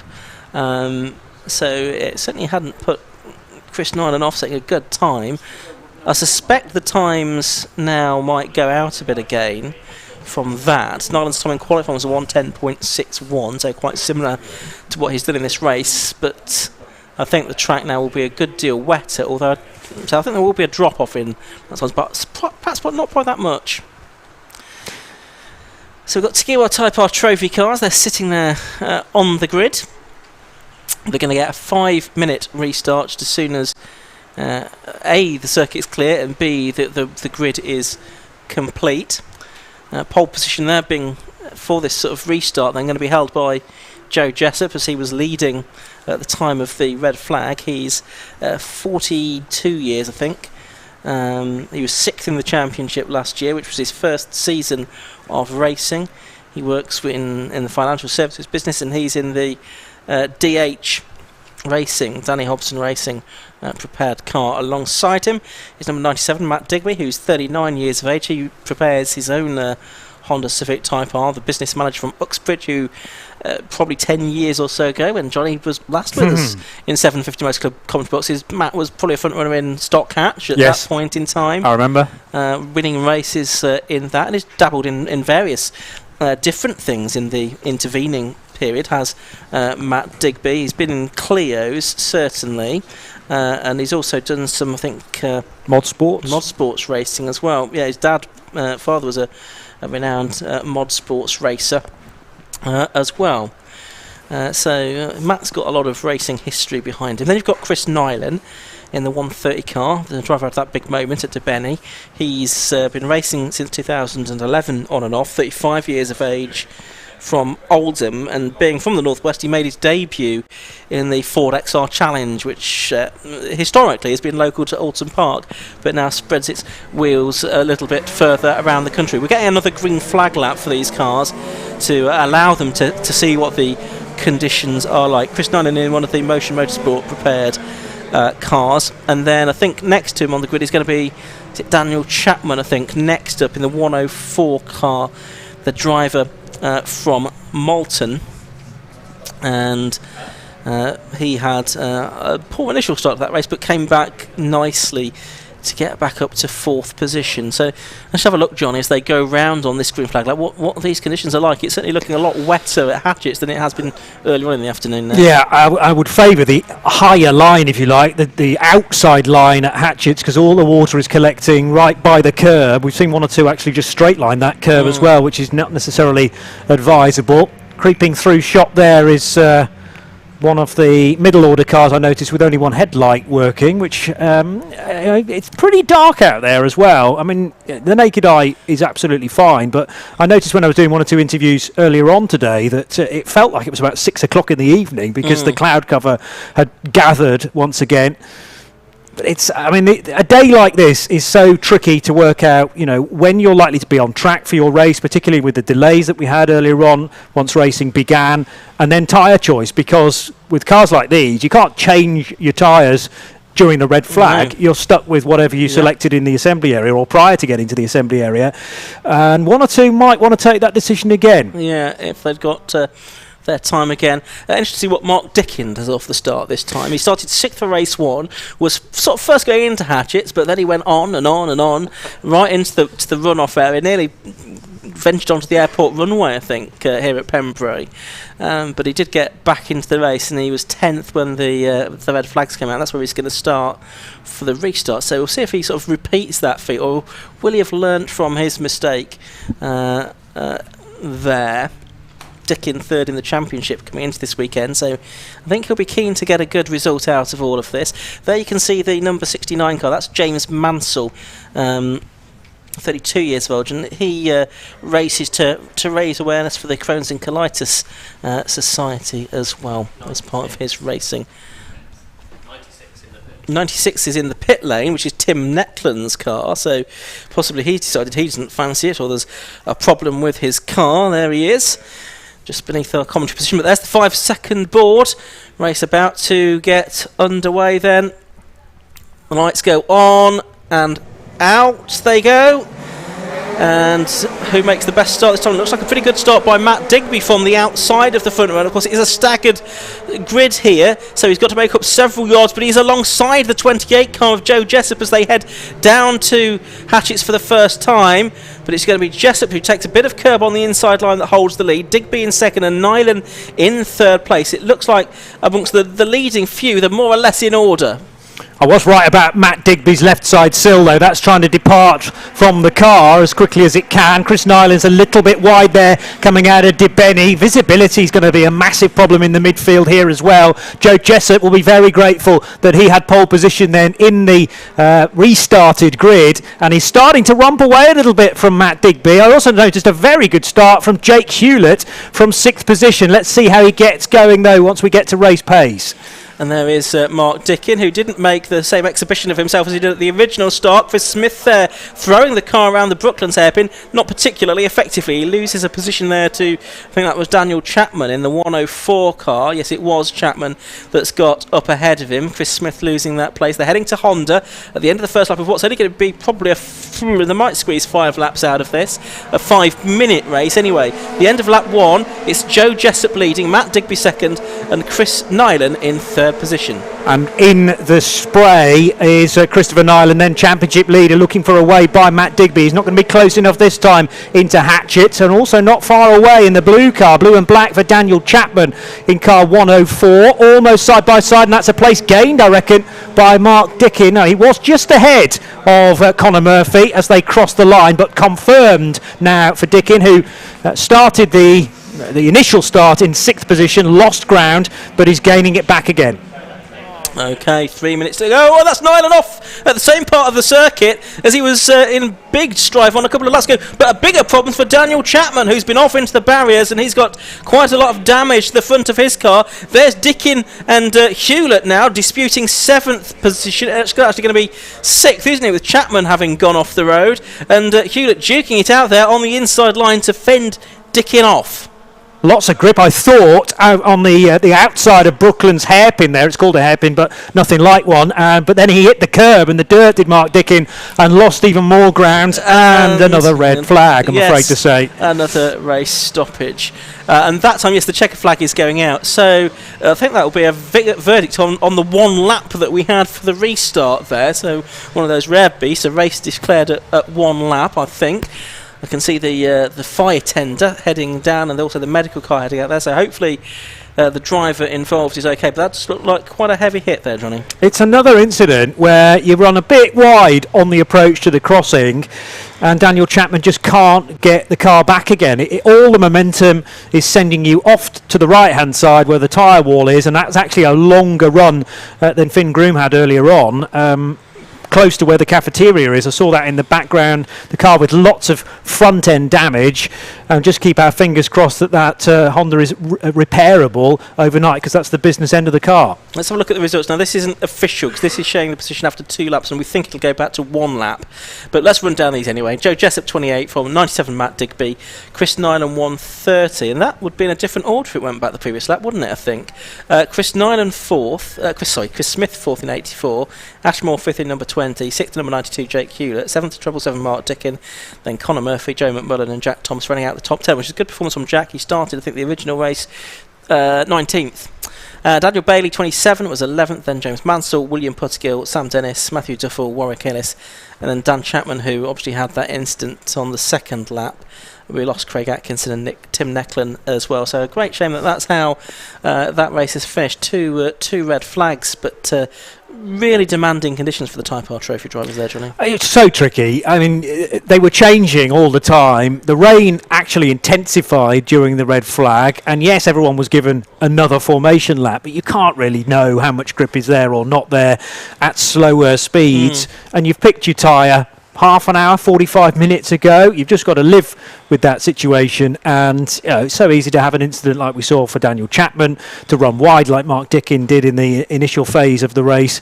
And Joe Jessup has done an incredibly good job to get a third win of the season. Yeah, he certainly has. 2 more races tomorrow for these cars. Hopefully some of the ones that have been damaged today will be repaired, but there's some with reasonably heavy damage, so we'll have to see if we do get anything close to the full complement of 21 cars that we had qualify for this race, for races 2 and 3 tomorrow. The drivers are just coming down the pit lane now, I can tell you, underneath our commentary position, so shortly we should be able to hear from our top 3 drivers. I think we'll have plenty of time to hear from them with Josh Barrett, because it's going to be a little while, I think, before this incident is cleared and the cars can be released out for the next race of the day, which is the Race Parts Historic 750 Formula Series. I don't think I'd want to be a historic 750 Formula driver right now, because it doesn't look like my kind of conditions, really, in sort of those historic and obviously open top cars as well.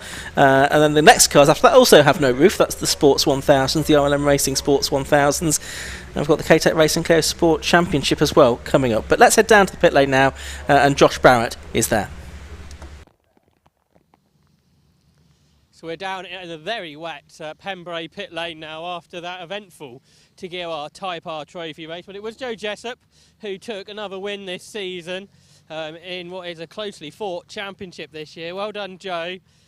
A very difficult race. I'll let you grab your door open and then you can stay in there. I'll give you a winner's garland. You can.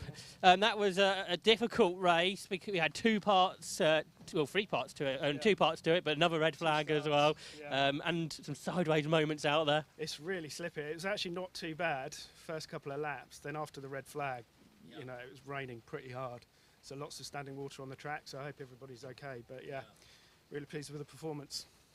And I guess it was just making sure you don't go over the limit during the course of that race, because you saw plenty of others had done. That's right. I mean, it's you're sort of on the edge quite a bit. So, I mean, quali this morning, there was actually quite a bit of grip on the track, even though it was wet. But that time there, like second time after the restart, it was really, really slippy.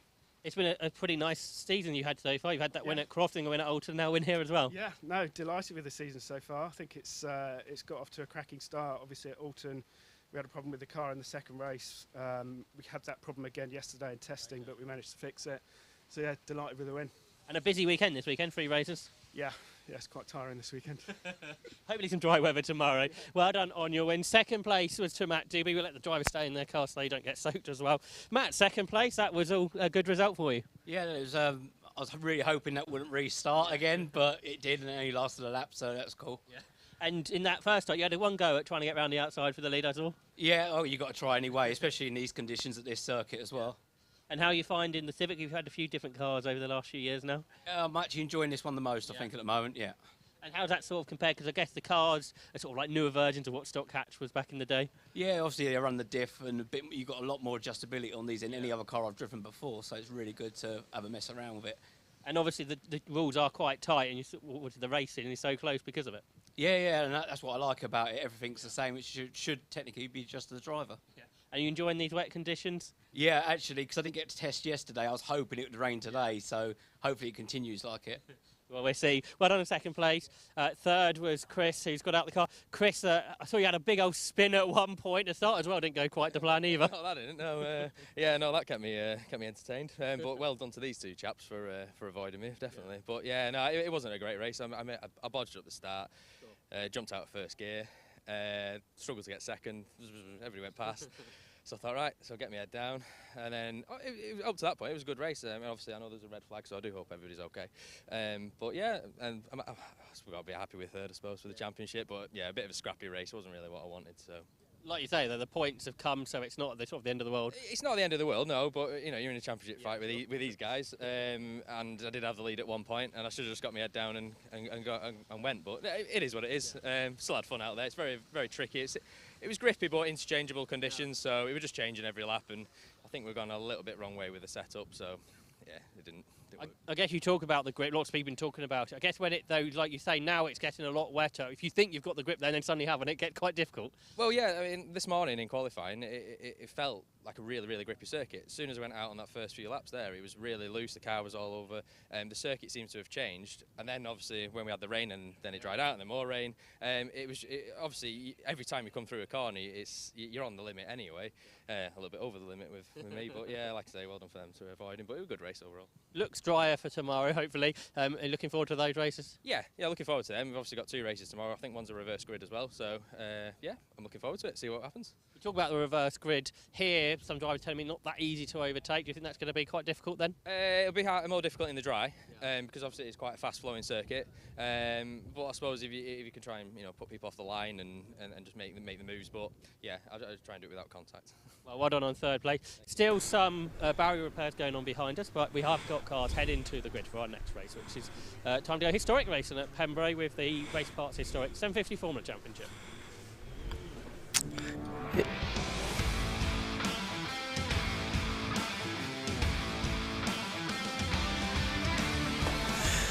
Yes, the Race Parts Historic 750 Formula Series up next. Let's give you the grid for this one. We should have 16 cars, all being well. Tim Roebuck on pole position in his number 18 Austin 7, alongside John Village, number 29, on the outside of the front row. Second row is number 2, Nigel Howard, and 7, that's Graham Wilson. Timothy Sage, 42, in the Mallock, on the inside of row 3, next to number 1, Gregan Thruston. On the fourth row of the grid, that's where we find Trevor Slatter, number 72, and Lyndon Thruston in 23. Simon Gallen in 61 on the fifth row of the grid, next to number 22, Charlie Plain Jones. Then it's James Miles in 11, and John Ingram in number 19. On to row 7, that's 20, Ian Grant, and 27, Richard Pryor, with number 6, Richard Verheyden, and 69, Mike Pickup, rounding out the field. So, historic 750 Formula Series, the cars on the grid. First time we've seen them on the Alpha live stream for this season. They had a couple of races at Alton Park back in May. One was a conventional scratch race and one was the handicap race. Christian Pedersen it was that won the scratch race. He's not here today, but John Village won the handicap race in his eponymous Village V2, which is a recreation of the car that he raced in 750 Formula back in the 1970s. So be interesting to see what he can do from the outside of the front row today. The car on pole position of number 18, Tim Roebuck. That's a Class A S car, so a supercharged Austin 7 for him, and that's the ex-John Miles car. John Miles, the former Lotus Formula 1 driver and late 750 Motor Club vice president. Second row of the grid on the inside, you've got number 2. That's Nigel Howard in the Centaur Mark 14 for the driver from Wiltshire, and beside him is number 7, Graham Wilson, in the Time 3B that has been in a number of different hands over the years, including that of Anthony Reid, British touring car driver, Le Mans driver. He had a go in that car at Anglesey a few years ago.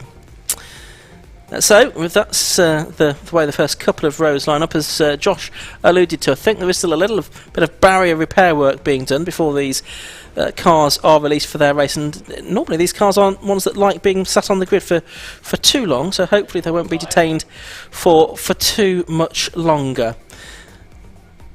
So we'll wait for them to be released for their 15-minute race in just a few moments, Johnny.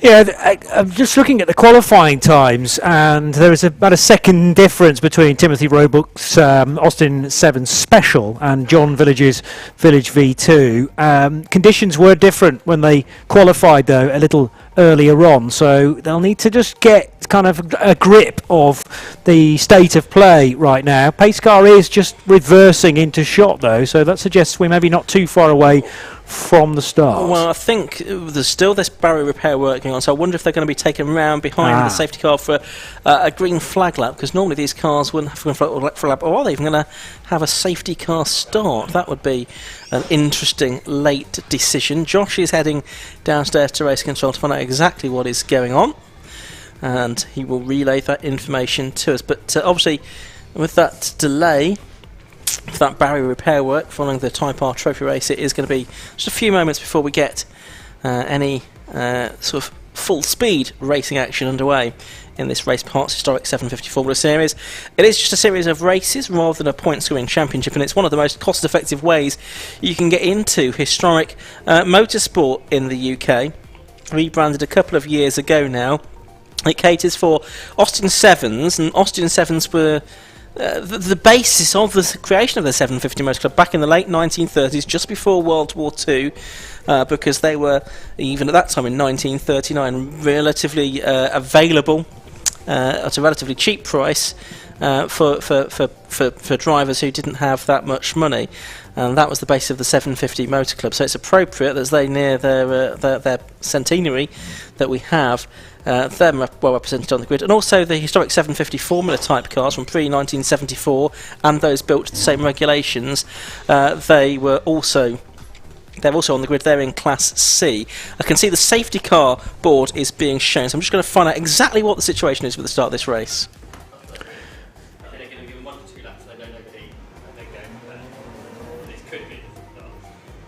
Okay, so what's happening here is we're effectively starting the race behind the safety car, Johnny. So a bit of perhaps a common sense decision, and a decision that the officials have taken in the interests of safety. It also means that the cars aren't sitting on the grid, which is good because they don't like sitting on the grid for too long. But also it means that the drivers do get more of a chance to get a sighter of this circuit and the conditions, because we may well find that they are a bit wetter than they were for practice this morning. The problem is, it's still raining, of course, but what cars moving around the circuit do is displace a little bit of that standing water, and we've got hopefully all 16 out there, so that will provide just an opportunity for some of the key corners to be a tad drier, and I'm really talking in minuscule equations here, but yeah, more of a case of getting some reference points and for drivers to work out whether you can still take the natural apex of these corners or whether the wider line is the more sensible option. So that is the number 18 car of Timothy Roebuck then, who qualified on pole position with that 1:24.55 this morning. Very respectable lap time indeed in the conditions. The lap record for the category overall is a 1:15.40 for Peter Chattin, that in a Class C car. Almost exactly 9 years ago, and the lap record for Class A, which at that time I don't think would have included the supercharged Austin 7s, 1:23.86 for Michael Inglis, also set in June 2013. So those are the lap records. Unlikely that we'll see them being attacked too heavily today. That's the 69 car. You can see that's Mike Pickup, drive from Suffolk in his Austin 7 that's being shared this weekend, so he's just doing the one race out of the two that we have, and so this we think is counting as part of the race. Or are we going to get something? There's no marshals on the grid, so we'll wait and see what's going on. Safety car is still out there, so it's going to lead them round. So we're going to get right. There's now a board. Is that going to be shown to the drivers as they come past? They're being told to slow down. Okay, they're being told to stop, and do all of the drivers know what's they're being asked to do here? I think they've got the message. They are going to go 2 by 2 on the grid, so well done them. I think we are going to get a standing start eventually. So presumably all the circuit area is clear. So that's good. We're now getting a 1 minute board, so they've had a lap. So they don't. I suspect we'll have a slightly reduced race distance then from the original 15, but we'll see about that. So very short order, this race will be getting underway. So you've got Timothy Roebuck and John Village, name mostly synonymous with Formula Ford racing, rather than historic 750 Formula. But that was where his roots were in the 1970s. The race gets underway then, and it's a pretty good start from John Village from the outside of the front row, and he's going to, I think, get past that supercharged Austin 7 of Timothy Roebuck. Yes, he does, as they head up towards Hatchett's for the first time. Also a good start for number 7 there. That's the Graham Wilson car, the time 3B, and down the inside of everybody goes number 2, Nigel Howard. He started on the inside of the second half of the grid. He's also got past the pole position man. He might well be fourth place. In fact, I think he's 4th place by the time they head through Spitfires. You can have all this power from a supercharged car, but if you can't lay it down on the asphalt in these greasy and fully wet conditions, it's not much use to you. So Timothy Roebuck suddenly finds himself down in 4th position. Great little move there from Westbury's Nigel Howard up the inside in the Centaur Mark 14, and he's nibbling away here at the lead as well, with John Village under pressure as they come out of the Senna S's and down towards the Brooklands hairpin. Yeah, for the first time in this race then. So you've got the 3 historic 750 Formula type cars together from Class C. I think all of these running the Reliant 850cc engine, of course. Turning their way out of Brooklands then towards that right out kink at Carter's Curve. And then there's Honda, the right-hander, which will be at the end of the lap. Anyway, here they go through Honda, and not the quickest cars that we'll see this weekend. Have we seen a change for second there, though, possibly, Johnny, as they came through Honda? Yes, I think we have. Graham Wilson's got through. Yeah, Wilson up to 2nd position in the time 3B, and now Nigel Howard's under pressure from the car that was in pole position, but it's managed, of course, to gather some of that speed up through Honda and attempt to overtake Nigel Howard, but again, needing to brake much earlier than Nigel's Centaur, so the red car can stay ahead just about. And in 5th position, making good progress, is Trevor Slatter in a 2nd Centaur. That's the Mark 11. Okay, so grim conditions still for these historic 750 Formula drivers, but they're doing their best to put on a good show for us here on the Alpha live stream. John Village it is leading then, Graham Wilson 2nd, Nigel Howard 3rd, Timothy Roebuck 4th, and then Trevor Slatter in 5th position. And in 6th place it's the number 42 car of that's the 1 litre Mallock of of Tim Sage. And but watching for the moment that car that was on pole position, leading the supercharged Austin 7 class, leading the non-supercharged Austin 7 class at the moment. You can see they're in 10th place overall, the pale blue square on the timing tower. That's number 22, Charlie Plain Jones. He's ahead there. Going through shot there briefly was number 27. That's Richard Pryor. He was winning races last season, but he's yet to do so this year. Had a 3rd in the first race at Alton Park. So race leader is to a certain degree scampering away. John Village clearly very much liking these conditions with how many minutes gone. I think we maybe had a minute or 2 taken away from the original 15, and no surprise that John getting a good lap time there as well. It's going to be side by side into Hatchett's at the start of the next lap though, as around the outside Timothy Roebuck attempts an overtake on Nigel Howard, and it's the outside inside trick maybe on the run to Spitfires, that supercharged car with a little bit more power, but again it's about getting it down onto the road surface. Yeah, John Village 2.43 seconds ahead at the start of this lap. I think he might even be pulling away a little bit further as they work lap 3 of the race now. So getting away from Graham Wilson in 2nd position. We'll get an update on that in a second. There's the 4th place car going through, 2nd and 3rd just ahead of him. Background, you saw a brief shot of that sort of Dayglow highlighter that always reminds me of that. Trevor Slatter in 5th place, number 72. Which is the Centaur Mark 11, just in shot there. There it is. And then in 6th place, that is now Richard Pryor. So Richard Pryor's made up a position on this lap. There's Tim Sage, who he's got ahead of. Actually made up quite a few seconds. I think Tim Sage must have made a mistake at some point on this lap to fall behind Richard Pryor. Yeah, so Sage trying to gain at least one of those positions back again. Nice little gaggle heading through the right-hander at Brooklands now and onto Speedway Straight, containing Lyndon Thruston. So ahead of him is Charlie Plain Jones in the Austin 7 Cowley Special. And Lyndon Stallis just overtaking him there. That's Gregory Thruston going through on the inside in number 1. That's the Rawson Special, a long time campaign by Don Rawson, of course.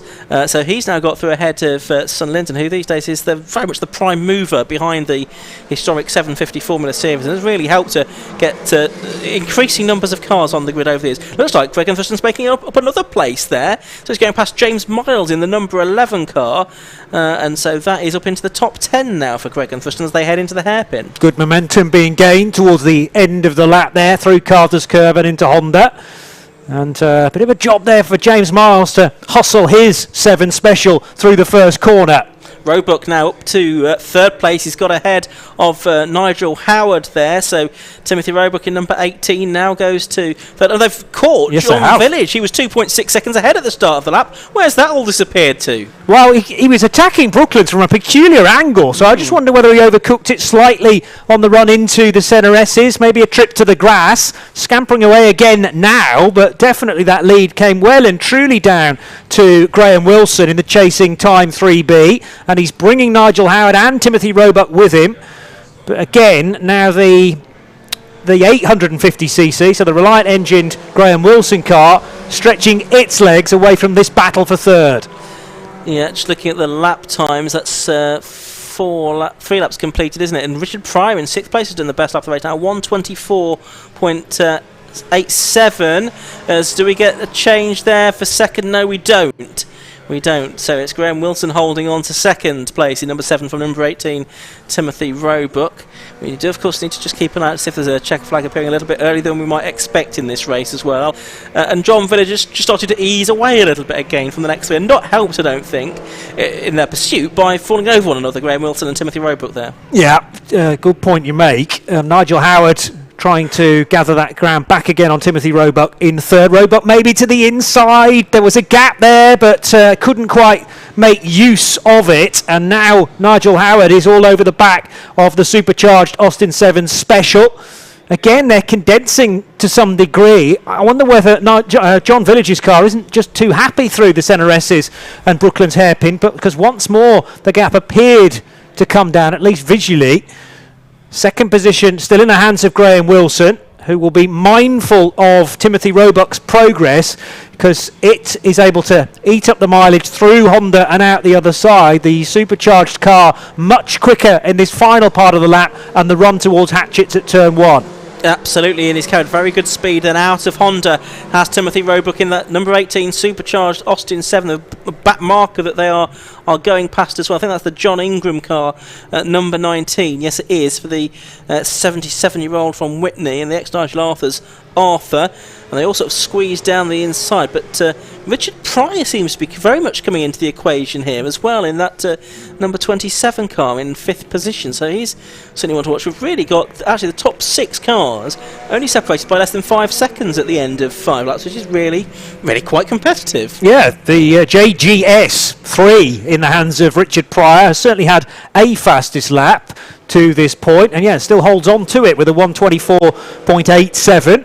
He's just there behind Nigel Howard now, so so he's ahead of Travis Slatter, and Slatter's gone with him as well. So really tight here. So not a lot, as I say, covering those first 6 cars. There's Wilson heading out of Brooklands hairpin, with Timothy Roebuck just in behind him in that number 18 car, sort of a long way clear of Simon Gallen, who's now second of the supercharged Austin 7s in 8th place overall. Charlie Plain Jones leading the conventionally aspirated Austin 7s in 9th. That's Nigel Howard, number 2 in the Centaur Mark 14, the red car, just going through shot. Well, we're going to get at least one more lap. No sign of the checkered flag. That's good news because it's a good race going on here.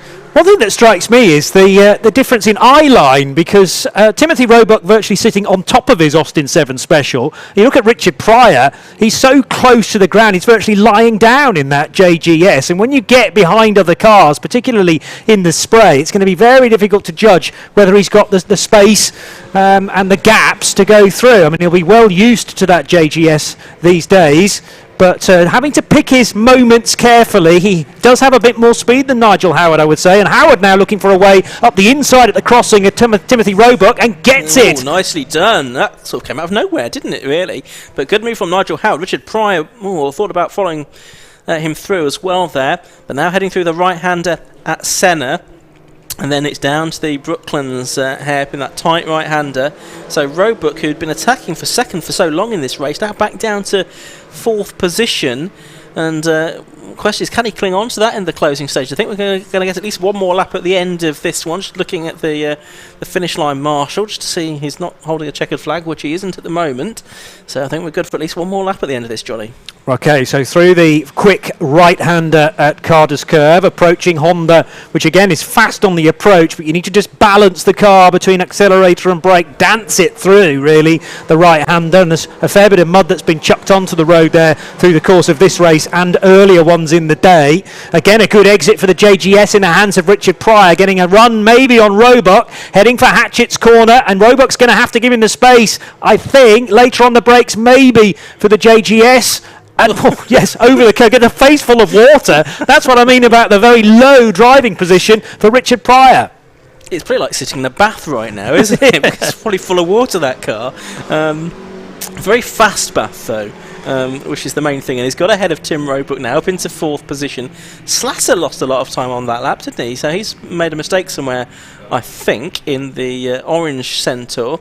So this now the fight for second. Graham Wilson and Nigel Howard, number 7 and number 2, the time and the Centaur. The checker flag can see is being prepared, so it might be that we get that this time. John Village is 2.3 seconds ahead. Is he going to be the man to bring it home? Not long to go now, and some, again, shuffling potentially of the order. Nigel Howard's going to be under pressure late in the day from Richard Pryor's JGS. Timothy Roebuck in the battle as well, but Roebuck allows those two cars through, so it's going to be 5th place probably, as the JGS almost got up the inside of Nigel Howard in the very closing stages. Yeah, the leader is going to come through, and yes, the checker flag is made ready, so it's going to be John Village then that comes home to win in number 29. It's his second victory of the season.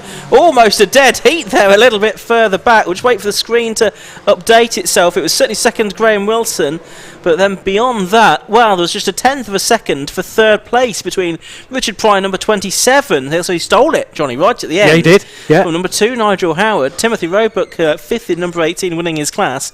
And Trevor Slatter, 6th place overall as well. Simon Gallen made it up to 7th place overall in the end in the number 61 car. In fact, he's just about to come through your shot now. There he is, because he's just taken the checkered flag. 8th place goes the way of Tim Sage, then Greg and Thurston, and then it should be Charlie Plain-Jones, I think, to win his. In fact, Charlie Plain-Jones has got ahead of Greg and Thurston on the last lap as well. They've had a nice little scrap, and Greg and Thurston is the next car you will see, acknowledging the checkered flag. There he is, and he takes the Class A victory. So, horrible conditions, but nevertheless a really entertaining race there, Johnny. They all put a brave face on it, didn't they, and said, well, this is what we've got to race in, yes, so let's try and have a good time. And they really did, because John Village, you thought that it was his race to lose at certain points, and then they would creep into Brooklands, and all of a sudden that big gap of 2 or 3 seconds had completely been whittled away. Really good scrapping from Richard Pryor to gain those spots as well during the race with the fastest lap. Yeah, confirmation of the result. John Village in the Village V2, winning the race, number 29, from number 7, Graham Wilson in 2nd. That was the time 3B. 3rd place went to number 27, Richard Pryor in the DNC. 4th, number 2, Nigel Howard, Centaur. In 5th place, number 18, the class winner, Tim Roebuck in his Austin 7 Special. And 6th was 72, Trevor Slatter. 7th, number 61, Simon Gallen. 8th was 42, Timothy Sage. Sneaking into 9th place and the class win for Class A at the end, number 22, Charlie Plain-Jones, and rounding out the top 10. That was number 1, Greg and Thurston. 11th, James Miles. 12th, Linton Thurston, losing out to his dad. Oh dear, oh dear. 13th to number 6, Richard Verheyden. 14th was Mike Pickup, 69. And then problems along the way for John Ingram and Ian Grant. But a good field of cars. Hopefully we'll see them all back out tomorrow for their second race of the weekend, which is going to happen at 10:45 in the morning. 2 more races left to come this afternoon here at Pembrey. Sports 1000 up next, the first of their triple header weekend, and then the K-Tech Racing Clio Sport Championship, I should say, to round out the not the weekend but the day, with another 15 races to come for you tomorrow, and you'll see those all on Alpha Live from 9 o'clock in the morning. Don't forget, Johnny, bright and early. Right, let's head down to Josh Barrett once again in the pit lane. So we're down here in, again, an ever soggier Pembrey pit lane, but we've got another race winner, and that was John Village. So let's grab a word with John. Well done on your race victory there, John. I'll give you your winner's garland. Yeah, let you take your helmet off, and then we can grab a word. We've also got our class winners down here, Tim Roebuck and Charlie Plain-Jones, and we'll see how many we can grab a word with. But tricky conditions out there, John. And dreadful. And is this your first time you've raced here, perhaps?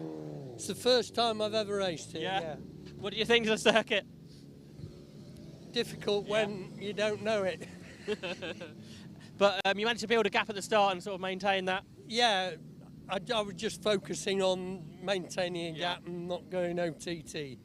Did you used to run cars here, come testing here at all? I did, yeah. We used to run Vauxhall Juniors and Vauxhall Lotus. Yeah. The last time I came here, I flew in with Surtees to test the A1 Grand Prix cars that we were running. They're pretty quick round here, I should think. They were indeed. Hopefully drier tomorrow and that'll be more enjoyable, I guess. It will indeed. I'll give you one as Garland, well done. Add that to your collection. The AS class went to Timothy Roebuck, who was well stuck in with the Class C card. Well done, Tim. We spoke yesterday and you were right involved there, right at the overall front order.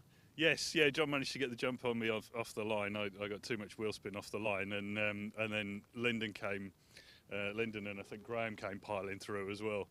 By the time I could get the car stopped for the hairpin, and I tried to get back past. Well, I got back past Lyndon and was trying to get past Graham, but then my visor started to fog up, and I just gave it up in the end. It was. Well, thanks, Tim. I think we're going to have to stop you there because the next car's already onto the grid. So on to the RLM Racing Sports 1000 Championship next here at Pembrey.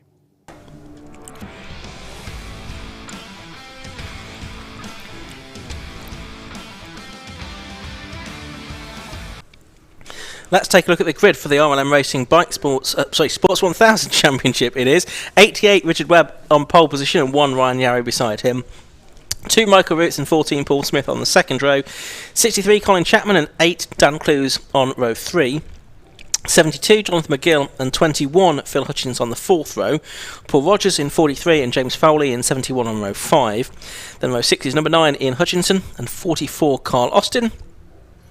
Row 7, 33 Daniel Ashby and 11 Paul Sawyer, and a couple starting at the back of interest. 24 Richard Miles, his first appearance of the season. He didn't manage to get the car out in qualifying. It was only finished this morning, so he's done some laps at lunchtime behind the pace car. So we'll see Rich come through from the back of the grid, I'm sure, because he's fairly quick. And the other car at the back is number 85 David Watson, and that's a sort of development car. It's not part of the championship. It's an MK built car, the RLM Cup 200 as it's known, and we'll perhaps tell you a little bit more about that during the course of the weekend.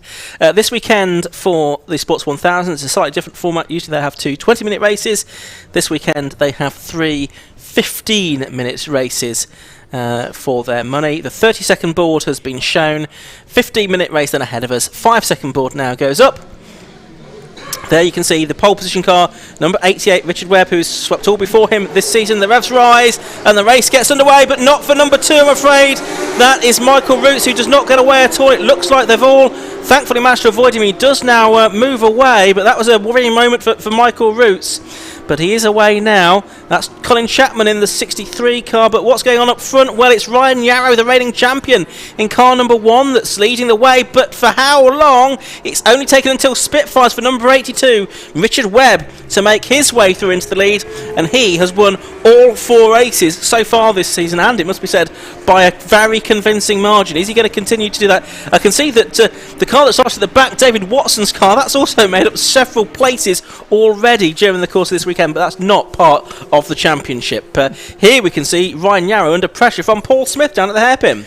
Yeah, and it looks like he's going to get through, so good little move there from Paul Smith in the Mattel SSRD. Still neck and neck though, leaving and heading towards the quick right-hander at Carter's Curve. One is going to have to give way to the other, as now heading towards Honda at the end of the lap. Ryan Yarrow's going to be picked off by Paul Smith as well. And yeah, that place is confirmed as they come out of the final corner and whip across the line. It's been a cracking opening lap though for Richard Webb in his Spire. And look at the spray that these cars kick out as well. You'll see that better on some of the shots, but not a bad first lap that from Paul Smith. He started 4th up to 2nd. He's got a fresh engine in that car for this weekend. The 4-time Formula V champion, of course, Paul Smith.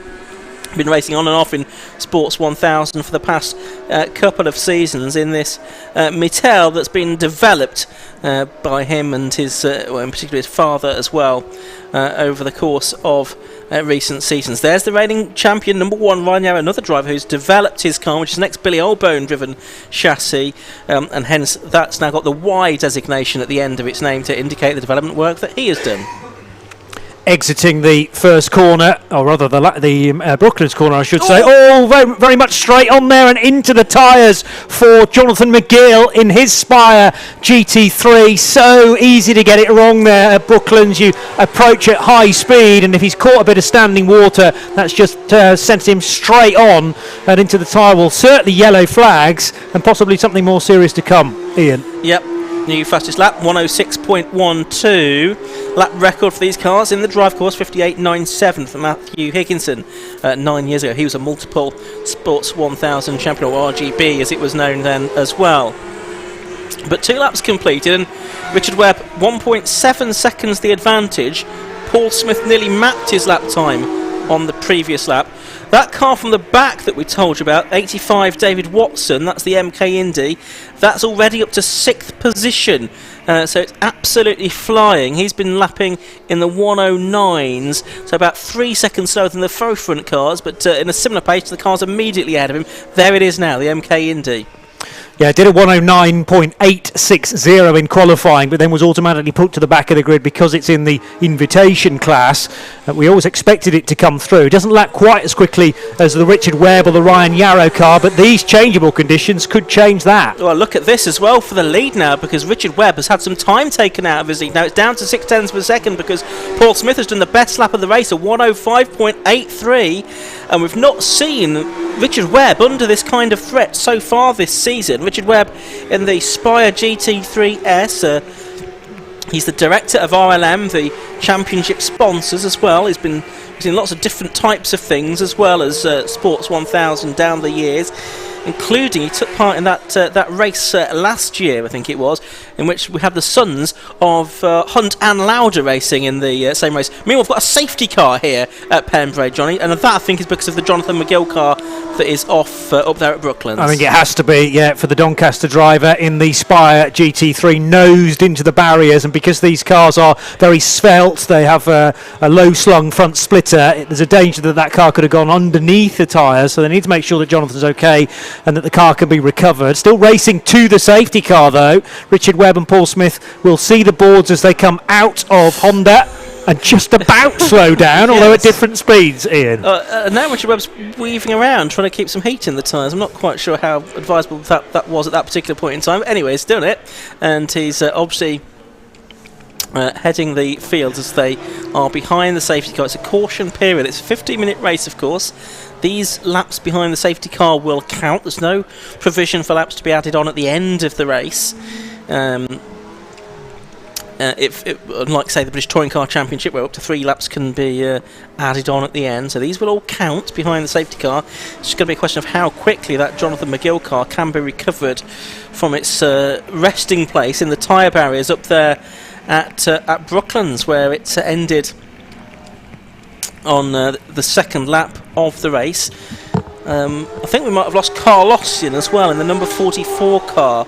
Oh no, he's just come through actually to complete his he's a lap down, it seems to me. So he came into the pits, I think. So that's what's happened with Carl Austin. So he's out there, but he had a pit visit. That's what I was just wondering what had gone on. But the other 12 drivers have all completed the full 4 laps so far. Yeah, so Carl isn't going to make that lap back up again, unfortunately for him, and the safety car actually won't help, but there'll be no waved by cars. We'll just run with this position. Richard Webb and Paul Smith, they were pretty much as close as they are behind the safety car anyway, so that's not altered the leading margin. What it does do is bring Ryan Yarrow potentially back into the mix, and also Dan Klaus in his Mittel, the second Mittel in the sequence. So I think Carl Austin's back into the pit lane as well. Okay. So certainly not going to make that lap up, not in the pit lane. So yellow flags are waving. Safety car is out.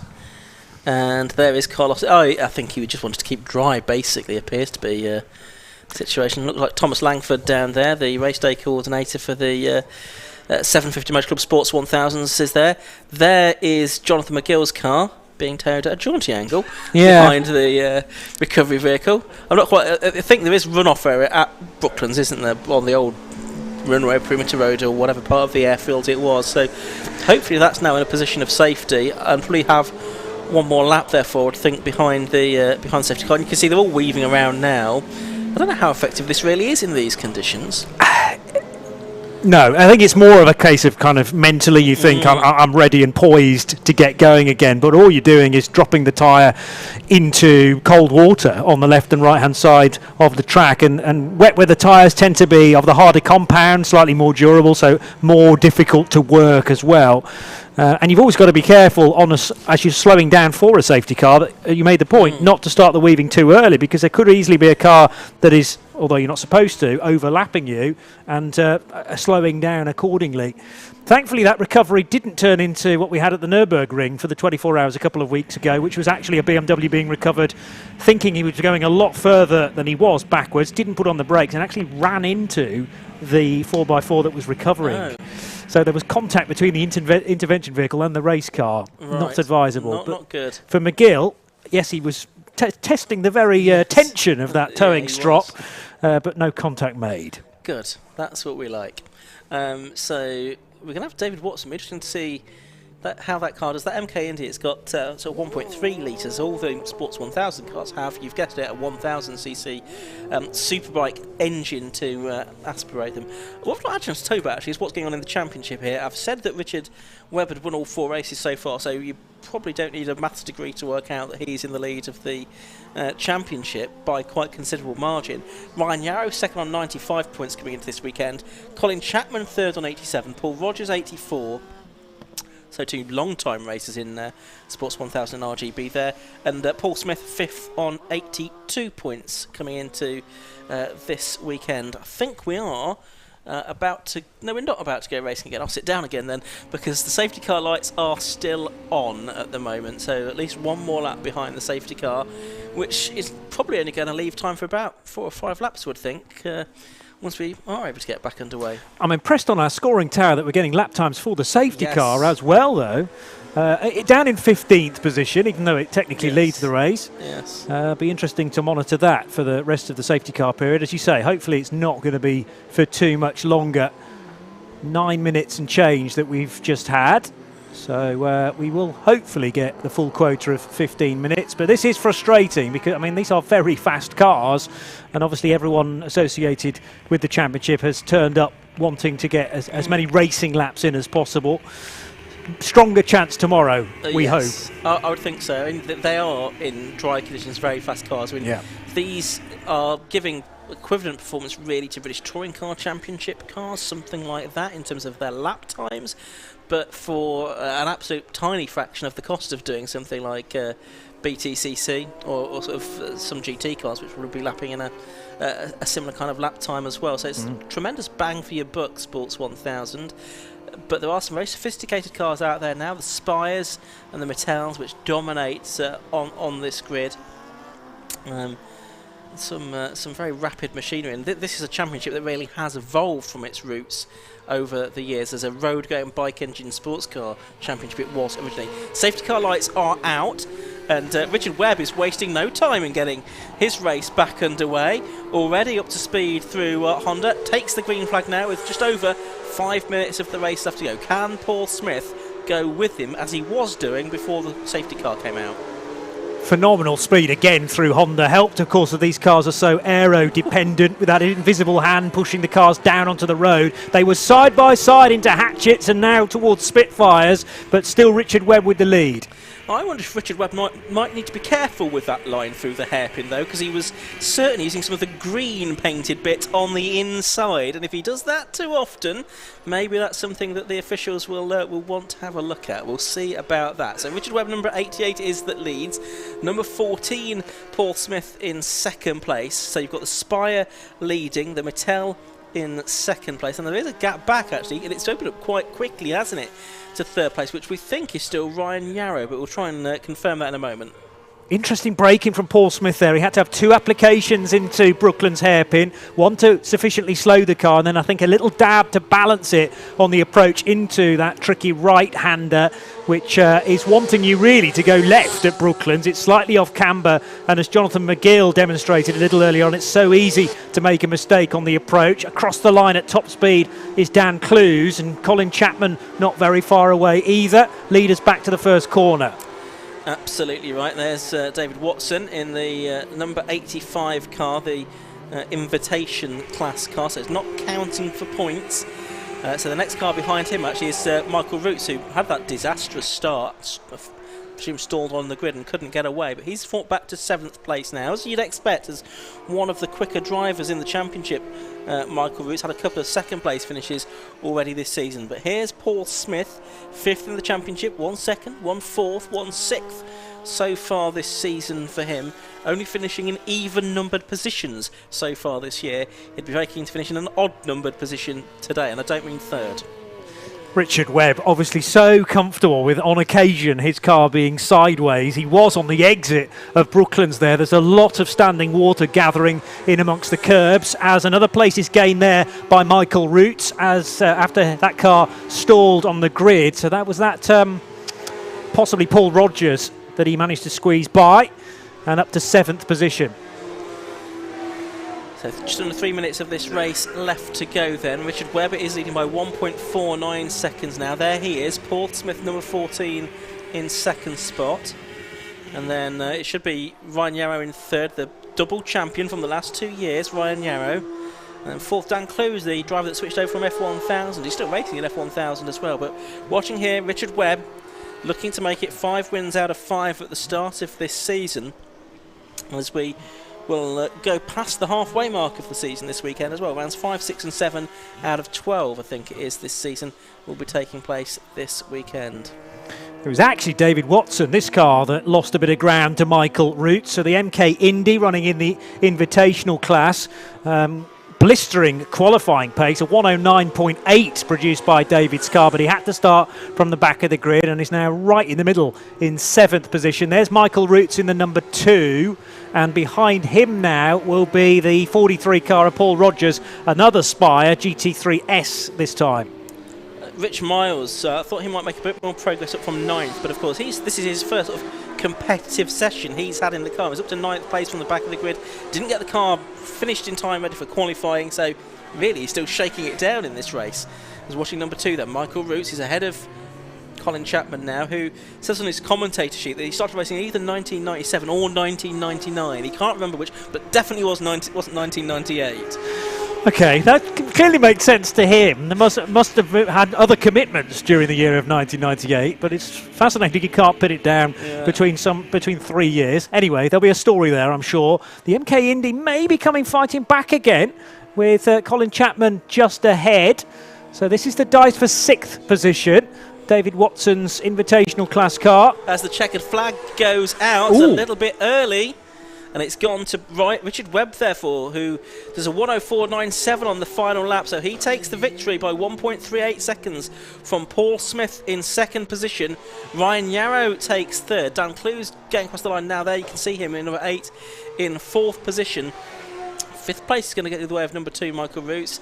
And 6th, it is going to be Colin Chapman, number 63, that holds on there. Ahead of David Watson, then it's Paul Rogers and Richard Miles, 8th and 9th, and I think then Phil Hutchins, yes it is Phil Hutchins in the 21 Mattel, rounding out the top 10, but the checker flag just catching us a little bit off guard there. It was about 1.86 seconds early according to the timekeepers, but we'll let them off that in the circumstance, I think. Yeah. That sort of slightly early appearance of the checkered flag. I thought there was longer on the clock than that, about 45 seconds. But yeah, we'll go by what the official timekeepers are telling us, and they say there was a little bit under 15 minutes elapsed in that race. I don't think it was going to probably change the sort of order in the top 3 or 4 places, if I'm honest with you. Nevertheless, despite the sort of mid-race safety car, we had some good entertainment in that race, and it's always impressive watching these cars in any conditions, any circuit. Let's just have a quick look at those results then. Richard Webb it was that took the win in number 88 from number 14, Paul Smith in 2nd place, 1.38 seconds behind the winner. 3rd place went the way of number 1, that was Ryan Yarrow. In 4th place, number 8, Dan Clues. Michael Roots was 5th after that disastrous start to the race. That's car number 2. 6th to number 63, Colin Chapman. Then it was the invitation class car number 85, David Watson. That was pretty rapid. 8th to number 43, Paul Rogers. 9th from the back of the grid, number 24, Rich Miles. Running out the top 10 was 21, Phil Hutchins. Further back, Ian Hutchinson and Daniel Ashby were the only other finishers, I think, 9th and in 9 and 33. Carl Austin was in the pits, Jonathan McGill was in the tyres, and the safety car was shown 15th on the timing screen there, but it only did about 3 laps. So that's the end of the RLM Sports 1000 Championship race. 2 more races for them tomorrow. They have their first after lunch at 1, and they have their second and final race of the weekend at 5 o'clock. So that's Sports 1000. Just the one more race to go this afternoon. That's for the K-Tech Racing Clio Sport Championship. 2 different shapes of Clio now in that. Be interesting to see how they compare around the soggy 1.5 miles of Pembrey. Let's head down to the pit lane for the penultimate time today, and we'll hear from Josh Barrett with our winners. So we're down here with our race winners from the RLM Racing Sports 1000 Championship, and it was Mr. RLM himself that took the win once again, Richard Webb. So let's interrupt Richard's conversation. Richard, well done on your another win. I'll give you a soggy garland. Well done. That race was a bit harder than some of the others. Yeah, absolutely. I mean, the conditions out there were tricky to say the least. We're struggling with the front end a little bit on our car, and knowing that we had Paul right behind us. It was pretty nerve-wracking. So it was that balance between keep pushing enough to stay out front. Obviously, when you're right at the front, you've got the advantage. You haven't got the spray. So I think Paul was sort of hindered by that a little bit. But to bring home another win was absolutely brilliant. So. And the cars obviously had development this year. Tell us a bit about that. Yeah, so we've just been working with the car all year again with Paul and the guys at Spire and the team at Grey Motorsport, and again, it's just been absolutely superb. You always want more. We'll just see what we can do again tomorrow. Well done on the win. Second place for Paul Smith. Paul, that was good, wasn't it, being right up there with Richard? Yeah, it makes a change to give him a bit of a run for his money. But I think we was actually quicker than him, but you just could not see anything at all. But yeah, that was good. Good race. It was a lot better than perhaps we were expecting an hour or so ago. So did you have to do some set changes just for the race? Yeah, so we changed. Well, we're always changing things, you know what we're like. So made some changes. Seemed to be positive, obviously, because we're a bit more nearer the front. But it's just carry on for tomorrow. The front-wheel drive cars here, saying in the wet here, it's pretty grippy. Is that a bit of a different case for you guys? No, I'd say. I think our lap times in the wet are not, horrendously miles off the dry. So if you get the car set up right, it's pretty good to drive in the rain. Is that sort of something you've got to adjust your brain to perhaps at the beginning of the day when you maybe weren't expecting that? No, you just follow a rain camera and just go as fast as he can go, and then hope you stay on the track. So. Well done on second, and good luck for tomorrow. And then in third place was Ryan. Ryan, a good start to that one. You almost got Richard at the start there. Yeah, I got a good start and then just bogged it out of that corner. And obviously we all wanted to lead, and I did a good job at the first bit. And then, as soon as I was kind of following someone, I just couldn't see where I was going, and I bottled it, to be honest. The car was brilliant. It's me that's the problem. It was bad enough following one, and then Paul came past, and basically I just had to completely back off. Because I just could not see where I was going at all following 2 cars. So to be honest, I'm glad that I'm just hearing the cars in one piece. And hopefully tomorrow will be dry, and then it will be a little bit different. Yeah. To be honest, I like the wet, but it's one thing. Yeah, it's one thing driving around on your own and it's fun. But then that was just, I just couldn't wait for that to end. To be honest. Well done getting home in third place. So that completes our top 3 from the Sports 1000s. Up next, we have our final race of the day, which is for the K-Tech Racing Clio Sport Championship.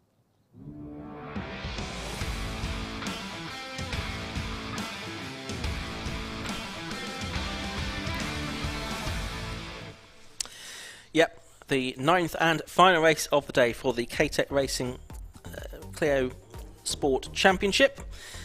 This is the grid, and it is the 197-200 cars that are at the front, really. So 53, Owen Rosser, and 55, Justin Griffiths, are on the front row. And it's number 12, Spencer Stevenson, and 21, David Walsh. 77, Andrew Harding, and 111, Nick Harrison, are on the third row of the grid.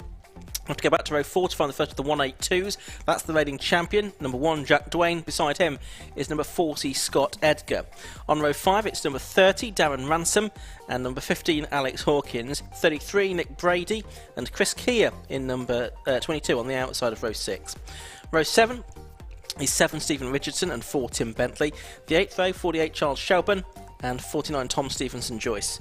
Olivier Algieri in number 38, and Andy Bennett, 65, on the 9th row. Row 10 is 47, Ben Swift, and 56, Carl Lawrence, with Chris Page, 31, and Gareth Tansey, number 26, rounding out the field. That is the way it's going to line up. So I think it is pretty much a clean split, with the Class B 197s lining up on the first 3 rows of the grid, and then the 182s behind them. Not how it was planned necessarily, it's just how the lap times have fallen. A 108.32 for Owen Rosser on pole position, and then the fastest of the 182s, a 110.22, so nearly 2 seconds a lap slower, was Jack Dwayne in the first of the 182s that starts 7th on the grid. This is the green flag lap ahead of the 15-minute race for these cars. The 197's a new addition for 2022. The 182's have been racing for several years now. So the new generation of cars, the idea is that they will be sort of pace matched the 182s, and there's not a lot in it, as you've seen, but as it happens this weekend, it is the 197-200s that have got the advantage.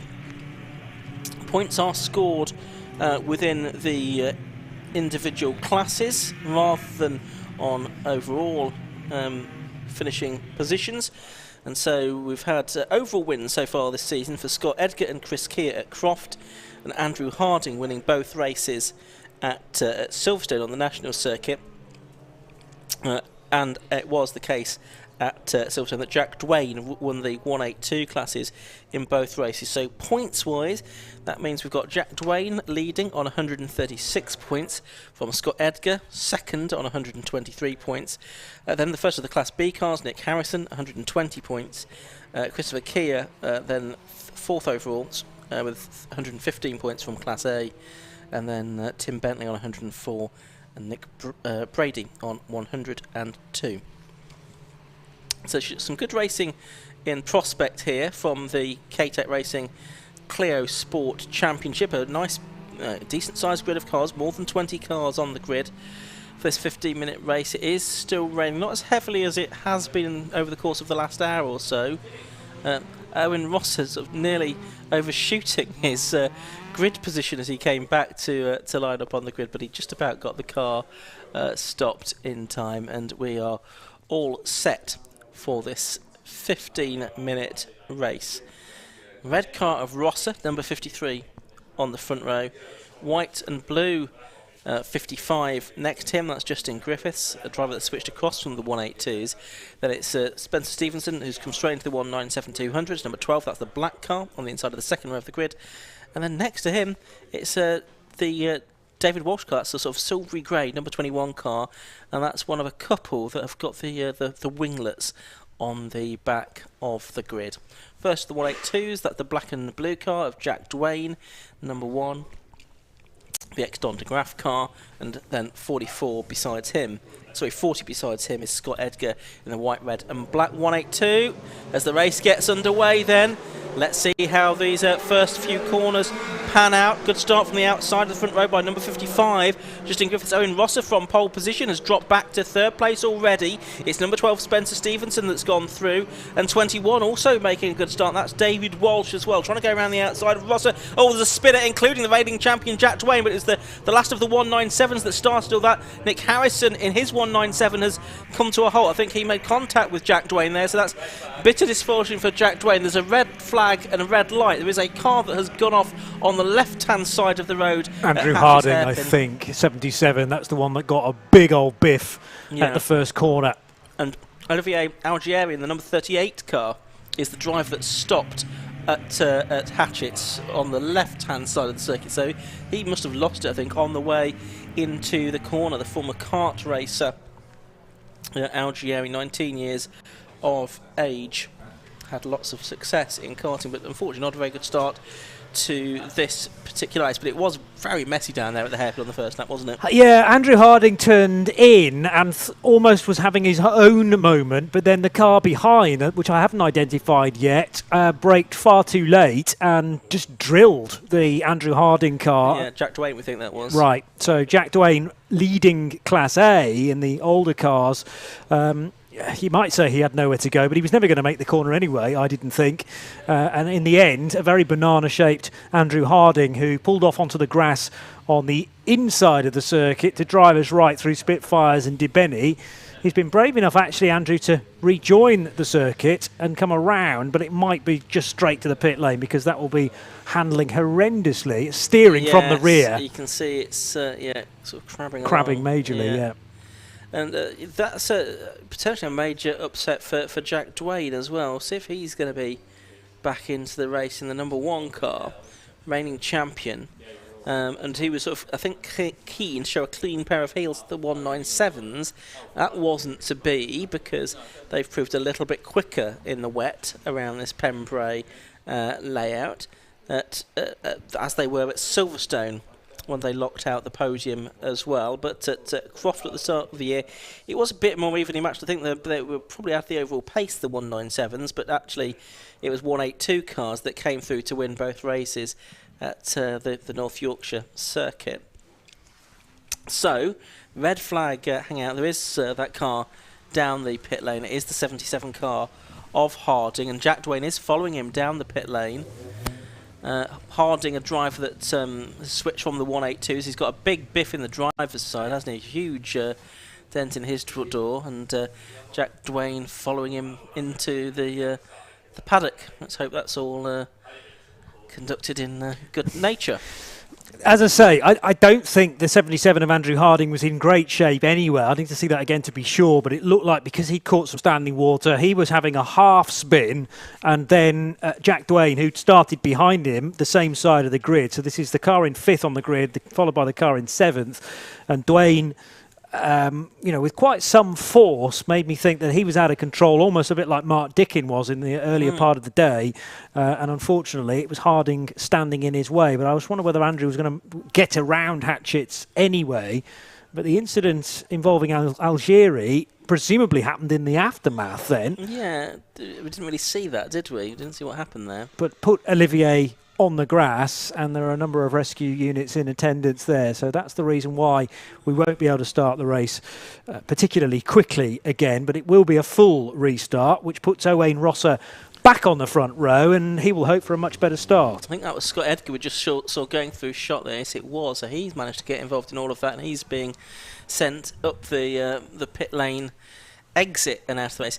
Interesting to see. We think it's pretty cold in our commentary box here, but there's Owen Rosser fanning himself, presumably to keep cool in the car. Yeah. I noticed as well, his car looked quite steamed up when he was on the grid as well, and misting up on a day like today is going to be a big problem for the drivers as well.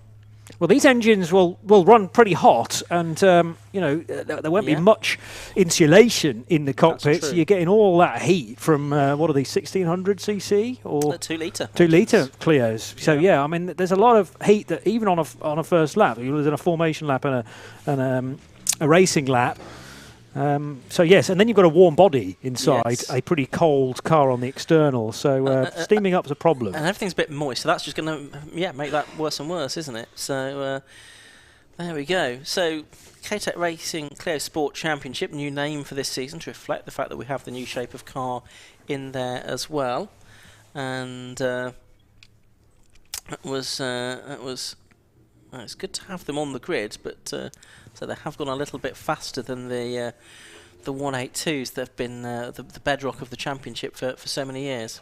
I have had a chance to see the Turn 1 incident again, and Andrew Harding doing entirely as he should. He wasn't in his own moment, so I'll take that back. He was turning in, and then all of a sudden Jack Dwayne, who was braking in the wrong place, or he'd misjudged the level of grip, but it was him basically T-boning, catching over the right rear wheel arch, the rear of Harding's car, and pitching him into a spin, and then everybody else has to stop to avoid the incident. And I think Olivier Algieri's just got caught up in that, which has spat him out to the left-hand side, ending up on the grass. Looks like Algieri his car is now back on the road. It's been sort of pulled back onto the road up there at Hatchet. So I think we're probably getting closer to a restart for this race here, the K-Tech Racing Clio Sport Championship.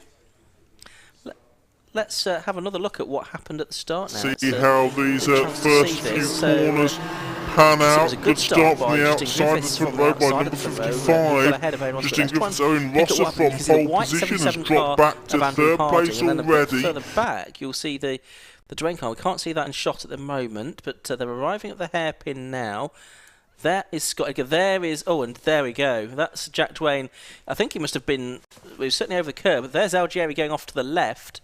But Dwayne was certainly off over the curb, if not over the grass on the way into the corner, it looked like to me. Well out of control. Now, what I don't know is whether he got a shove from behind, which sent him into Harding. He couldn't have made a very good start because he was further back than his grid position suggested as well, yeah. Into all of that. Yeah, Harding, to give you the picture, was in 5th position, and we just saw, and then Jack Dwayne immediately behind on the right-hand side of the grid in 7th, but I think you're right that he'd lost 1 or maybe 2 places and was trying, of course, to retain the lead for the Class A cars. So it's so tough, having done your installation lap to try and work out where the moisture is, where the grip is, but that's not the racing line where Jack was. It's well over to the right, and the standing water has had a chance to accumulate. But Algieri, I think in an effort to avoid everything, departed stage left and ends up way off the track. And I don't know whether he then made contact with the tyres in addition, but the sight of the rescue units and a number of them a few moments ago being down there just to check that he's okay. Clearly, Andrew and Jack were in a fit state to drive their cars back. But Andrew Harding, that's going to take a fair bit of panel beating to knock that 77 car back into shape. Yeah, it certainly will. The good news is, of course, all these are front-wheel drive, so it's not the business end No. of the car. A lot of people say the rear wheels are simply to keep the back bumper off the ground on these cars. It does a little bit more than that, but I take the point. Yeah.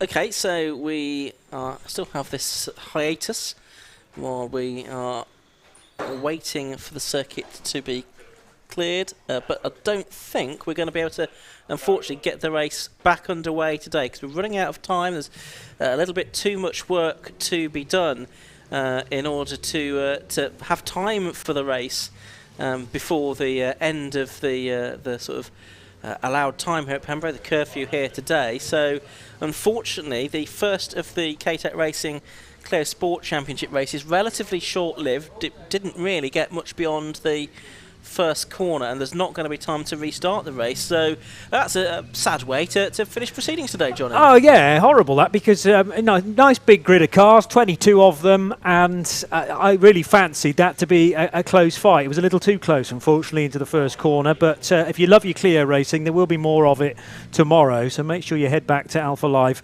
for Sunday here at Pembrey. Disappointing, yes. I suppose the theme was set, really, after our lunch break and our first race, where we had a red flag, and it's never really found its rhythm today. I think it's entirely down to the weather and just the nature of this track. Yeah, absolutely. Great shame. Tomorrow's races for the K-Tech Racing Clio Sport Championship are at 10 to 2 and at 25 past 5 in the afternoon. So that's tomorrow. Tomorrow's racing action, and tomorrow is just chock full of racing for you. We've got all the practice and qualifying out of the race out of the way today, so we're underway bright and early tomorrow morning at 9 o'clock with the Yokohama Mazda 7 Championship. That's their second and final race of the weekend, so they can head back home and be back for lunch probably in their case. But we've also got all of the other categories that you've seen today. They all have at least one race, if not two, as in some cases, and we also have the 2 races in tomorrow for the Gashocks 116 Trophy. There's a sort of fun race in the morning, a 20-minute sprint, and the regular 90-minute endurance race for the Gashocks 116 Trophy is tomorrow afternoon at 3:15. So the 116s are the additions to the cars that you've seen today, and hopefully we'll see more of the Clios tomorrow as well. So we'll wrap things up here then on Alpha Live at the moment. So thank you very much to all of the marshals here. They've done tremendous work in really horrible conditions today. We couldn't do it without them, so we're really grateful to them. Thanks also to all of the other officials of the 750 Motor Club and everyone who works so hard behind the scenes to make these events possible. Don't forget, join us tomorrow morning at 9 o'clock on the Alpha Live stream. But for now, from Craig Cook, Josh Barrett, Johnny Palmer and myself, Ian Saban, on behalf of everyone at the BARC here at Pembrey Circuit and the 750 Motor Club and Alpha Live, it's a very good night.